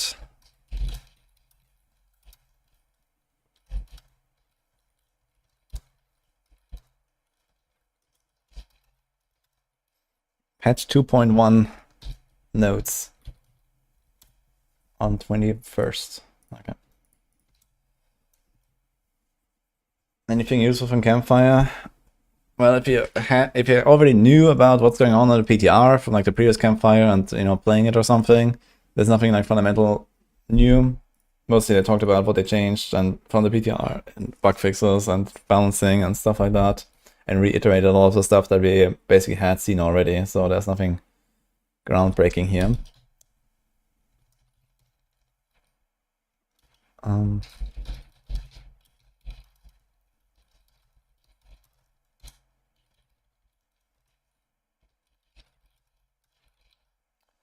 Okay, so let's check it out.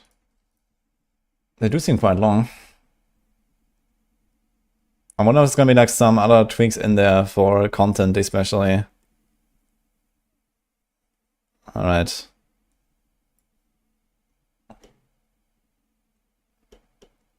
Yeah, this looks very different from normal. Alright, updates on PTR. Is there only updates on PTR, or is this also like the entirety of the patch somewhere? Or like stuff that changed?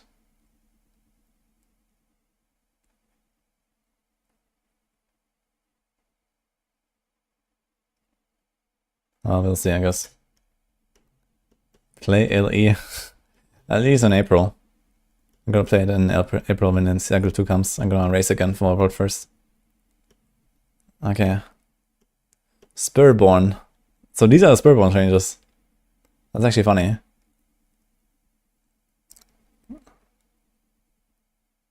Okay. I tried Seeker on the PTR actually, and it was doing pretty good damage. So this is gonna be something I might put into some builds actually. And they made it even better now. It's a double guaranteed crit. I think mostly the second one matters anyway. But okay, get a bit more. And you have a bit more scaling. Roll Spiritborn again. I'm not sure, I might do Rogue for launch. Maybe I'm gonna Rogue into Spiritborn or something like that. We'll see. But Spiritborn would also be pretty good for blasting the Paragon 300 or something. But the Rogue will do it fast too. Yeah, PoE patches in like an hour. Okay, balance changes, which powers. Okay, lots of like small numbers changes. So frankly, I don't really have necessarily the context on all of these. That would really kind of depend on the class, and we have to kind of look at the witch powers themselves in their entirety. Let's see if there's anything that kind of stands out. That was kind of a big change here.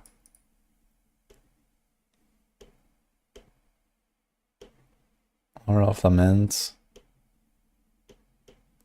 Poison Frog Servant doing 400%. This probably doesn't do anything, I imagine. Big 45 nerf.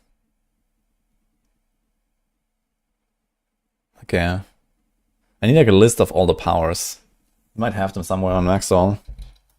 Not in the planner yet. Let me check.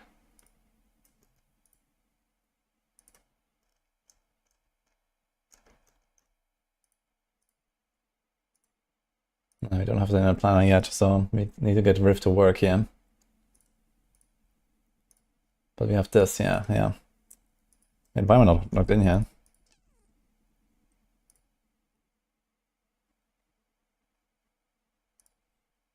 Thanks, Spoiler.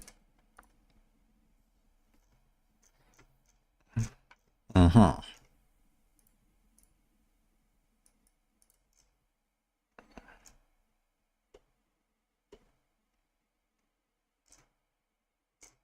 Yeah, this was the previous post actually.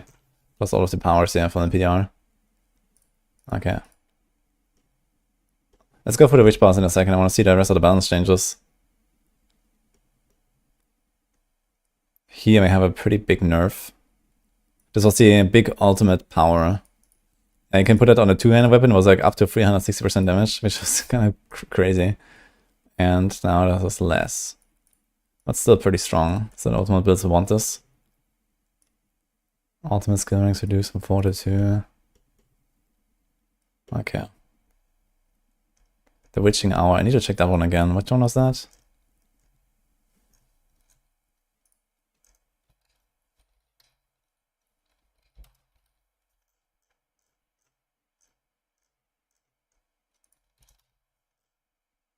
Where was it? What? Oh, it's not here. Does it have a different name?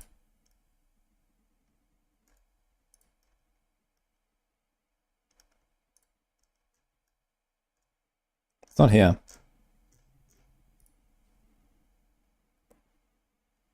Wonder by Border stream. Let's go. Thank you, Michelle, by the way.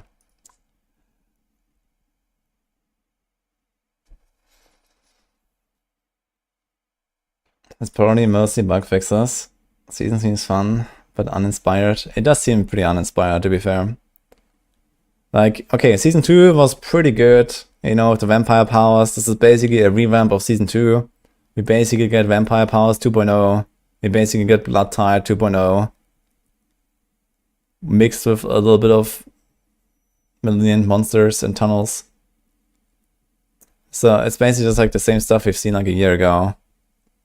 And yeah, it was good, but I guess you kind of wanted to see more innovation and also just like more overall changes to the game, at least personally.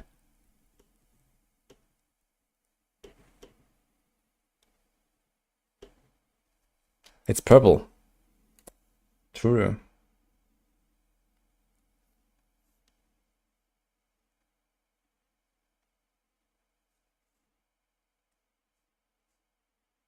This is honestly going to hurt smaller D4 screamers more than anyone. Yeah, I guess that's true. For people that really want to stick to D4 and don't actually go on like the PoE hype train and in whatever, right? They will struggle. I haven't really been checking numbers or something on D4 or PoE really, but I mean PoE I know it has been going relatively well, and D4 I can't imagine lately. It's basically a Witch Doctor with a 3-month timer.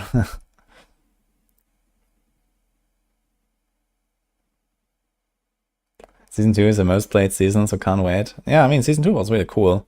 But also Season 2 was, you know, after Season 1 and after Season 0, where we desperately needed something good, right?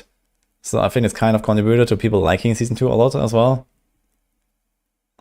And now, you know, we do have a better D4. And we do want like something more, right? And it's just like Season 2 again. So that's just what I think about it.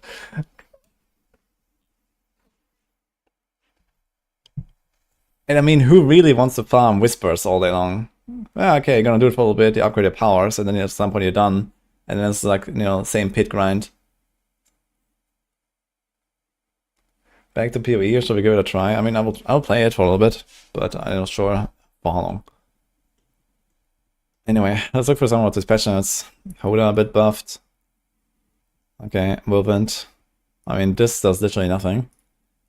Didn't they put this on the note? Whirlwind is buffed. And Whirlwind is like, it's like miles away from ever doing damage on its own, right? You do like 1 point Whirlwind, and then you have Twisters coming out. Okay, Iron Maelstrom. Login. Beatrobber told me something about Kratos Barb being something. But it's basically just like weird Iron Maelstrom spam and not really the cool combo from, you know, back in the day. Dude, I want to play some old school Kratos Barb again. Can I do that? With Death Blow and Iron Maelstrom and a good old upheaval.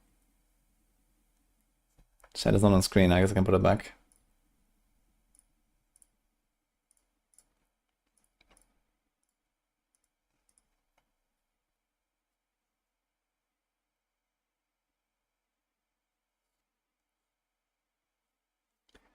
What would be the number one thing that Diablo 4 needs to get hyped about? I think what it would need is something similar to like Atlas skill tree, or you know, some kind of like meta progression like that, including a much higher top end of, you know, difficulty and across the game and stuff like that. So this is what we need, I think. We need ways to have the different mechanics, target farm certain stuff from those mechanics, you know, juice them up, make it more hard, make it more rewarding. Yeah.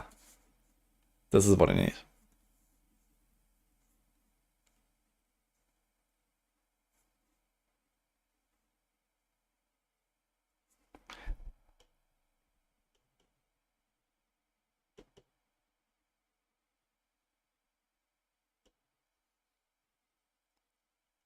Alright, so far relatively small stuff. Belligerence. Okay, temper free. Okay, walking arsenal. Let's change that.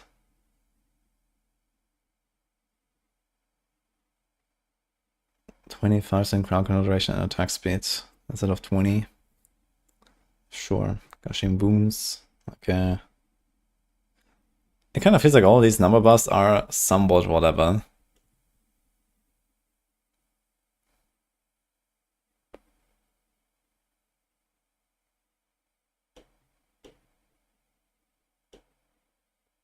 Okay, a bit of an earthquake nerf.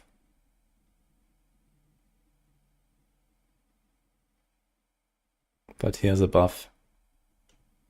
And here's another buff. So maybe not. Okay.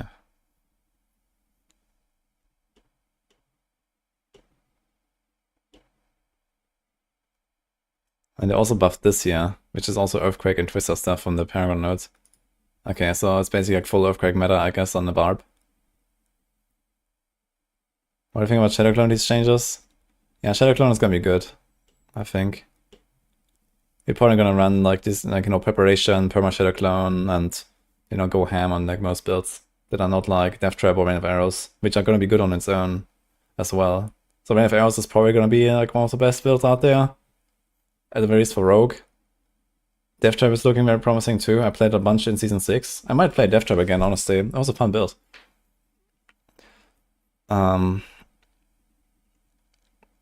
Yeah, I might do like Dance, Death Trap, or something. Maybe like I'm gonna try Shadow Step stuff. I mean, Death Trap doesn't have Shadow Clone. Dance can do Shadow Clone though, I guess. I wonder if it would be worth to go like Shaco and big cooldown.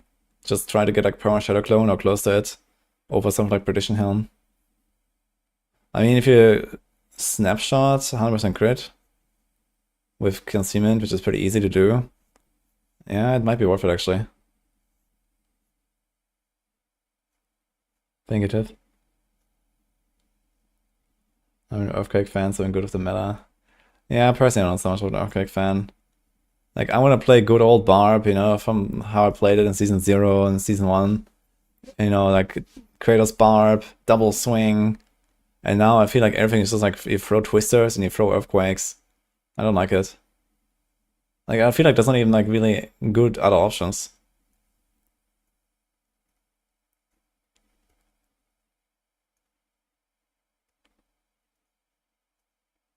Although be the thing in D4 to strive in an endgame.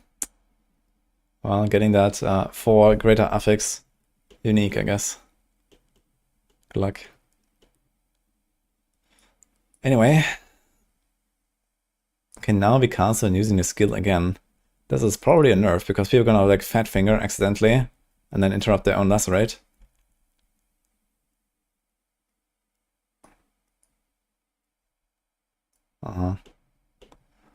Toxic Claws now triggers off any damage from lacerate or shred. But not from other werewolf skills anymore.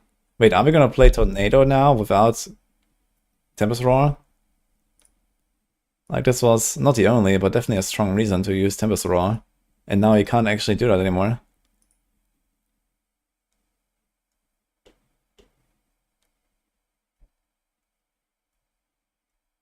Strive for the free bird in Chapter 7. Yeah, I wonder if you're gonna see like a human form Tornado caster now. With like a Perdition Helm or something. Could be. Border will probably notice.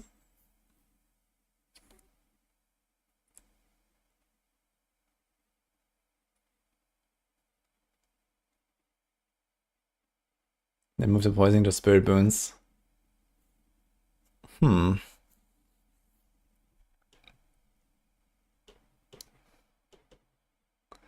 Okay, legendary aspects.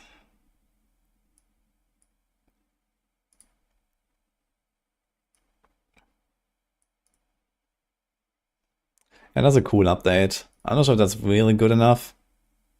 Okay, 33% chance to land an additional strike up to 4 times and 70% more damage. Dude, I remember a time when like a legendary aspect was like 20% DPS. And this thing is 70% more damage and 133% more damage. So this aspect alone triples your damage. Okay then. Hashtag stat squish. Alright, done. You can now move while casting Boulder. Oh, there's that. Wait a minute. We have a PoE build in the game. Huh. Okay. Could be interesting. Boulder.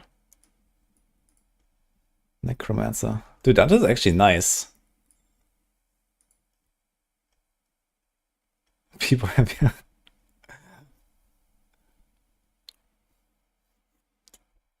That's big. We got the Maxroll post. Should we? Do you have embeds here? Didn't embed stuff. Yet. Okay.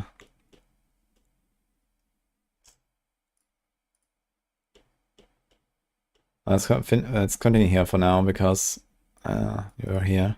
We don't have to open stuff. Was that always the case? No, you have stutter stepping. In Diablo 4, there's no casting while moving. Okay, on console, there is like minimal casting while moving.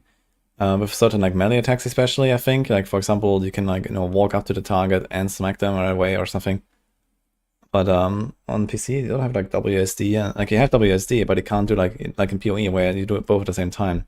There's always, you stand still, attack, move, you stand still and attack and move. But this is kind of cool. Maybe I'm gonna play Boulder if I make a druid. I really want to see how the WSD movement and attacking feels in Diablo 4 compared to PoE. Because in PoE I do this all the time, but in Diablo 4 I actually don't use WSD besides when I walk around in town or do my inventory stuff. And I actually play only with mouse. Double strike kind of dashes forward. Yeah, there's like a few things where like you kind of like move into the target a little bit.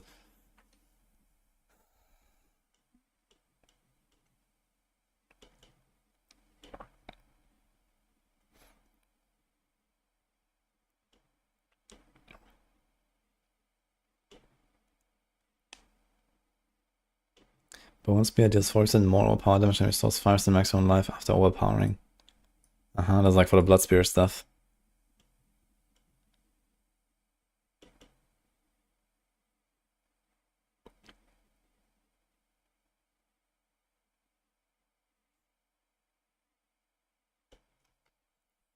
Okay, they reduced the blood wave scaling.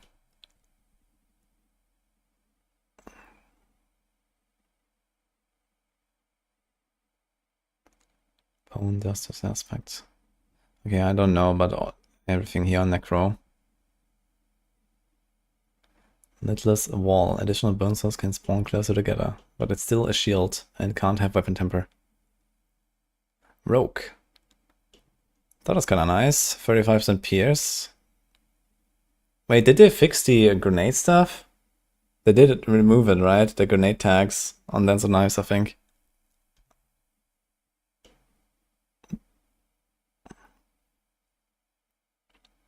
That is huge.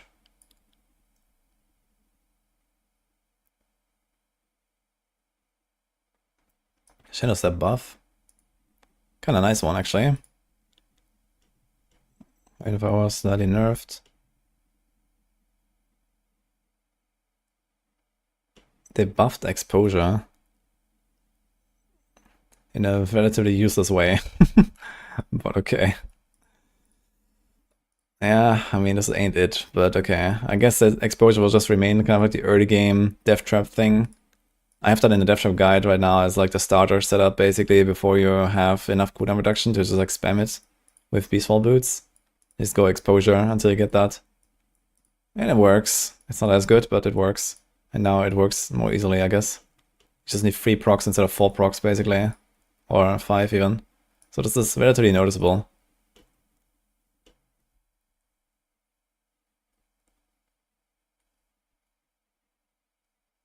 I'm gonna have fun with Dash Aspect, Shadow Clone, and Death Trap. Dash Aspect sounds fun too. If you play Druid, what is viable? Tornadoes and boulders? I think Cataclysm is mostly the big Druid thing. Although it did get hit here a little bit, it seems. I mean, I tried to make werewolf stuff good, but I'm not sure I can trust that. Shred was pretty weak when I played it. I actually played it in Season 6 a little bit. And it didn't feel very powerful, so even with these buffs here, yeah, I will probably get to the point where it's like decent. TP buff. Wait, let me see that. Star Shards buffed. So you have Star Shards buff, and you have the Pierce chance. That could be something. Priority damage increase from Shadow Imbuement. I feel like this did nothing. I tried the Shadow Imbuement stuff. This felt really bad. And this too. Chasing Blades cleave area increased. Radius angle. I wonder if it would be worth taking this. It might be worth though. I'm not sure if it comes with a damage upgrade as well, or if it's only like a cleave thing. I don't remember.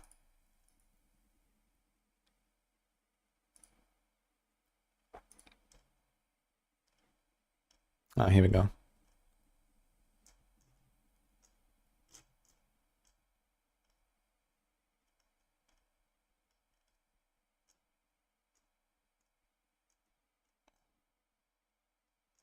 Where is it? Balance updates on BDR. No, it's not here. Okay, I need to check this out later. I'm not 100% sure about size and dice aspect, but I guess it might go into a Twisted Blades build. You definitely have room for it. Season 6 was probably the weakest season of Shred. Yeah, was probably not a good time for me to try Shred. I just wanted to see it anyway. I was not very happy with Shred, to be honest. And also with this Agile Wolf bug, where you were supposed to dash on every 4th Shred, but it just didn't dash. It made it also kind of feel clunky, because it's just like dash, dash, dash, and then I do like one swing in the air. Dash, dash, dash. Oof. But I think that's fixed now.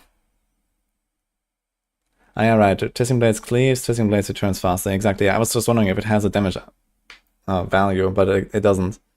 But it might still be worth taking with the cleave, even though most of the damage comes from a spin. I mean, a return. Yeah, I'm not sure if it's actually worth taking. It probably isn't actually. At least late game. This might be good for like, you know, Giga speed farm, where the cleave can actually kill stuff, but most of the time it's just the spinning blade actually doing stuff. And I don't think you get more spinning blades from cleaving. But you do have very high single target damage compared to AoE clear on Twisting Blades, so you could get away with something like this, yeah, if it helps. Assassin's Stride. Okay. Sorcerer. Ice Shards. Damage to first enemies increased. Wow. Mystical Frost Nova.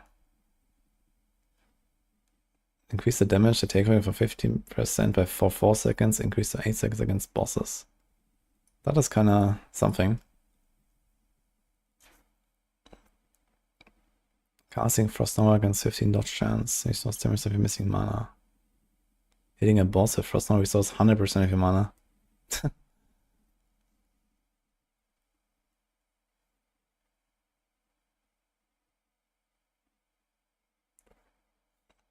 Cataclysm, Lacerate, Companion, Shred. Oh my god, dude. It Lacerate build, like for real, is like Flicker Step and then evade, evade, Lacerate, evade, evade or something.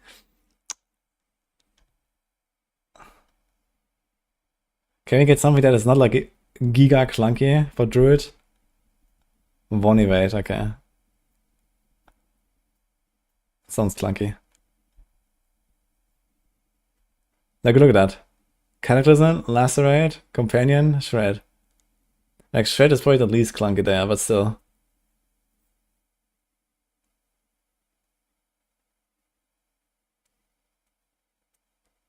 Wait, they did not nerf the current Spiritborn meta?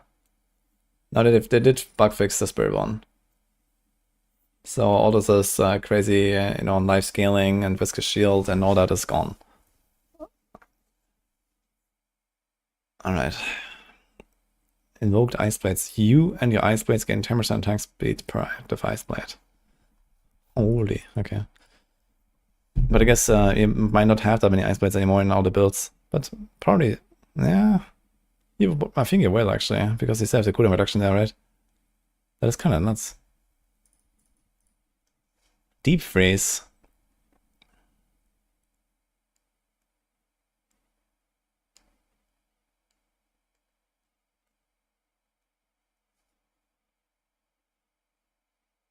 Okay, whatever.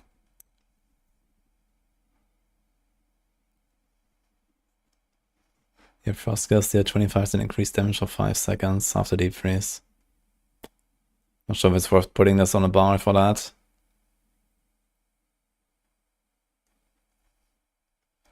Passives. 6% increased damage while a frost skill is on your action bar. Okay. So that means usually Ice Blades, I guess. Maybe Frost Nova now.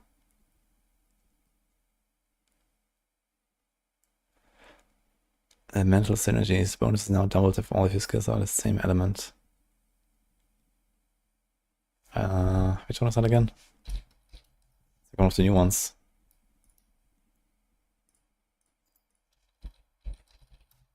What?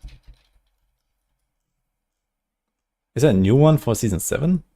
Wait, that's a Spiritborn. Yeah. For each skill, you have a crit of that type. The Frost, Shock, and Byron skill, you almost increase damage for each skill, you have a crit of that type. So,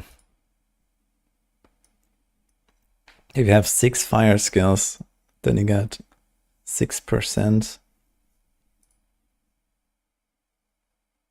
times 6, 36%. I guess all of these new passes cannot be an amulet, right? I guess you can get a Shroud for +1, so I have 48%.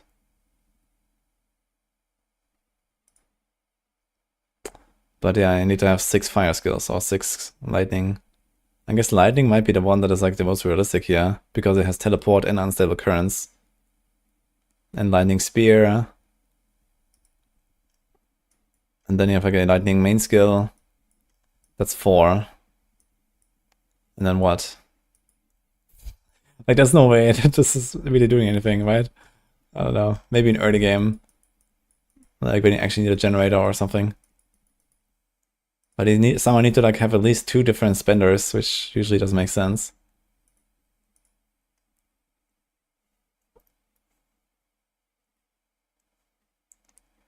Poor lightning. Is Blizzard still committed to stat squish? Well, I mean, they did it for the expansion, supposedly. They're not going to do it now again. I just told them, guys, you know, try to do this and this and this, and then it's going to be a lot better. But then they just kind of went in the opposite direction.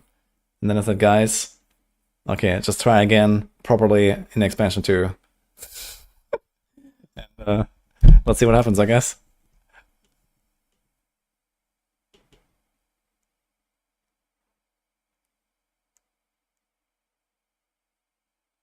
Do it again, but better, exactly. That's basically what I said.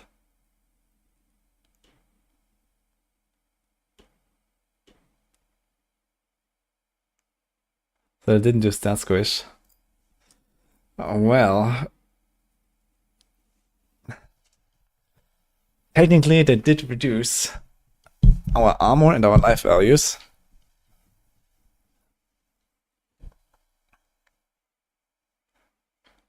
And the extra damage per main stat was halved, I think.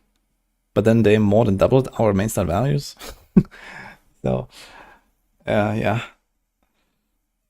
And then they made legendary glyphs that level to 100.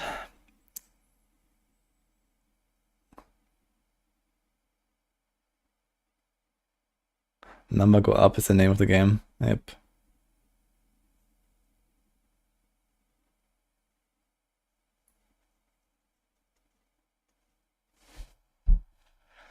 Okay, this Firebolt enchant seems completely pointless.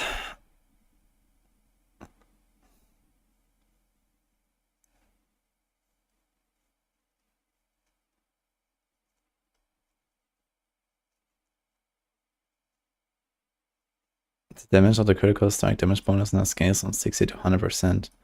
Yeah, I know they did some change of spinning energy, but I'm not sure what exactly that means for Lightning Spear. I guess Lightning Spear will probably still remain relatively powerful.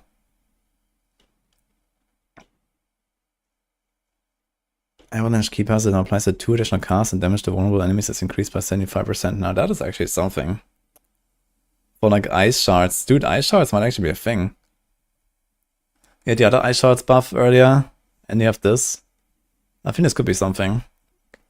Plus the Frost Nova buff that goes with Ice Shards pretty well. Maybe I'm gonna play Ice Shards. Yeah, I played Ice Shards back in Season 1. It was like my first sorcerer, actually. Sorceress. It was pretty cool. And then for Helltide farming, it's gonna equip the Ice Heart Brace, like the pants that makes the Frost Nova's chain. And then you can basically play like Herald of Ice chaining. I'm gonna do Scuffed PoE.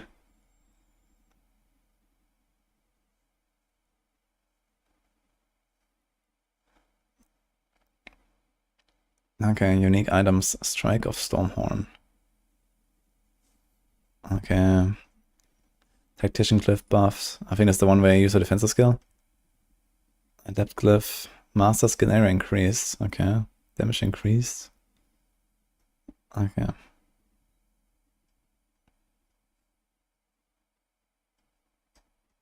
Searing Heat. Okay, so what did it do there exactly? Pyromancy skills have a 12% crit chance. All of your skills to increase direct damage equal to 10% of your critical strike bonus. Up to 60% of current direct damage bonus.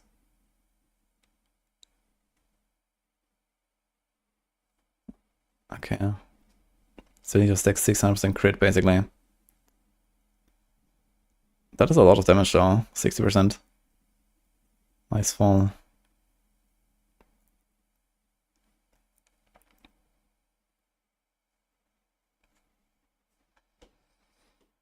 This bonus is doubled and applied to all of your damage against frozen enemies and bosses. Okay.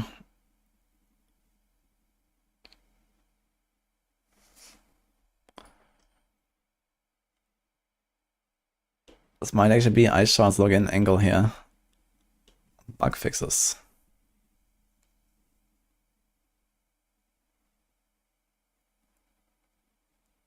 PoE2 batch is going live. Uh-oh.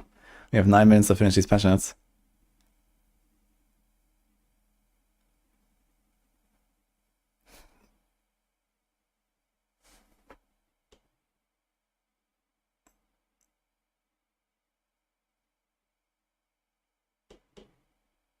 Okay, anything else here? A bunch of bug fixes.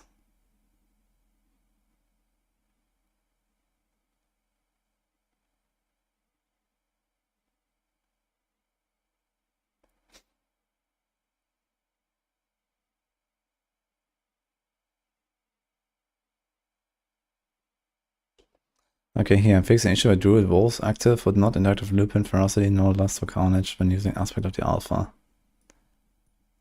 Now I know there's like many weird bugs with the wolves, but maybe this is something. This should be a bit of damage. This as well. This is like the crit key passive.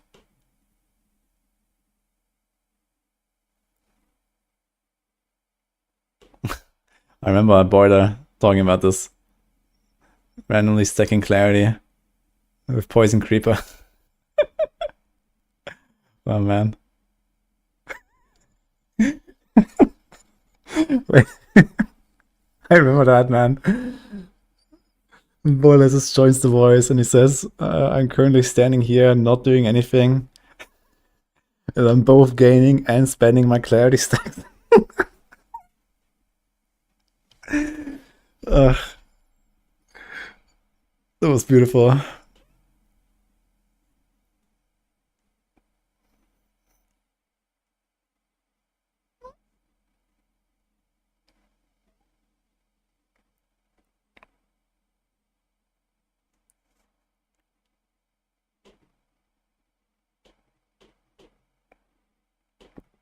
Okay, survival instincts.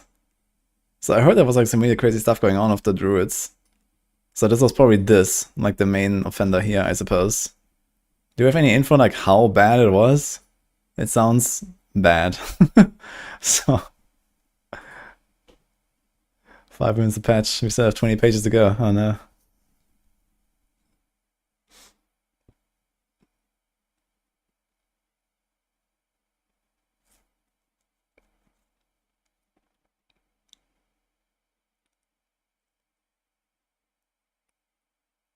Oh, this is a nice bug fix here. Fixation where Discipline Shadow Step would not provide cooldown reduction if the target died before Shadow Step dealt damage. That was actually relatively common.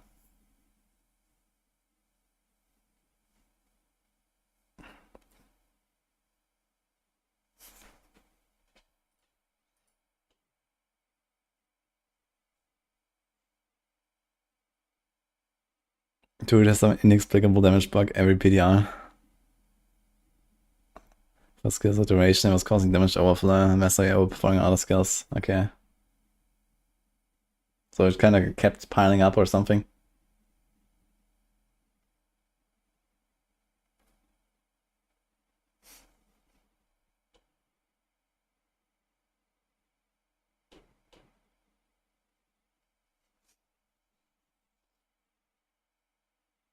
Oh, wait a minute.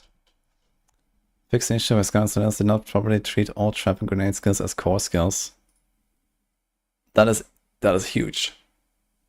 So they buffed Scoundrel's Letters to do this. They said something like, I'm not sure the text, but it says something like your traps now have the core skill tag. And this means you can play Death Trap, you can use Banishor's Talisman, you can spend 275 energy, get a guaranteed overpower every time you spam with Death Trap, which you're going to do all the time. And you can actually buff your Death Trap itself with Peaceful Boots, and you can reset the resources of it. This is gonna be nuts. Death Trap is gonna be nuts, actually. You can have like the full combo of Banish Lords, Beastfall Boots, without actually even pressing another button. You can just stand there and cast Death Traps. Constantly spending all of your resources and getting all of your resources on every cast. And getting guaranteed overpowers and guaranteed crits and whatever.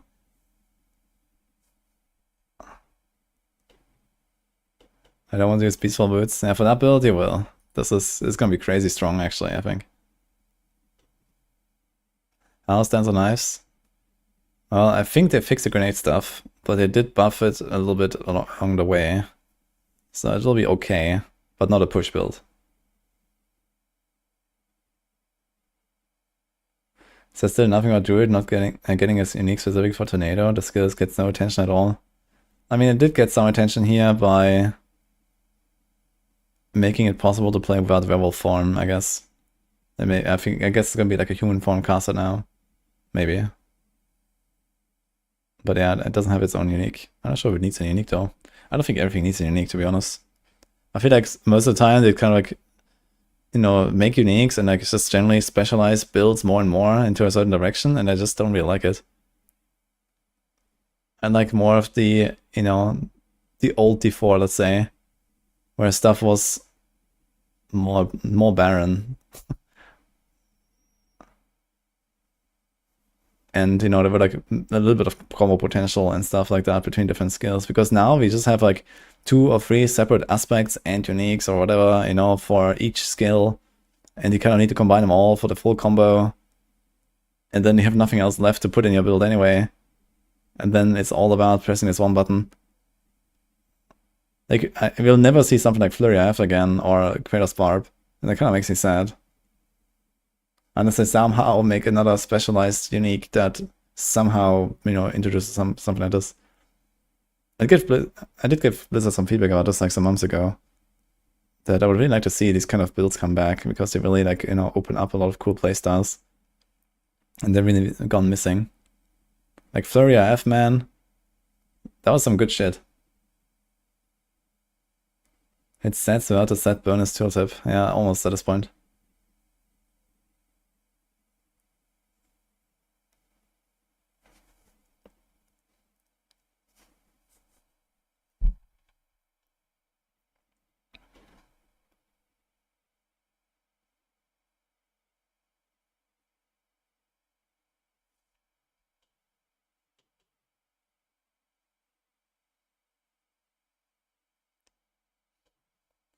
Fix an issue where Tutor for combustion key passive stated it increased damage to burning instead of damage with burning.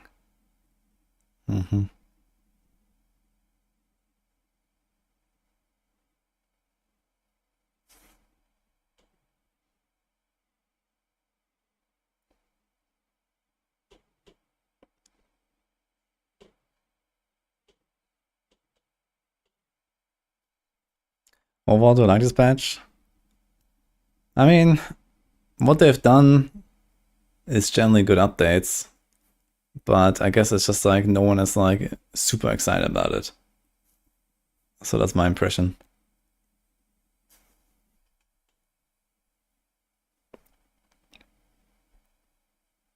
And yeah, like the lack of like actual something, you know, new content or something to do or something to chase is also still kind of sad.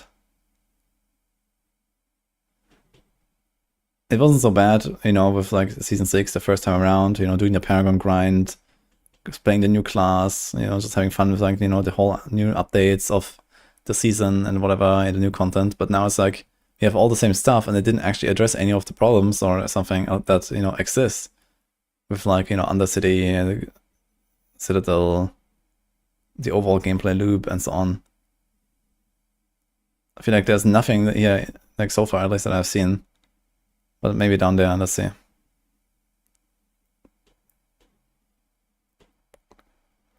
Okay, new runes.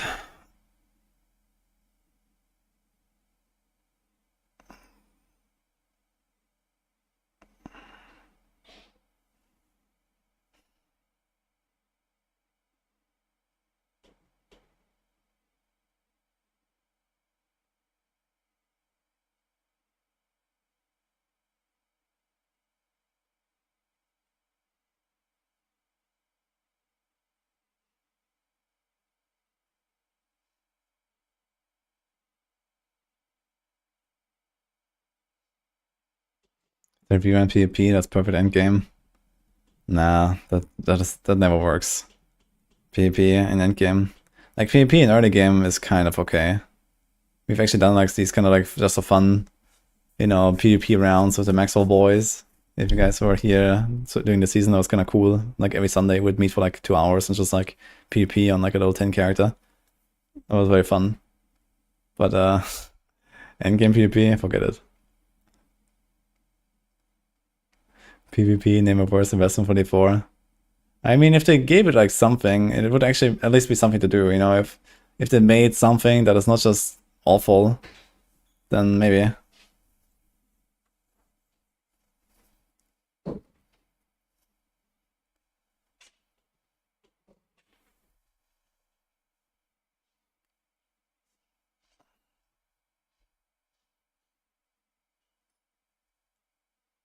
What's that?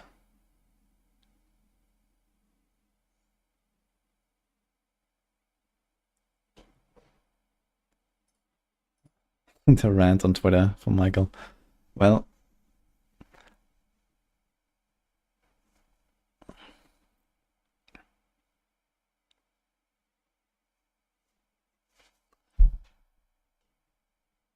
let's see the Spiritborn updates. That is kind of nice for early game. With whatever. That's nice. That's also nice. Whatever. Whatever. Whatever. Actually, not really so whatever. If you really want to have like some kind of passive unstoppable proc. So this is the unstoppable proc, I think. Where if you get CC'd, you become unstoppable for like 3 or 4 seconds. And then you can use payback again. With 8 seconds cooldown, you can basically never get CC'd. So this is that at least, if you have like a slot. Okay. Okay. Okay.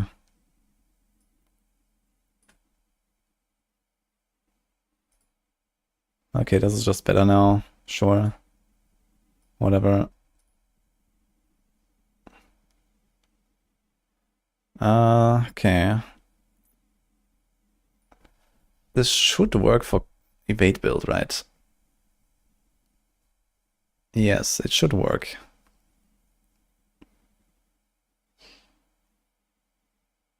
Now, I remember this did not work for evade build. But this, since it's like a timed buff, it should work for evade. Like for the Eagle Spirit Hall. But I'm not sure.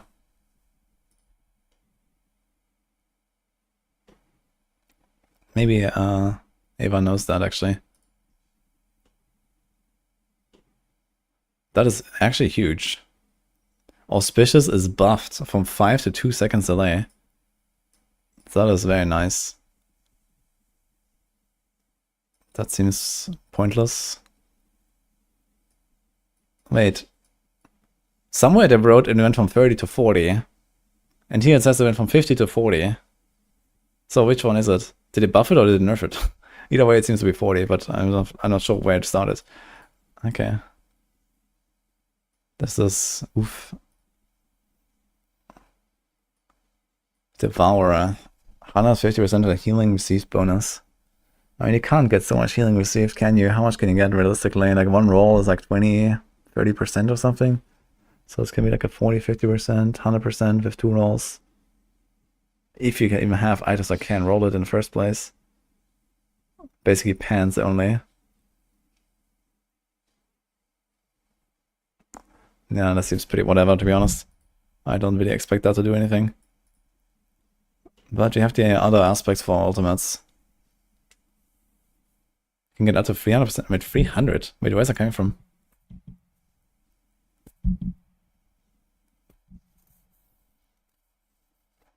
Am I like confused about some of the numbers? Okay, I guess you have willpower.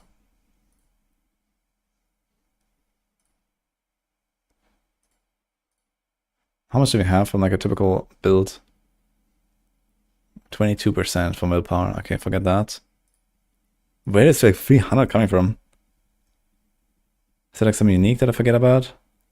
This one has 20. I guess I could check bitter medicine. There's healing received, but I mean...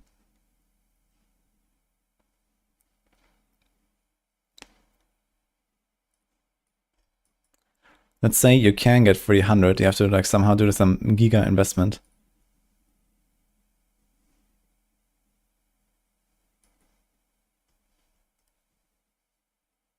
Even something like Temerity, there's only 25.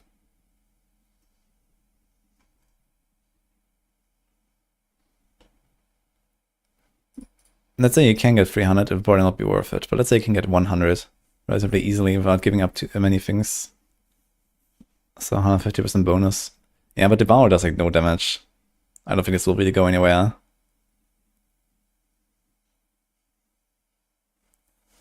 I think this is not gonna do much. Outside of like some memes. Okay, Spirit Hall, Centipede Primary Hall.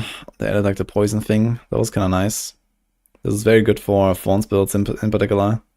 Like Rock Splitter will like this a lot. That's a really good change. Okay, and above the Eagle secondary. Kind of nice.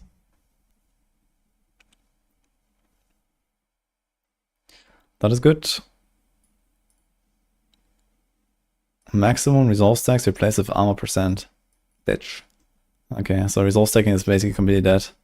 It's also will hurt Crushing Hand a lot actually, since it kind of relies on this a little bit. But it might be strong enough to farm like 90 plus. Thanks, up an X, Prime.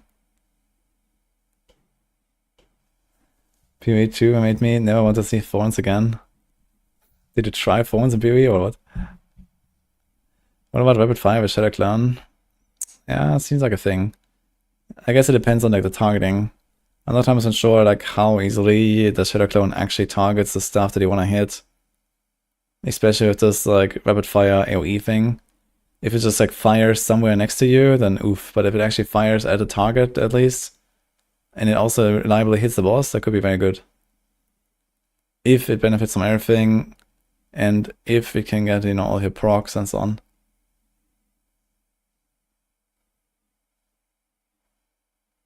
Early chars are going to be rerolled this patch. I mean, new season means a reset, if that's what I mean.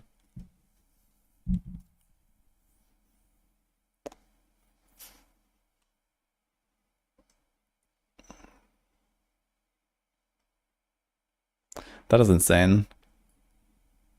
Layered wards on an amulet gives you 60% damage reduction. And I don't think this is additive damage reduction. So I think block starts at 15% without anything. So with this you have 75. And then there is like more block damage reduction. I think you can actually get to like 100% immunity really easily with this, if you want.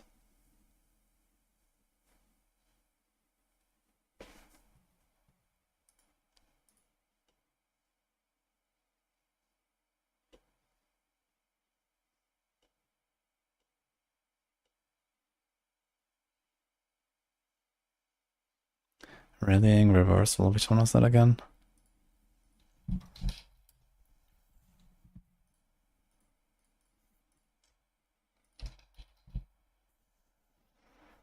Gain ferocity when you crowd control an enemy or apply any stagger to a boss.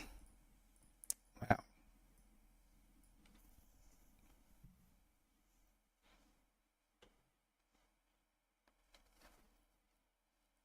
Oh. That is huge. Aspect of acceleration. So this is like for evade builds. It's gonna make evade builds very powerful, I think. Probably don't need to go Shaco.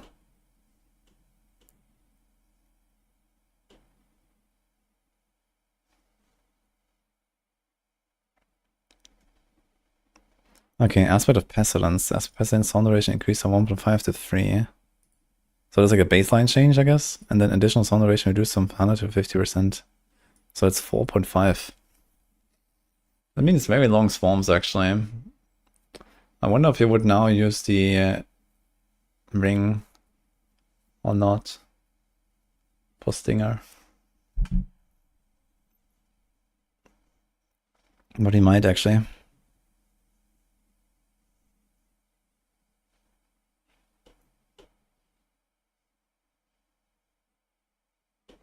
That's also interesting. +5 maximum resolve.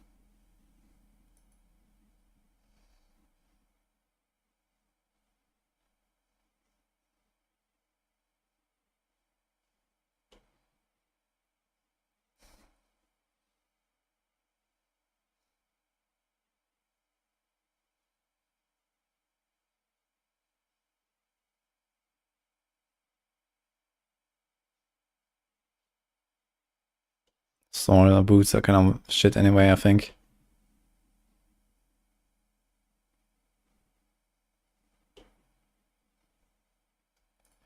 First breath.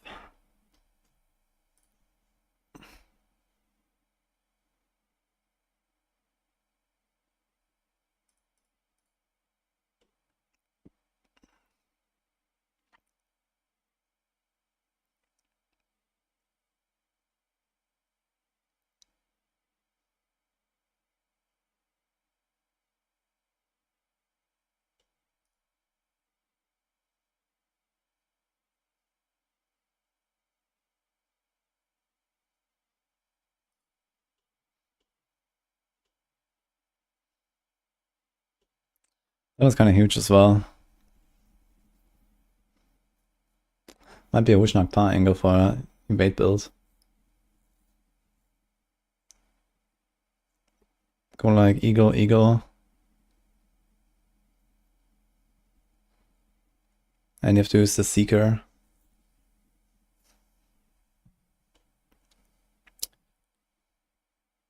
I doubt feel right.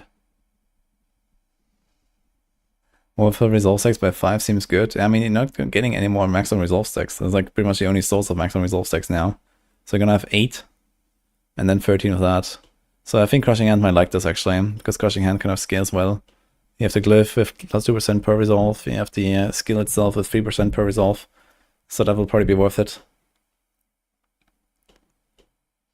With the resolve overflow. Tenacity. So you constantly have a lot of resolve, and then you get plus 5 maximum. Yeah, it's gonna be good, I think.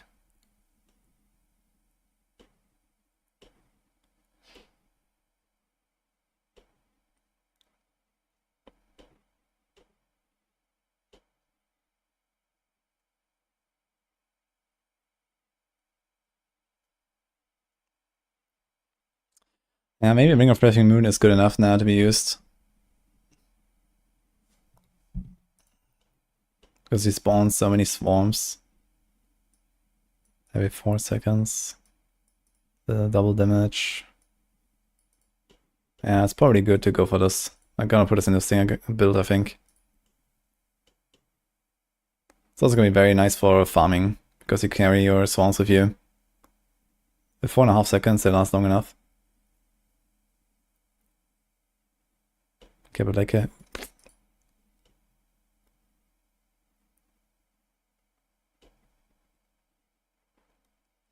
Jacob Shell nerf is gonna be felt.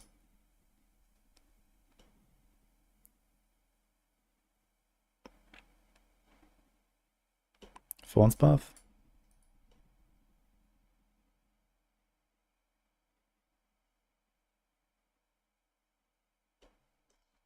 Any big changes to monks? Wait a minute.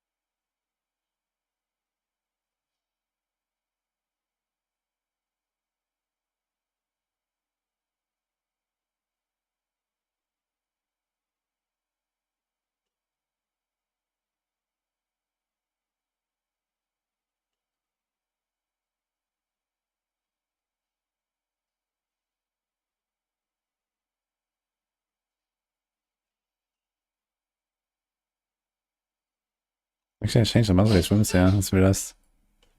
Why didn't you just make new runes?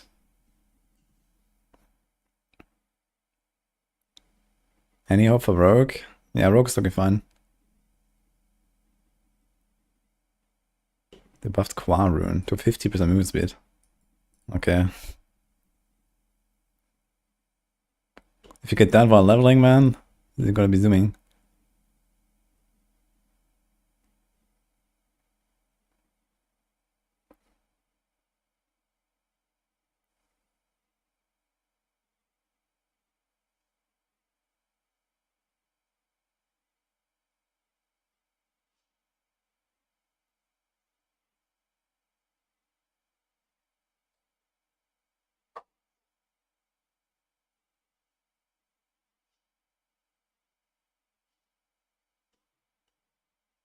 They buffed Tech Rune and reduced the cost. What?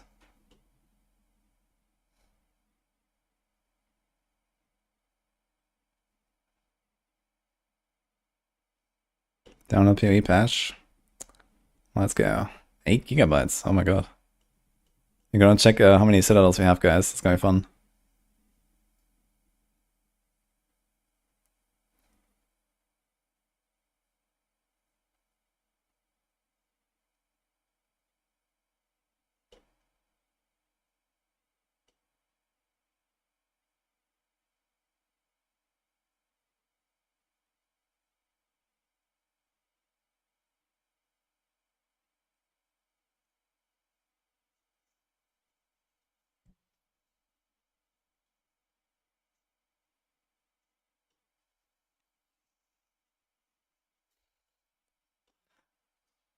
Mods ban PoE with the 4 people.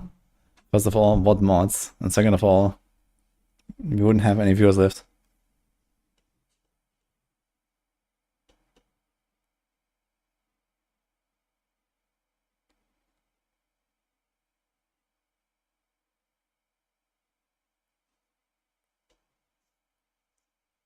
Yeah, we're Nazi. Gotta do that. Okay.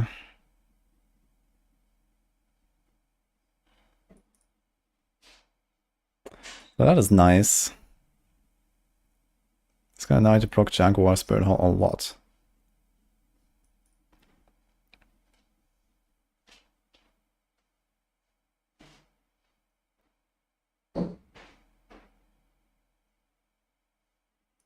Oh. So Kekeleke and Banish Loss is no longer a thing.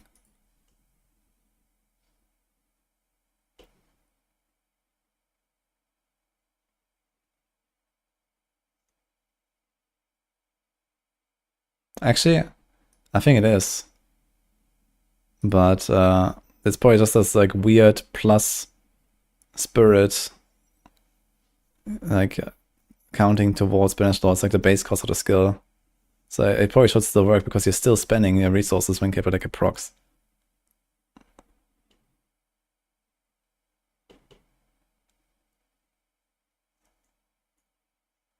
Will the armor be finally fixed? I'm talking about PoE. It's gonna do a band-aid until they properly fix it at some point, they said. But it's a nice buff.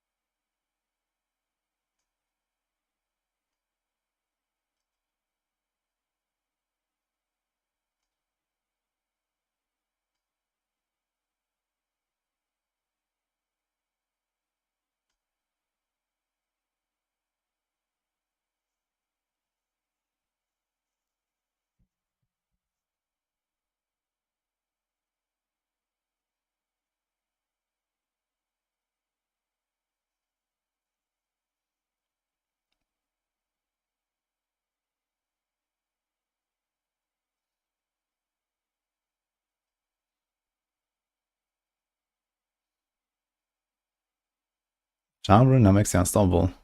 That's what the 2-tip says, but I never did. That's kind of OP. I've been a big Charm Rune enjoyer, actually, in Season 6. I've been putting it everywhere for speed farming.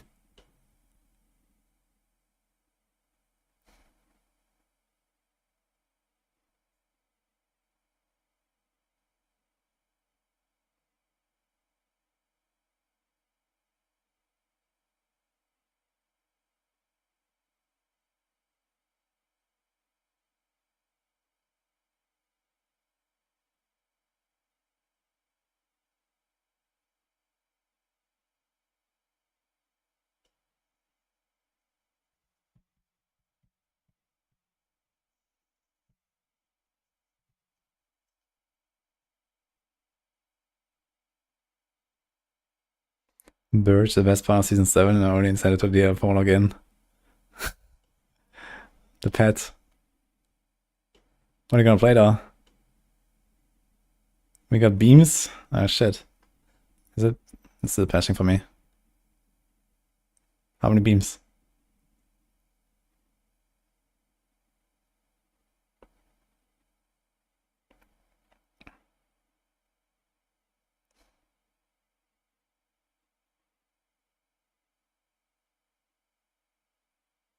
It's an orange beam. Maybe it shows you which Citadel it is with the beam color. That would be cool if you can tell from the color. I got 2 right now at the edge of the fog. I'm predicting 30 for my Atlas. But let's see.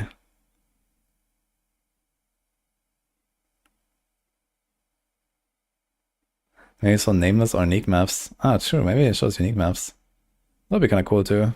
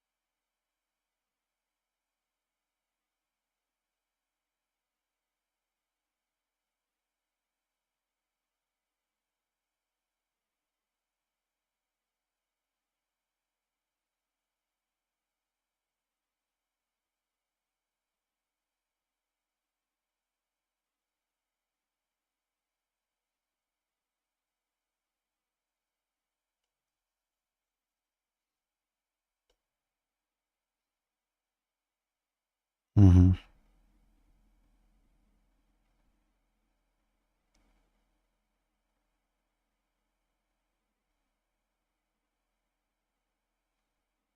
Somehow I'm not excited for the super ball lightning stuff, I gotta say.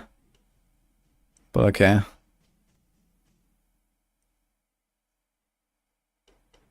Anything else that's in here?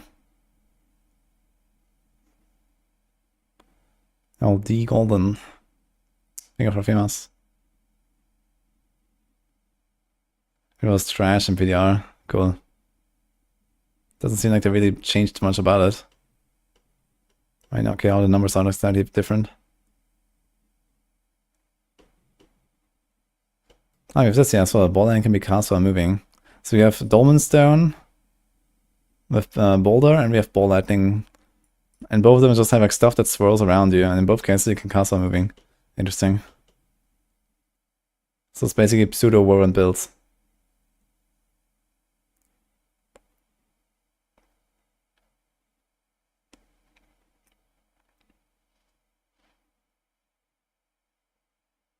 Ball press spin.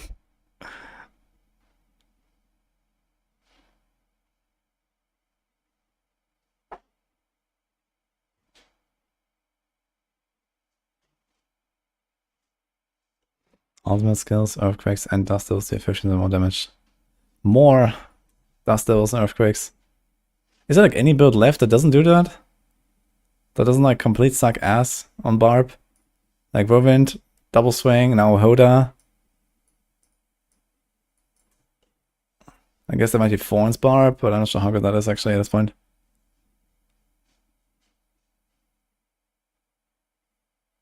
Spin to win is spreading.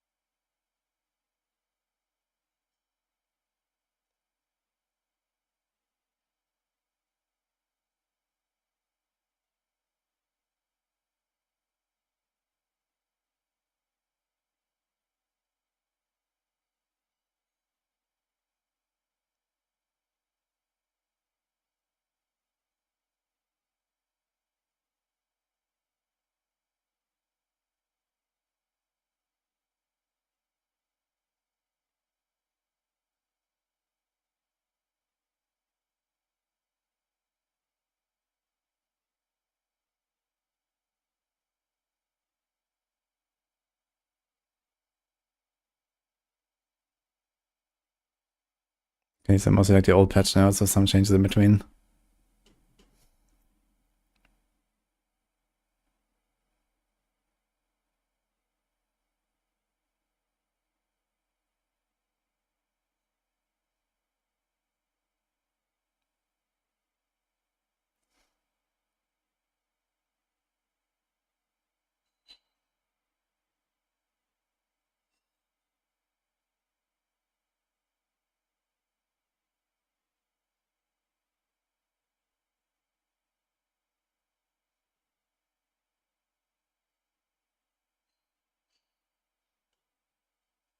That was kind of cool.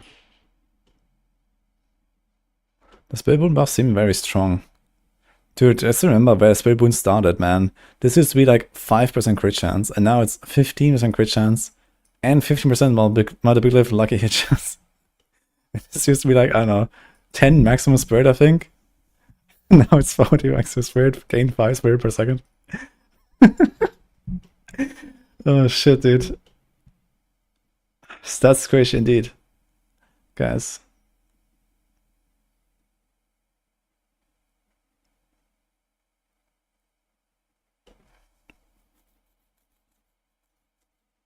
Pumping. Because Porter keeps playing Druid and he keeps giving feedback. And now we have this. Stonks, dude. This is also huge. Every 6 attack will cost the next Citadel power. That's really nice for Pulverize. Maybe I'll just play Pulverize. Good old Pulverize. I mean, I guess the side rewards were clear, but it's gonna be way better for boss.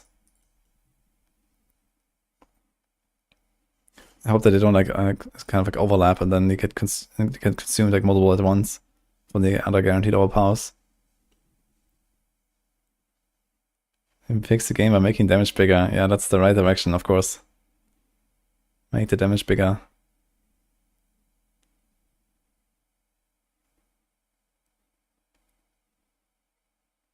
You see that Elon demonetized Asthma from X? Yeah, so I heard. But it's not like you earn a lot on X, I guess. So...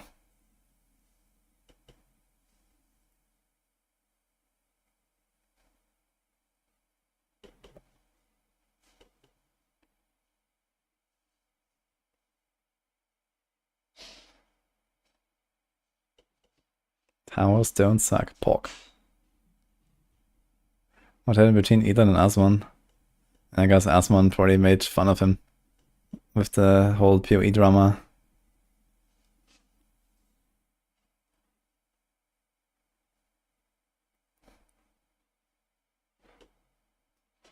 Wait a minute, isn't that a utility power? Ah, they changed it. Okay. I was looking at this, I was like, that seems very strong for utility, but they actually changed it. Okay. Still not terrible. It's like one good way to get your poisons and 50% buff. For some builds, it might be something.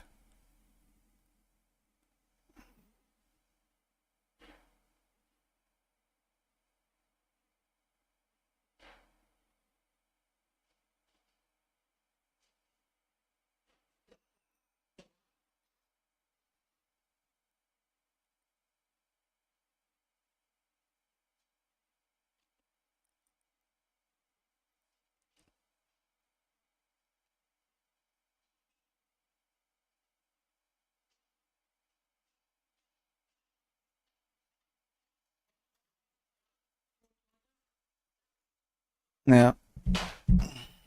Thank you. Patch is up. Did you log in already? Lower than you.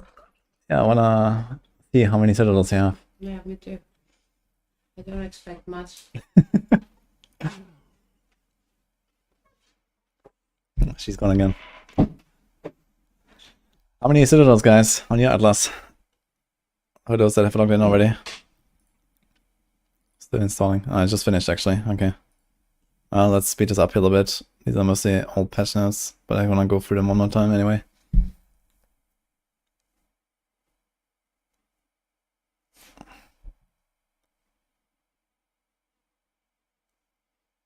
One, zero? Really? Holy shit. You got 4 citadels right on the border. The color of the bean changes depending on the citadel type. Yeah, that's really nice.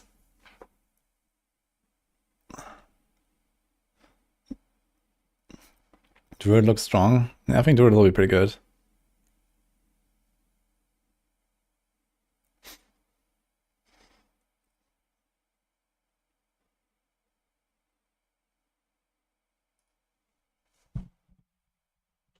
$150.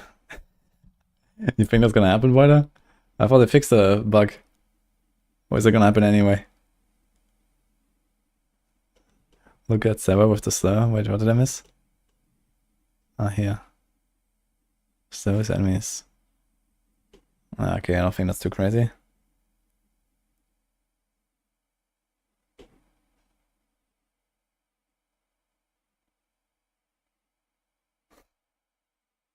Would you like monkey form for PoE druid? That would be a funny druid form.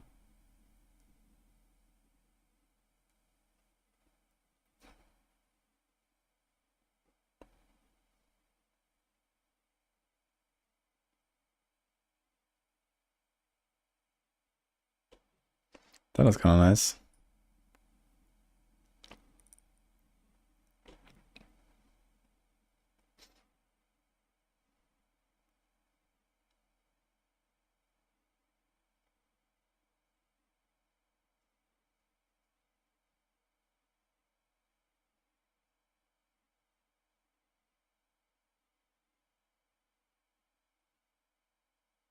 What? They buffed Zorus.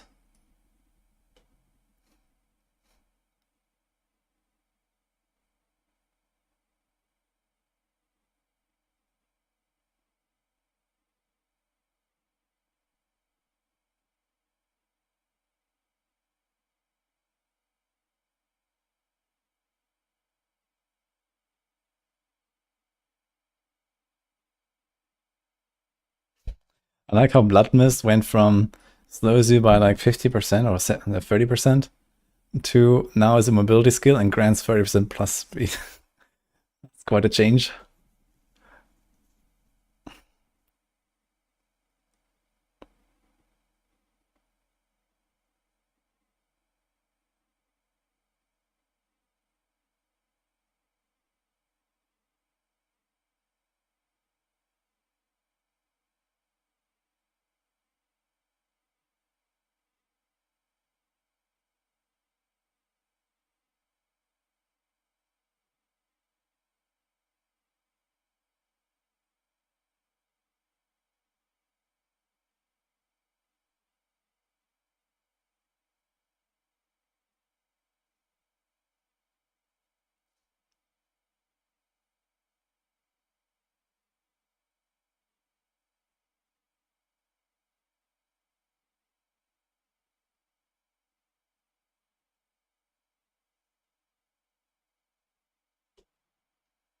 How much block can he have on a Necro? You have 20% block chance on a shield, right? Was it more?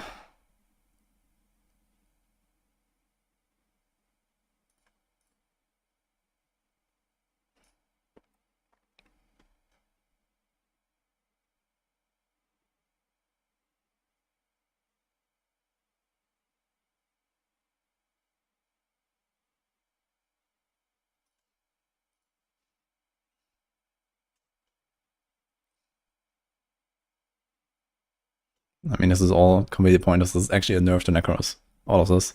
Because just have more aspects in your pool that do absolutely nothing. Static Blades S tier now.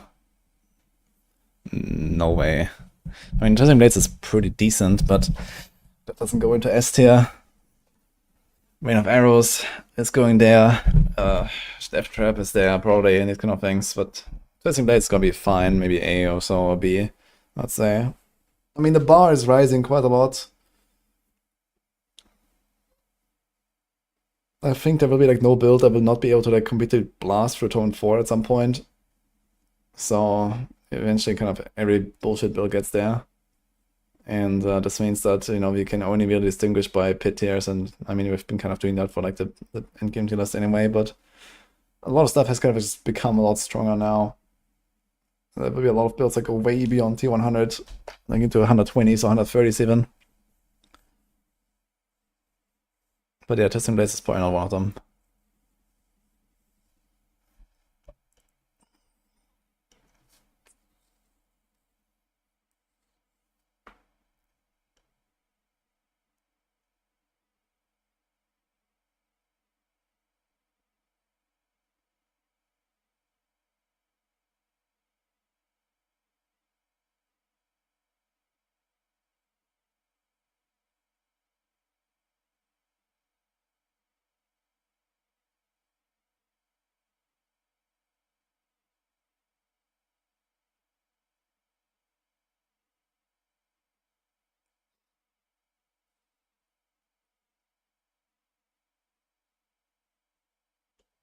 They moved their overpower damage away from the Blood Moon Breachers. Made a crit damage instead.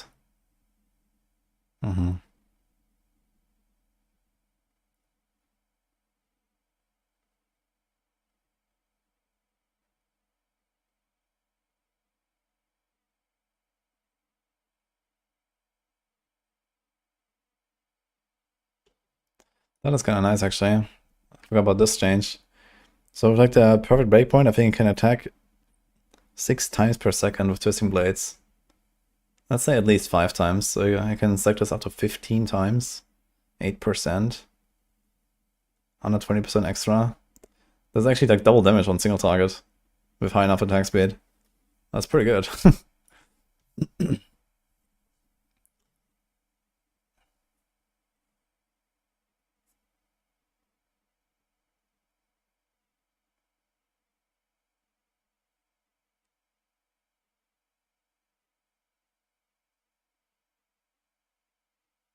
It's also nice, 50% crit flat.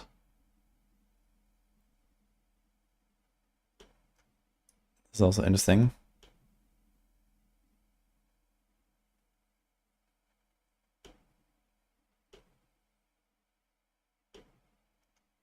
That's interesting as well, for like early game at least. Planet Call Imbuement. I hope they're gonna do something with Imbuments to make them, you know, mix and match a little bit more. I guess some suggestions to them to like, for example, make this like a charge-based system where like, you know, they recharge like, let's say 1 charge every 3 seconds or every 5 seconds or something. You can have multiple charges and then you consume them one by one instead of all of them at once. And you kind of just toggle them. That'd be cool. And then you can like also combine multiple elements.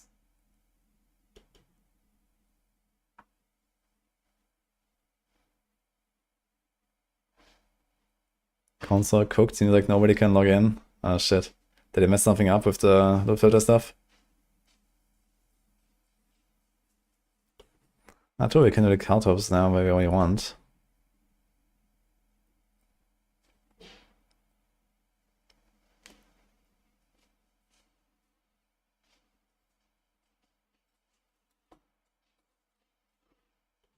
Death Trap slows also running enemies by 85%. Mm-hmm.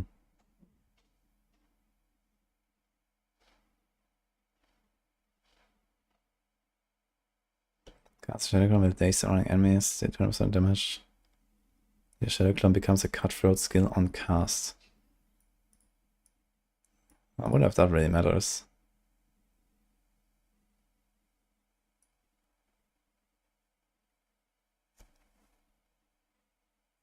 Okay.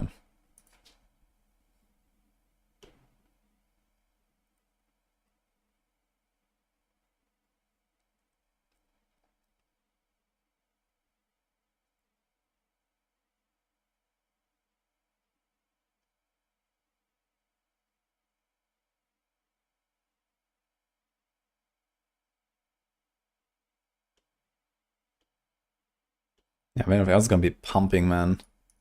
That's insane. Not too.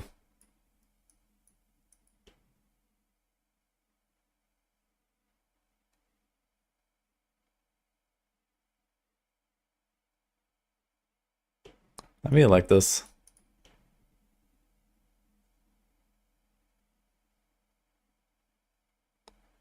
Shadow Clone will apply legendary effects. Yeah, they said that Shadow Clone should work with everything. I'm not sure if it actually does, but it seems like they have been fixing stuff in CBR as well, so I was kind of just like hope that everything kind of works. But you're probably gonna find stuff that doesn't.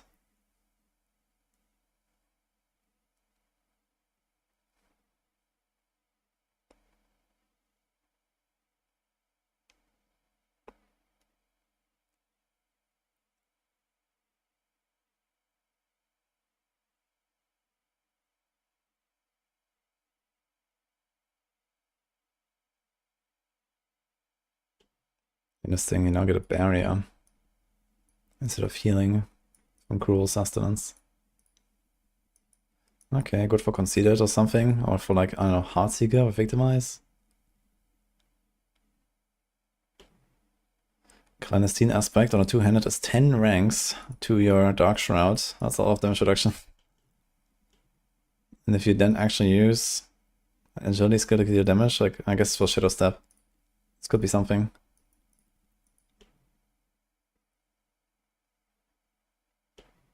Caltov, Smoke Grenade, and Death Trap receive your Stun Grenade benefits. I think this does not include Stun Grenade size though, unfortunately. That would be cool if like Death Trap was larger. But I think I've tested this like in the past and the Stun Grenade size did not actually buff the size of the other stuff. So I doubt this works here.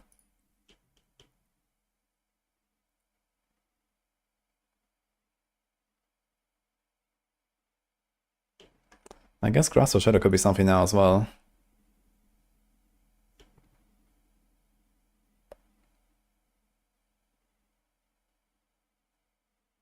The following effects and affixes still do not work properly. Damage per combo point, effect size increase, duration increase. Okay. Duration increase, I guess, is way the most important here.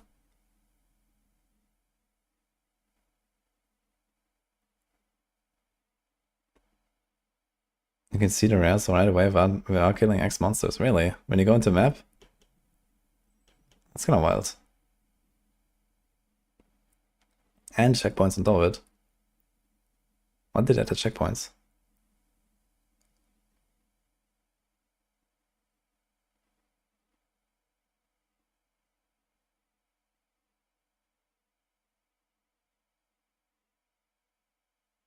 Number go up.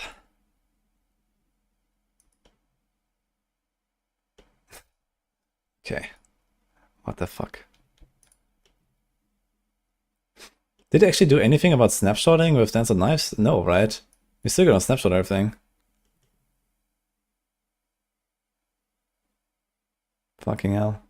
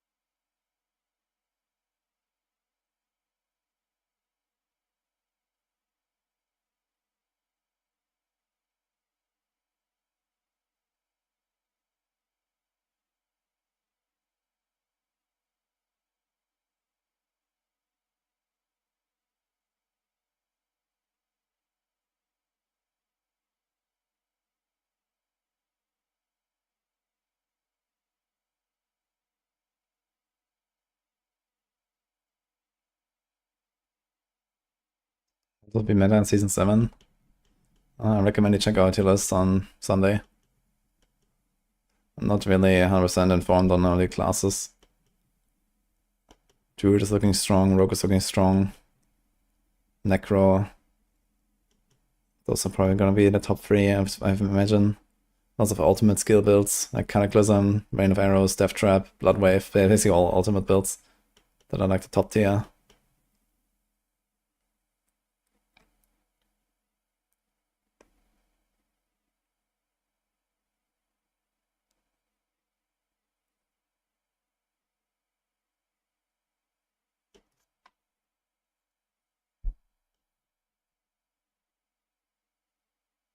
Echo, Rogue, and Spiritborn.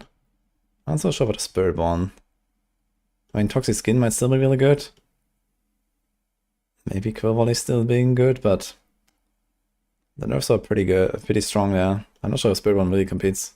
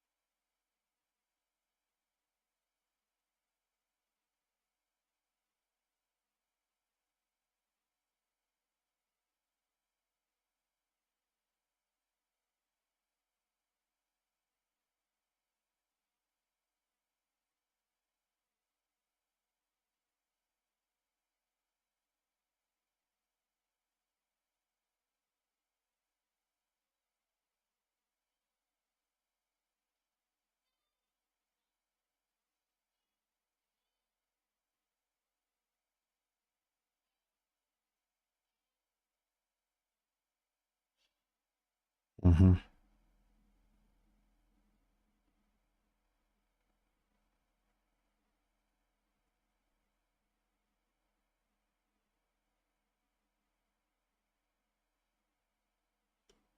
About all the instances, including the armor one. 100 core stats, what the hell? Okay. All the maximum res.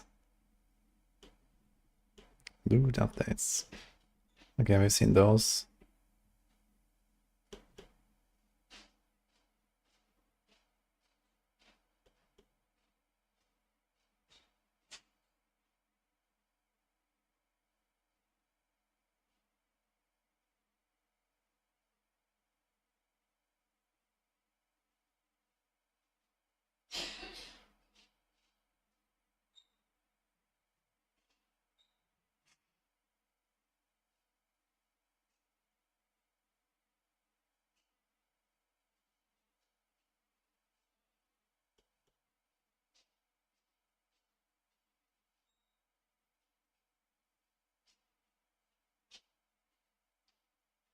Okay.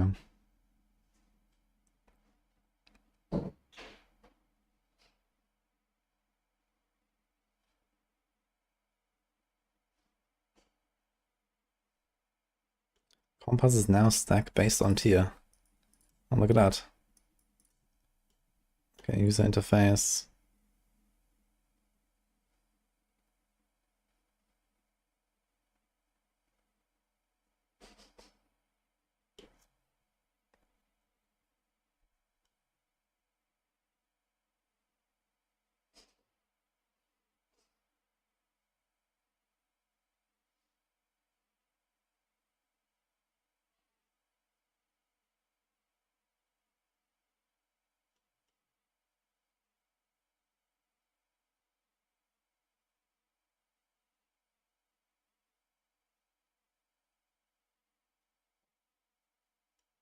Scroll of Escape can now drop an Infernal Horde in the pit.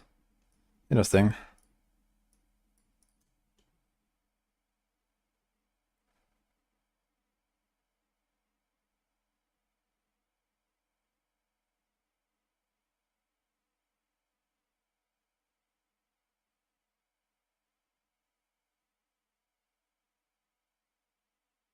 Did I actually confirm that we don't have to do class quests again now in Season 7? Or do we have to do it one more time with the changes that I made to the class quests? I didn't even quite catch that.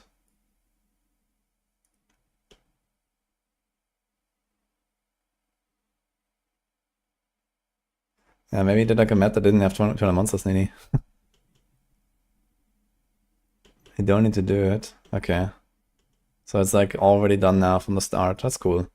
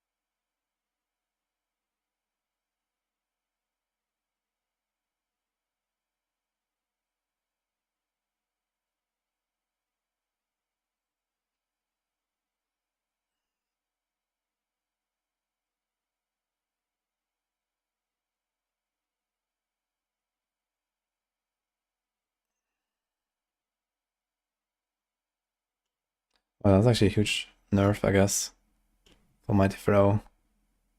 Mighty Throw was cracked because it was snapshotting on a lot of stuff, so I wonder if that's actually fixed everything.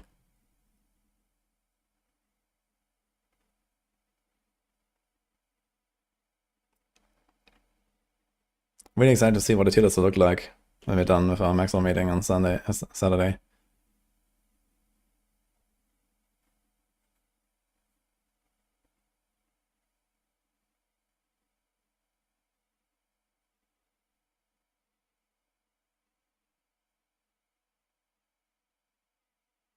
Did Necromancer get destroyed? Ah, Necromancer's OP.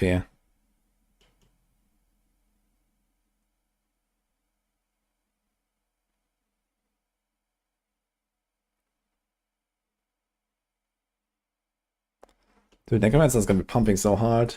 You put like the sever mobility aspect on the boots, or even on the neck if you want. Yeah, probably on the boots. Then you go Blood Wave, and you just like zoom around and one-shot everything. It's gonna be kind of crazy, I think. I think you have so much mobility with that aspect on Necro. If you have like 200 movement speed.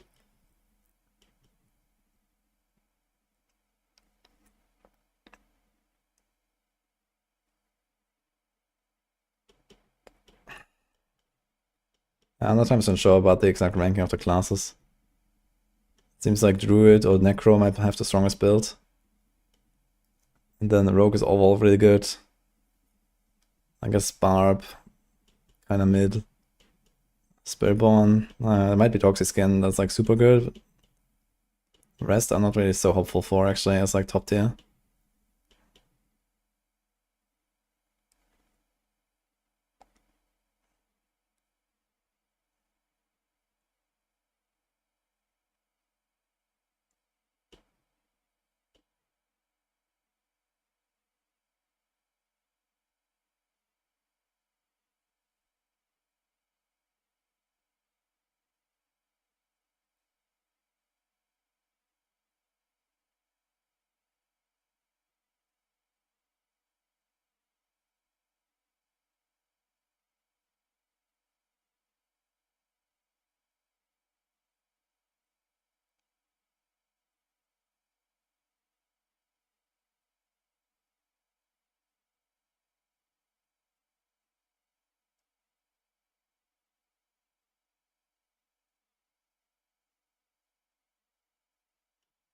That's such a weird change.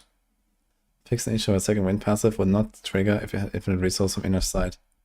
Like what the fuck? Why would it trigger?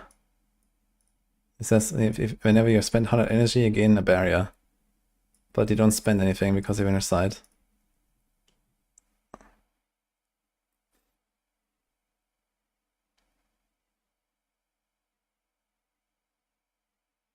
So here's a stun grenade fix for the knives.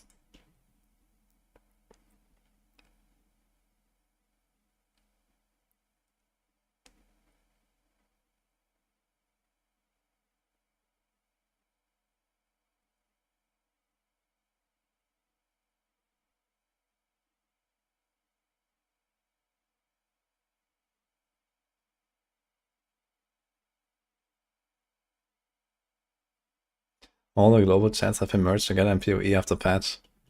That's hilarious, what the fuck?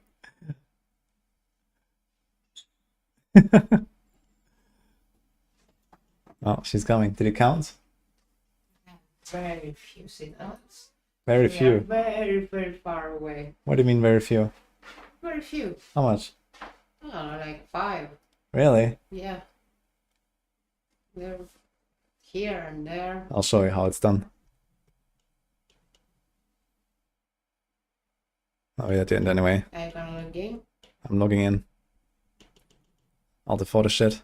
Let's go. Okay. Why are you reading all this stuff? I was going for the patch notes. Was that many? Well, there were also like the previous patch notes basically, but in between there were like some of the changes that I made. So I just wanted to kind of get a refresher on all of it. Alright, we're gonna count Citadels now. Prediction time, guys. I'm gonna have like 50 or so. Okay, so I'm gonna check it on softcore, where I have leveled to Yeah, true. You have both software and hardware. let's say 2.3 characters. Mhm. To 93. So I've done something like I would estimate I probably have like somewhere like 800 maps or I something. think they have a different glow. Like iron Yeah. Citadels and stone Citadels. Okay, I'm gonna say 20 or more for the believers, or 19 or less for the doubters. Oh, I believe in you. How Black. many Citadel beams? Atlas. Just don't believe in mine. Let's see it. Also have to change my cam. So, how many did you have? Maybe I'm optimistic, I don't know. I mean, you found them all already. What are you complaining for? What do you mean I found them all? Yeah, There's you more kept here. founding here and there Yeah, all the time. Yeah, Yeah, you were not like me, or like the rest of us. I'm different. Yes, you are built very differently. Why are you wearing a robe? Did you hear me? Can you just change your trans mode? You look like an auntie. Look.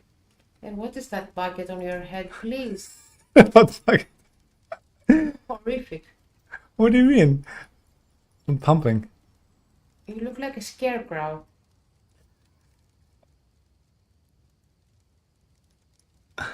Okay, we're logging in. Let's see. Soap says he had 9. 9. But then then he's a believer. Interesting. Yeah, I will believe in your insane luck. We just don't believe in ours. Alright, let's go. Transmog burn. Good thing is I have 87 fires. Alright. I'm always roasting Woody for his lack of and sense of fashion. Ah, here's the glowing. Okay, so where's the start button? Here. Okay, let's do this. You zoom out. Ah, look, we also see the circles now. Beautiful. Okay, let's start here where we didn't do much. Oh. 1. Okay, this is actually right next to the start here. Alright, 1. Not exactly next. 2. Okay. 2.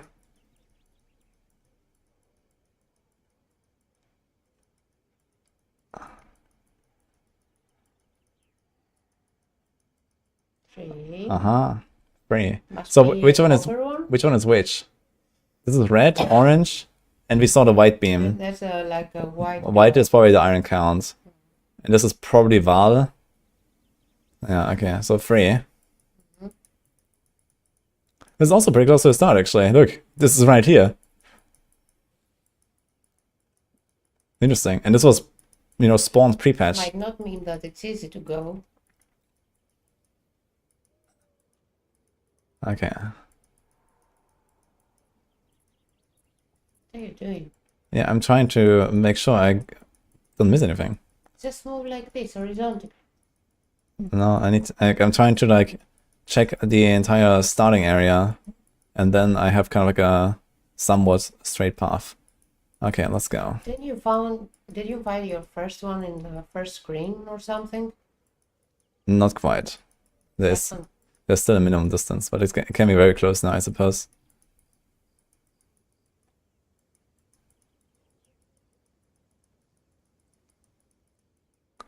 Okay, there's a whole lot of nothing here.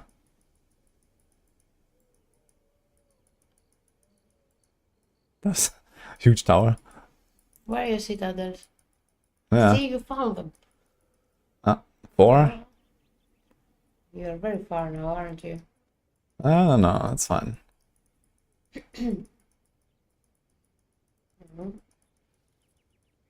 5.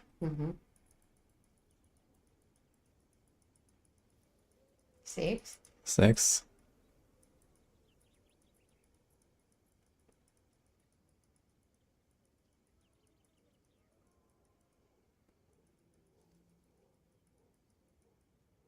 Uh-huh.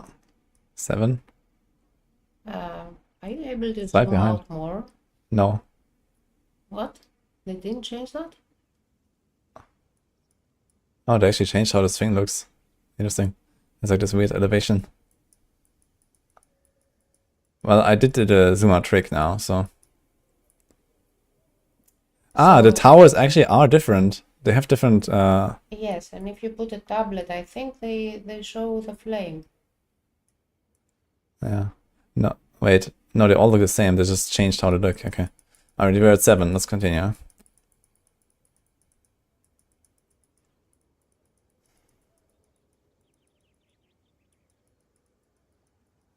The problem is that if you... Oh. Right here. 8. Oh man, look at this. I actually just popped straight around it. Too bad, okay. If you have some of them appearing already, they don't show as glowing in the map, right? Only the fog. I guess so. 9. Unlucky. 10. Okay. 11. You can do it. I believe. We're gonna easily hit 20 at this point. Dude, I haven't even turned around yet, I'm still going up. So, we're gonna have 20 for sure. Ah, there. Okay, 12? 12. Okay, now we're turning around. Nothing in all this, actually, look at that. Okay. Were you 13. or going towards one direction? Almost the one direction. 14.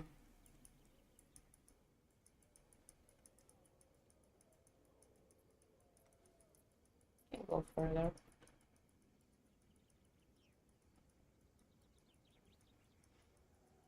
It's actually interesting to see how much of like a stretch there is sometimes with nothing.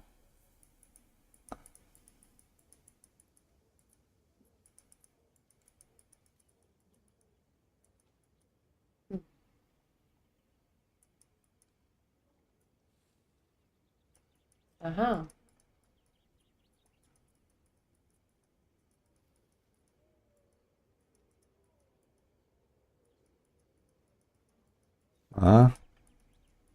Where are they? By the way, apart from 15? apart from Moment of Zen and Untainted Paradise, are there more unique maps? Yeah, Vaults of Kamasa. haven't found that one. It's in the stone citadel. Stone. Yeah. Found 2 stone citadels, but not that. Yeah, it's not always there. But I got 3 back-to-back in one. Yeah.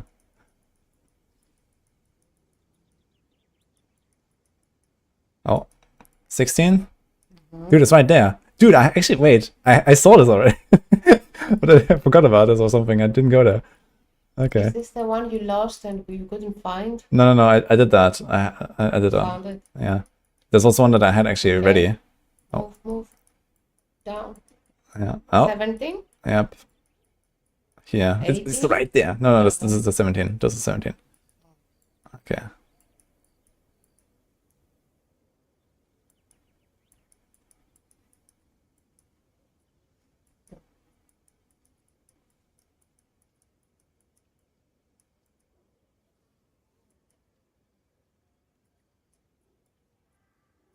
Oh, it shows with glow.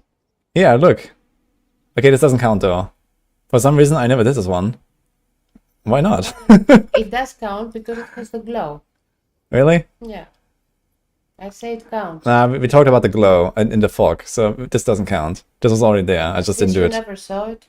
Yeah, I guess I wanted to go there at some point and forgot it. So this doesn't count. We're still at 17. Okay. If chat says it's out, Okay, 18. we actually doubt that he's gonna have more than 20. Nah, we're gonna have 25, I think. Oh, 19. Hmm. Dude, they're gonna do so many arbiters. By the way, have you spec 20? armor with your warrior? No, I have a cloak. A robe. This is 20. We hit 20. Okay. So believers win. Yeah, you did, but let's see how many you have. Yeah, it's pathing is gonna get a little bit complicated soon, since I need to like wrap around here a little bit. Let's see. There's probably like a little bit of fog in the middle somewhere. More on the right.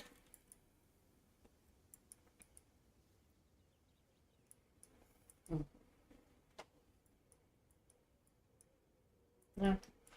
I'm gonna slowly go towards my puny 5 citadels now. 21. Bye. Bye. Good luck.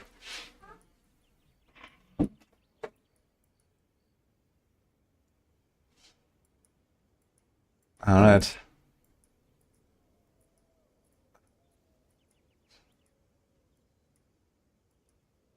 My god, it's getting laggy. look how laggy it is now. Because it rendered the entire fucking atlas. Holy shit. Oh, gotta crash here at some point or something.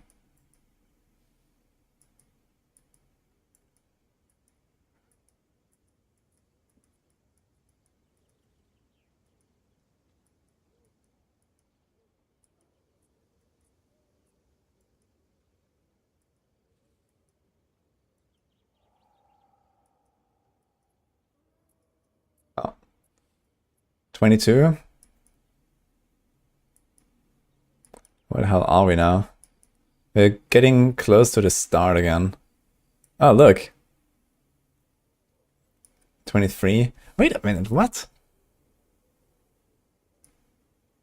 Did they increase the distance, the view distance of the towers or something? Like, look at this. There's Copper Citadel here. I can even see the mine shaft. And I just never went there for some reason. I guess I lost track of it. It's the second one already. Probably did not miss the copper one. All my copper citadels are reset. What the fuck? No, mine are not reset. Like on this way there that we saw. Okay, I'm gonna check this. But I didn't see any active copper citadels. I didn't have any maps completed either around this. Here as well, for example. Okay, we were 23. You had this one already, I think, on the left. Yeah. 24. Okay, I think we're getting close to the start again now. Yeah, I think this is the home. Yeah, here's a start. 24.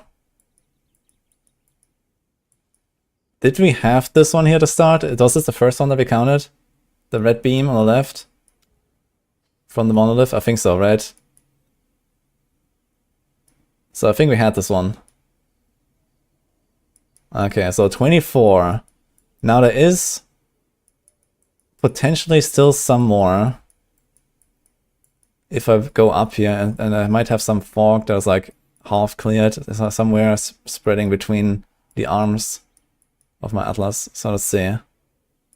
But I did my best to try to go around the entire thing.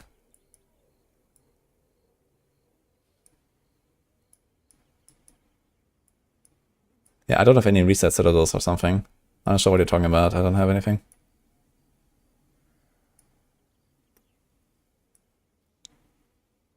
Map attempted? Oh, maybe you're right, actually. Maybe the entire Citadel, like all of its special maps are incomplete again. Did it happen to you guys too? Here it says, no, it says map attempted, so I never did this one. I never went there.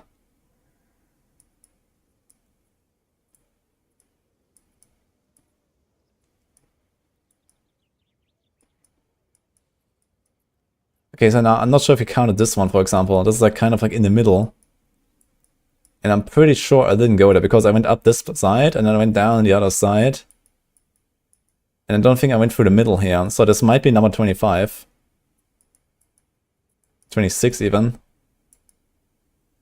Because I'm pretty sure I didn't pass through the middle again. And like here, this middle fog, we did not go for this, I think. There's actually 2 citadels here.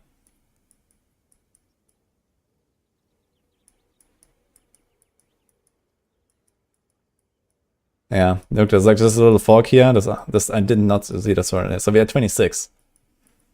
Okay, so my initial prediction was actually not bad. I said 30, but then for the Twitch prediction I made it 20. Yeah, it looks like 26. I think this is the left outer area now that we counted already. If I'm not mistaken. I just want to check if there's anything more somewhere in the middle. I'm pretty sure we got this one earlier. Okay. Well, I'm gonna say it's 26, guys.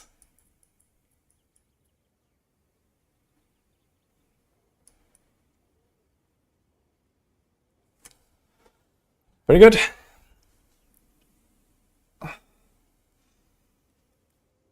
I mean, I have a lot of completed copper citadels here, and I don't see them being uncompleted again. So we saw one, but there were no completed maps surrounding it, so I just think I just never went there. This one here. Look, like nothing here is completed. I did it. Okay, I did this one here. Map completed, channel. And then channel is also a copper citadel map. And then mineshaft not done. Sea pitch. So maybe I just didn't do it. Do we have more? Like here's another copper citadel. This isn't completed, look. So I just went there and then boom. Let's use this KCVC. Yep, 26, I'm gonna say now. That's it. And I didn't count the ones that are actually showing here. This one I didn't count, I think. I'll need a fog. There you go. Did we have like 3 on one screen somewhere? At least 2.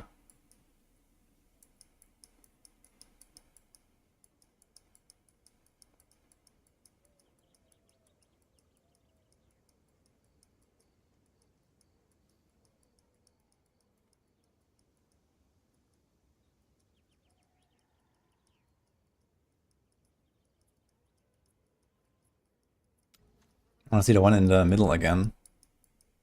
This little cloud in the middle. Where was that?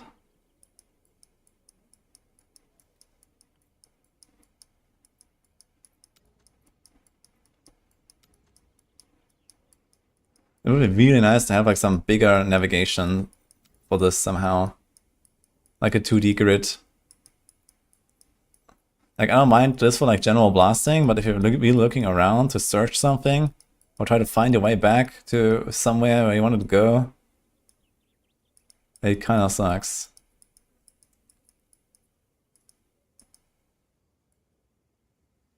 Copper Citadel. So this one is Copper Citadel, and it has a blue beam. What?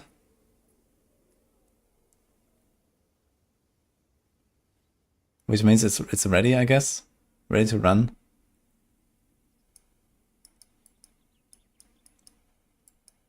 General blasting. That could be a title.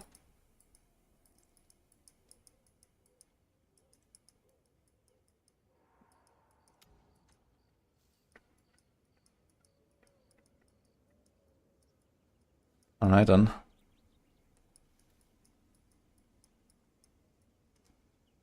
All mine were like that, blue beams again. Well, I guess run the copper citadels while it lasts, I guess. Maybe it bugs out and you have like many copper.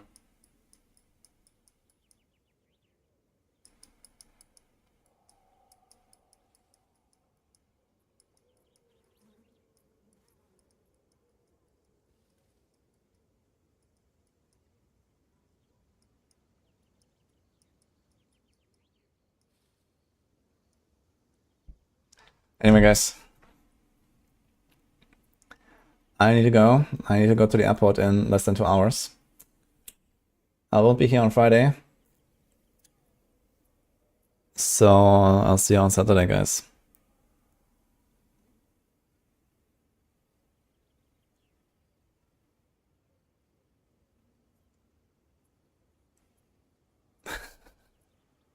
Oh, 7, yes. Thank you, guys. Hope you enjoyed it. Enjoy Paris. I don't really get to see much of it, I guess. I'm gonna arrive there like early in the morning after like 3 hours napping in the airplane. Gonna be a fun day, I guess. And yeah, I'm basically just leaving early in the morning again next day. But yeah, we'll see. I'll be back. That's right, someone.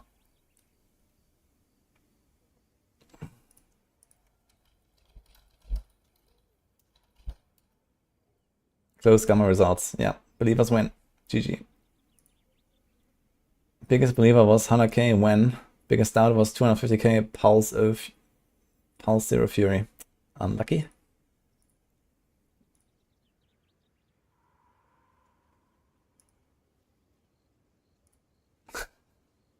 Alright, have a good night.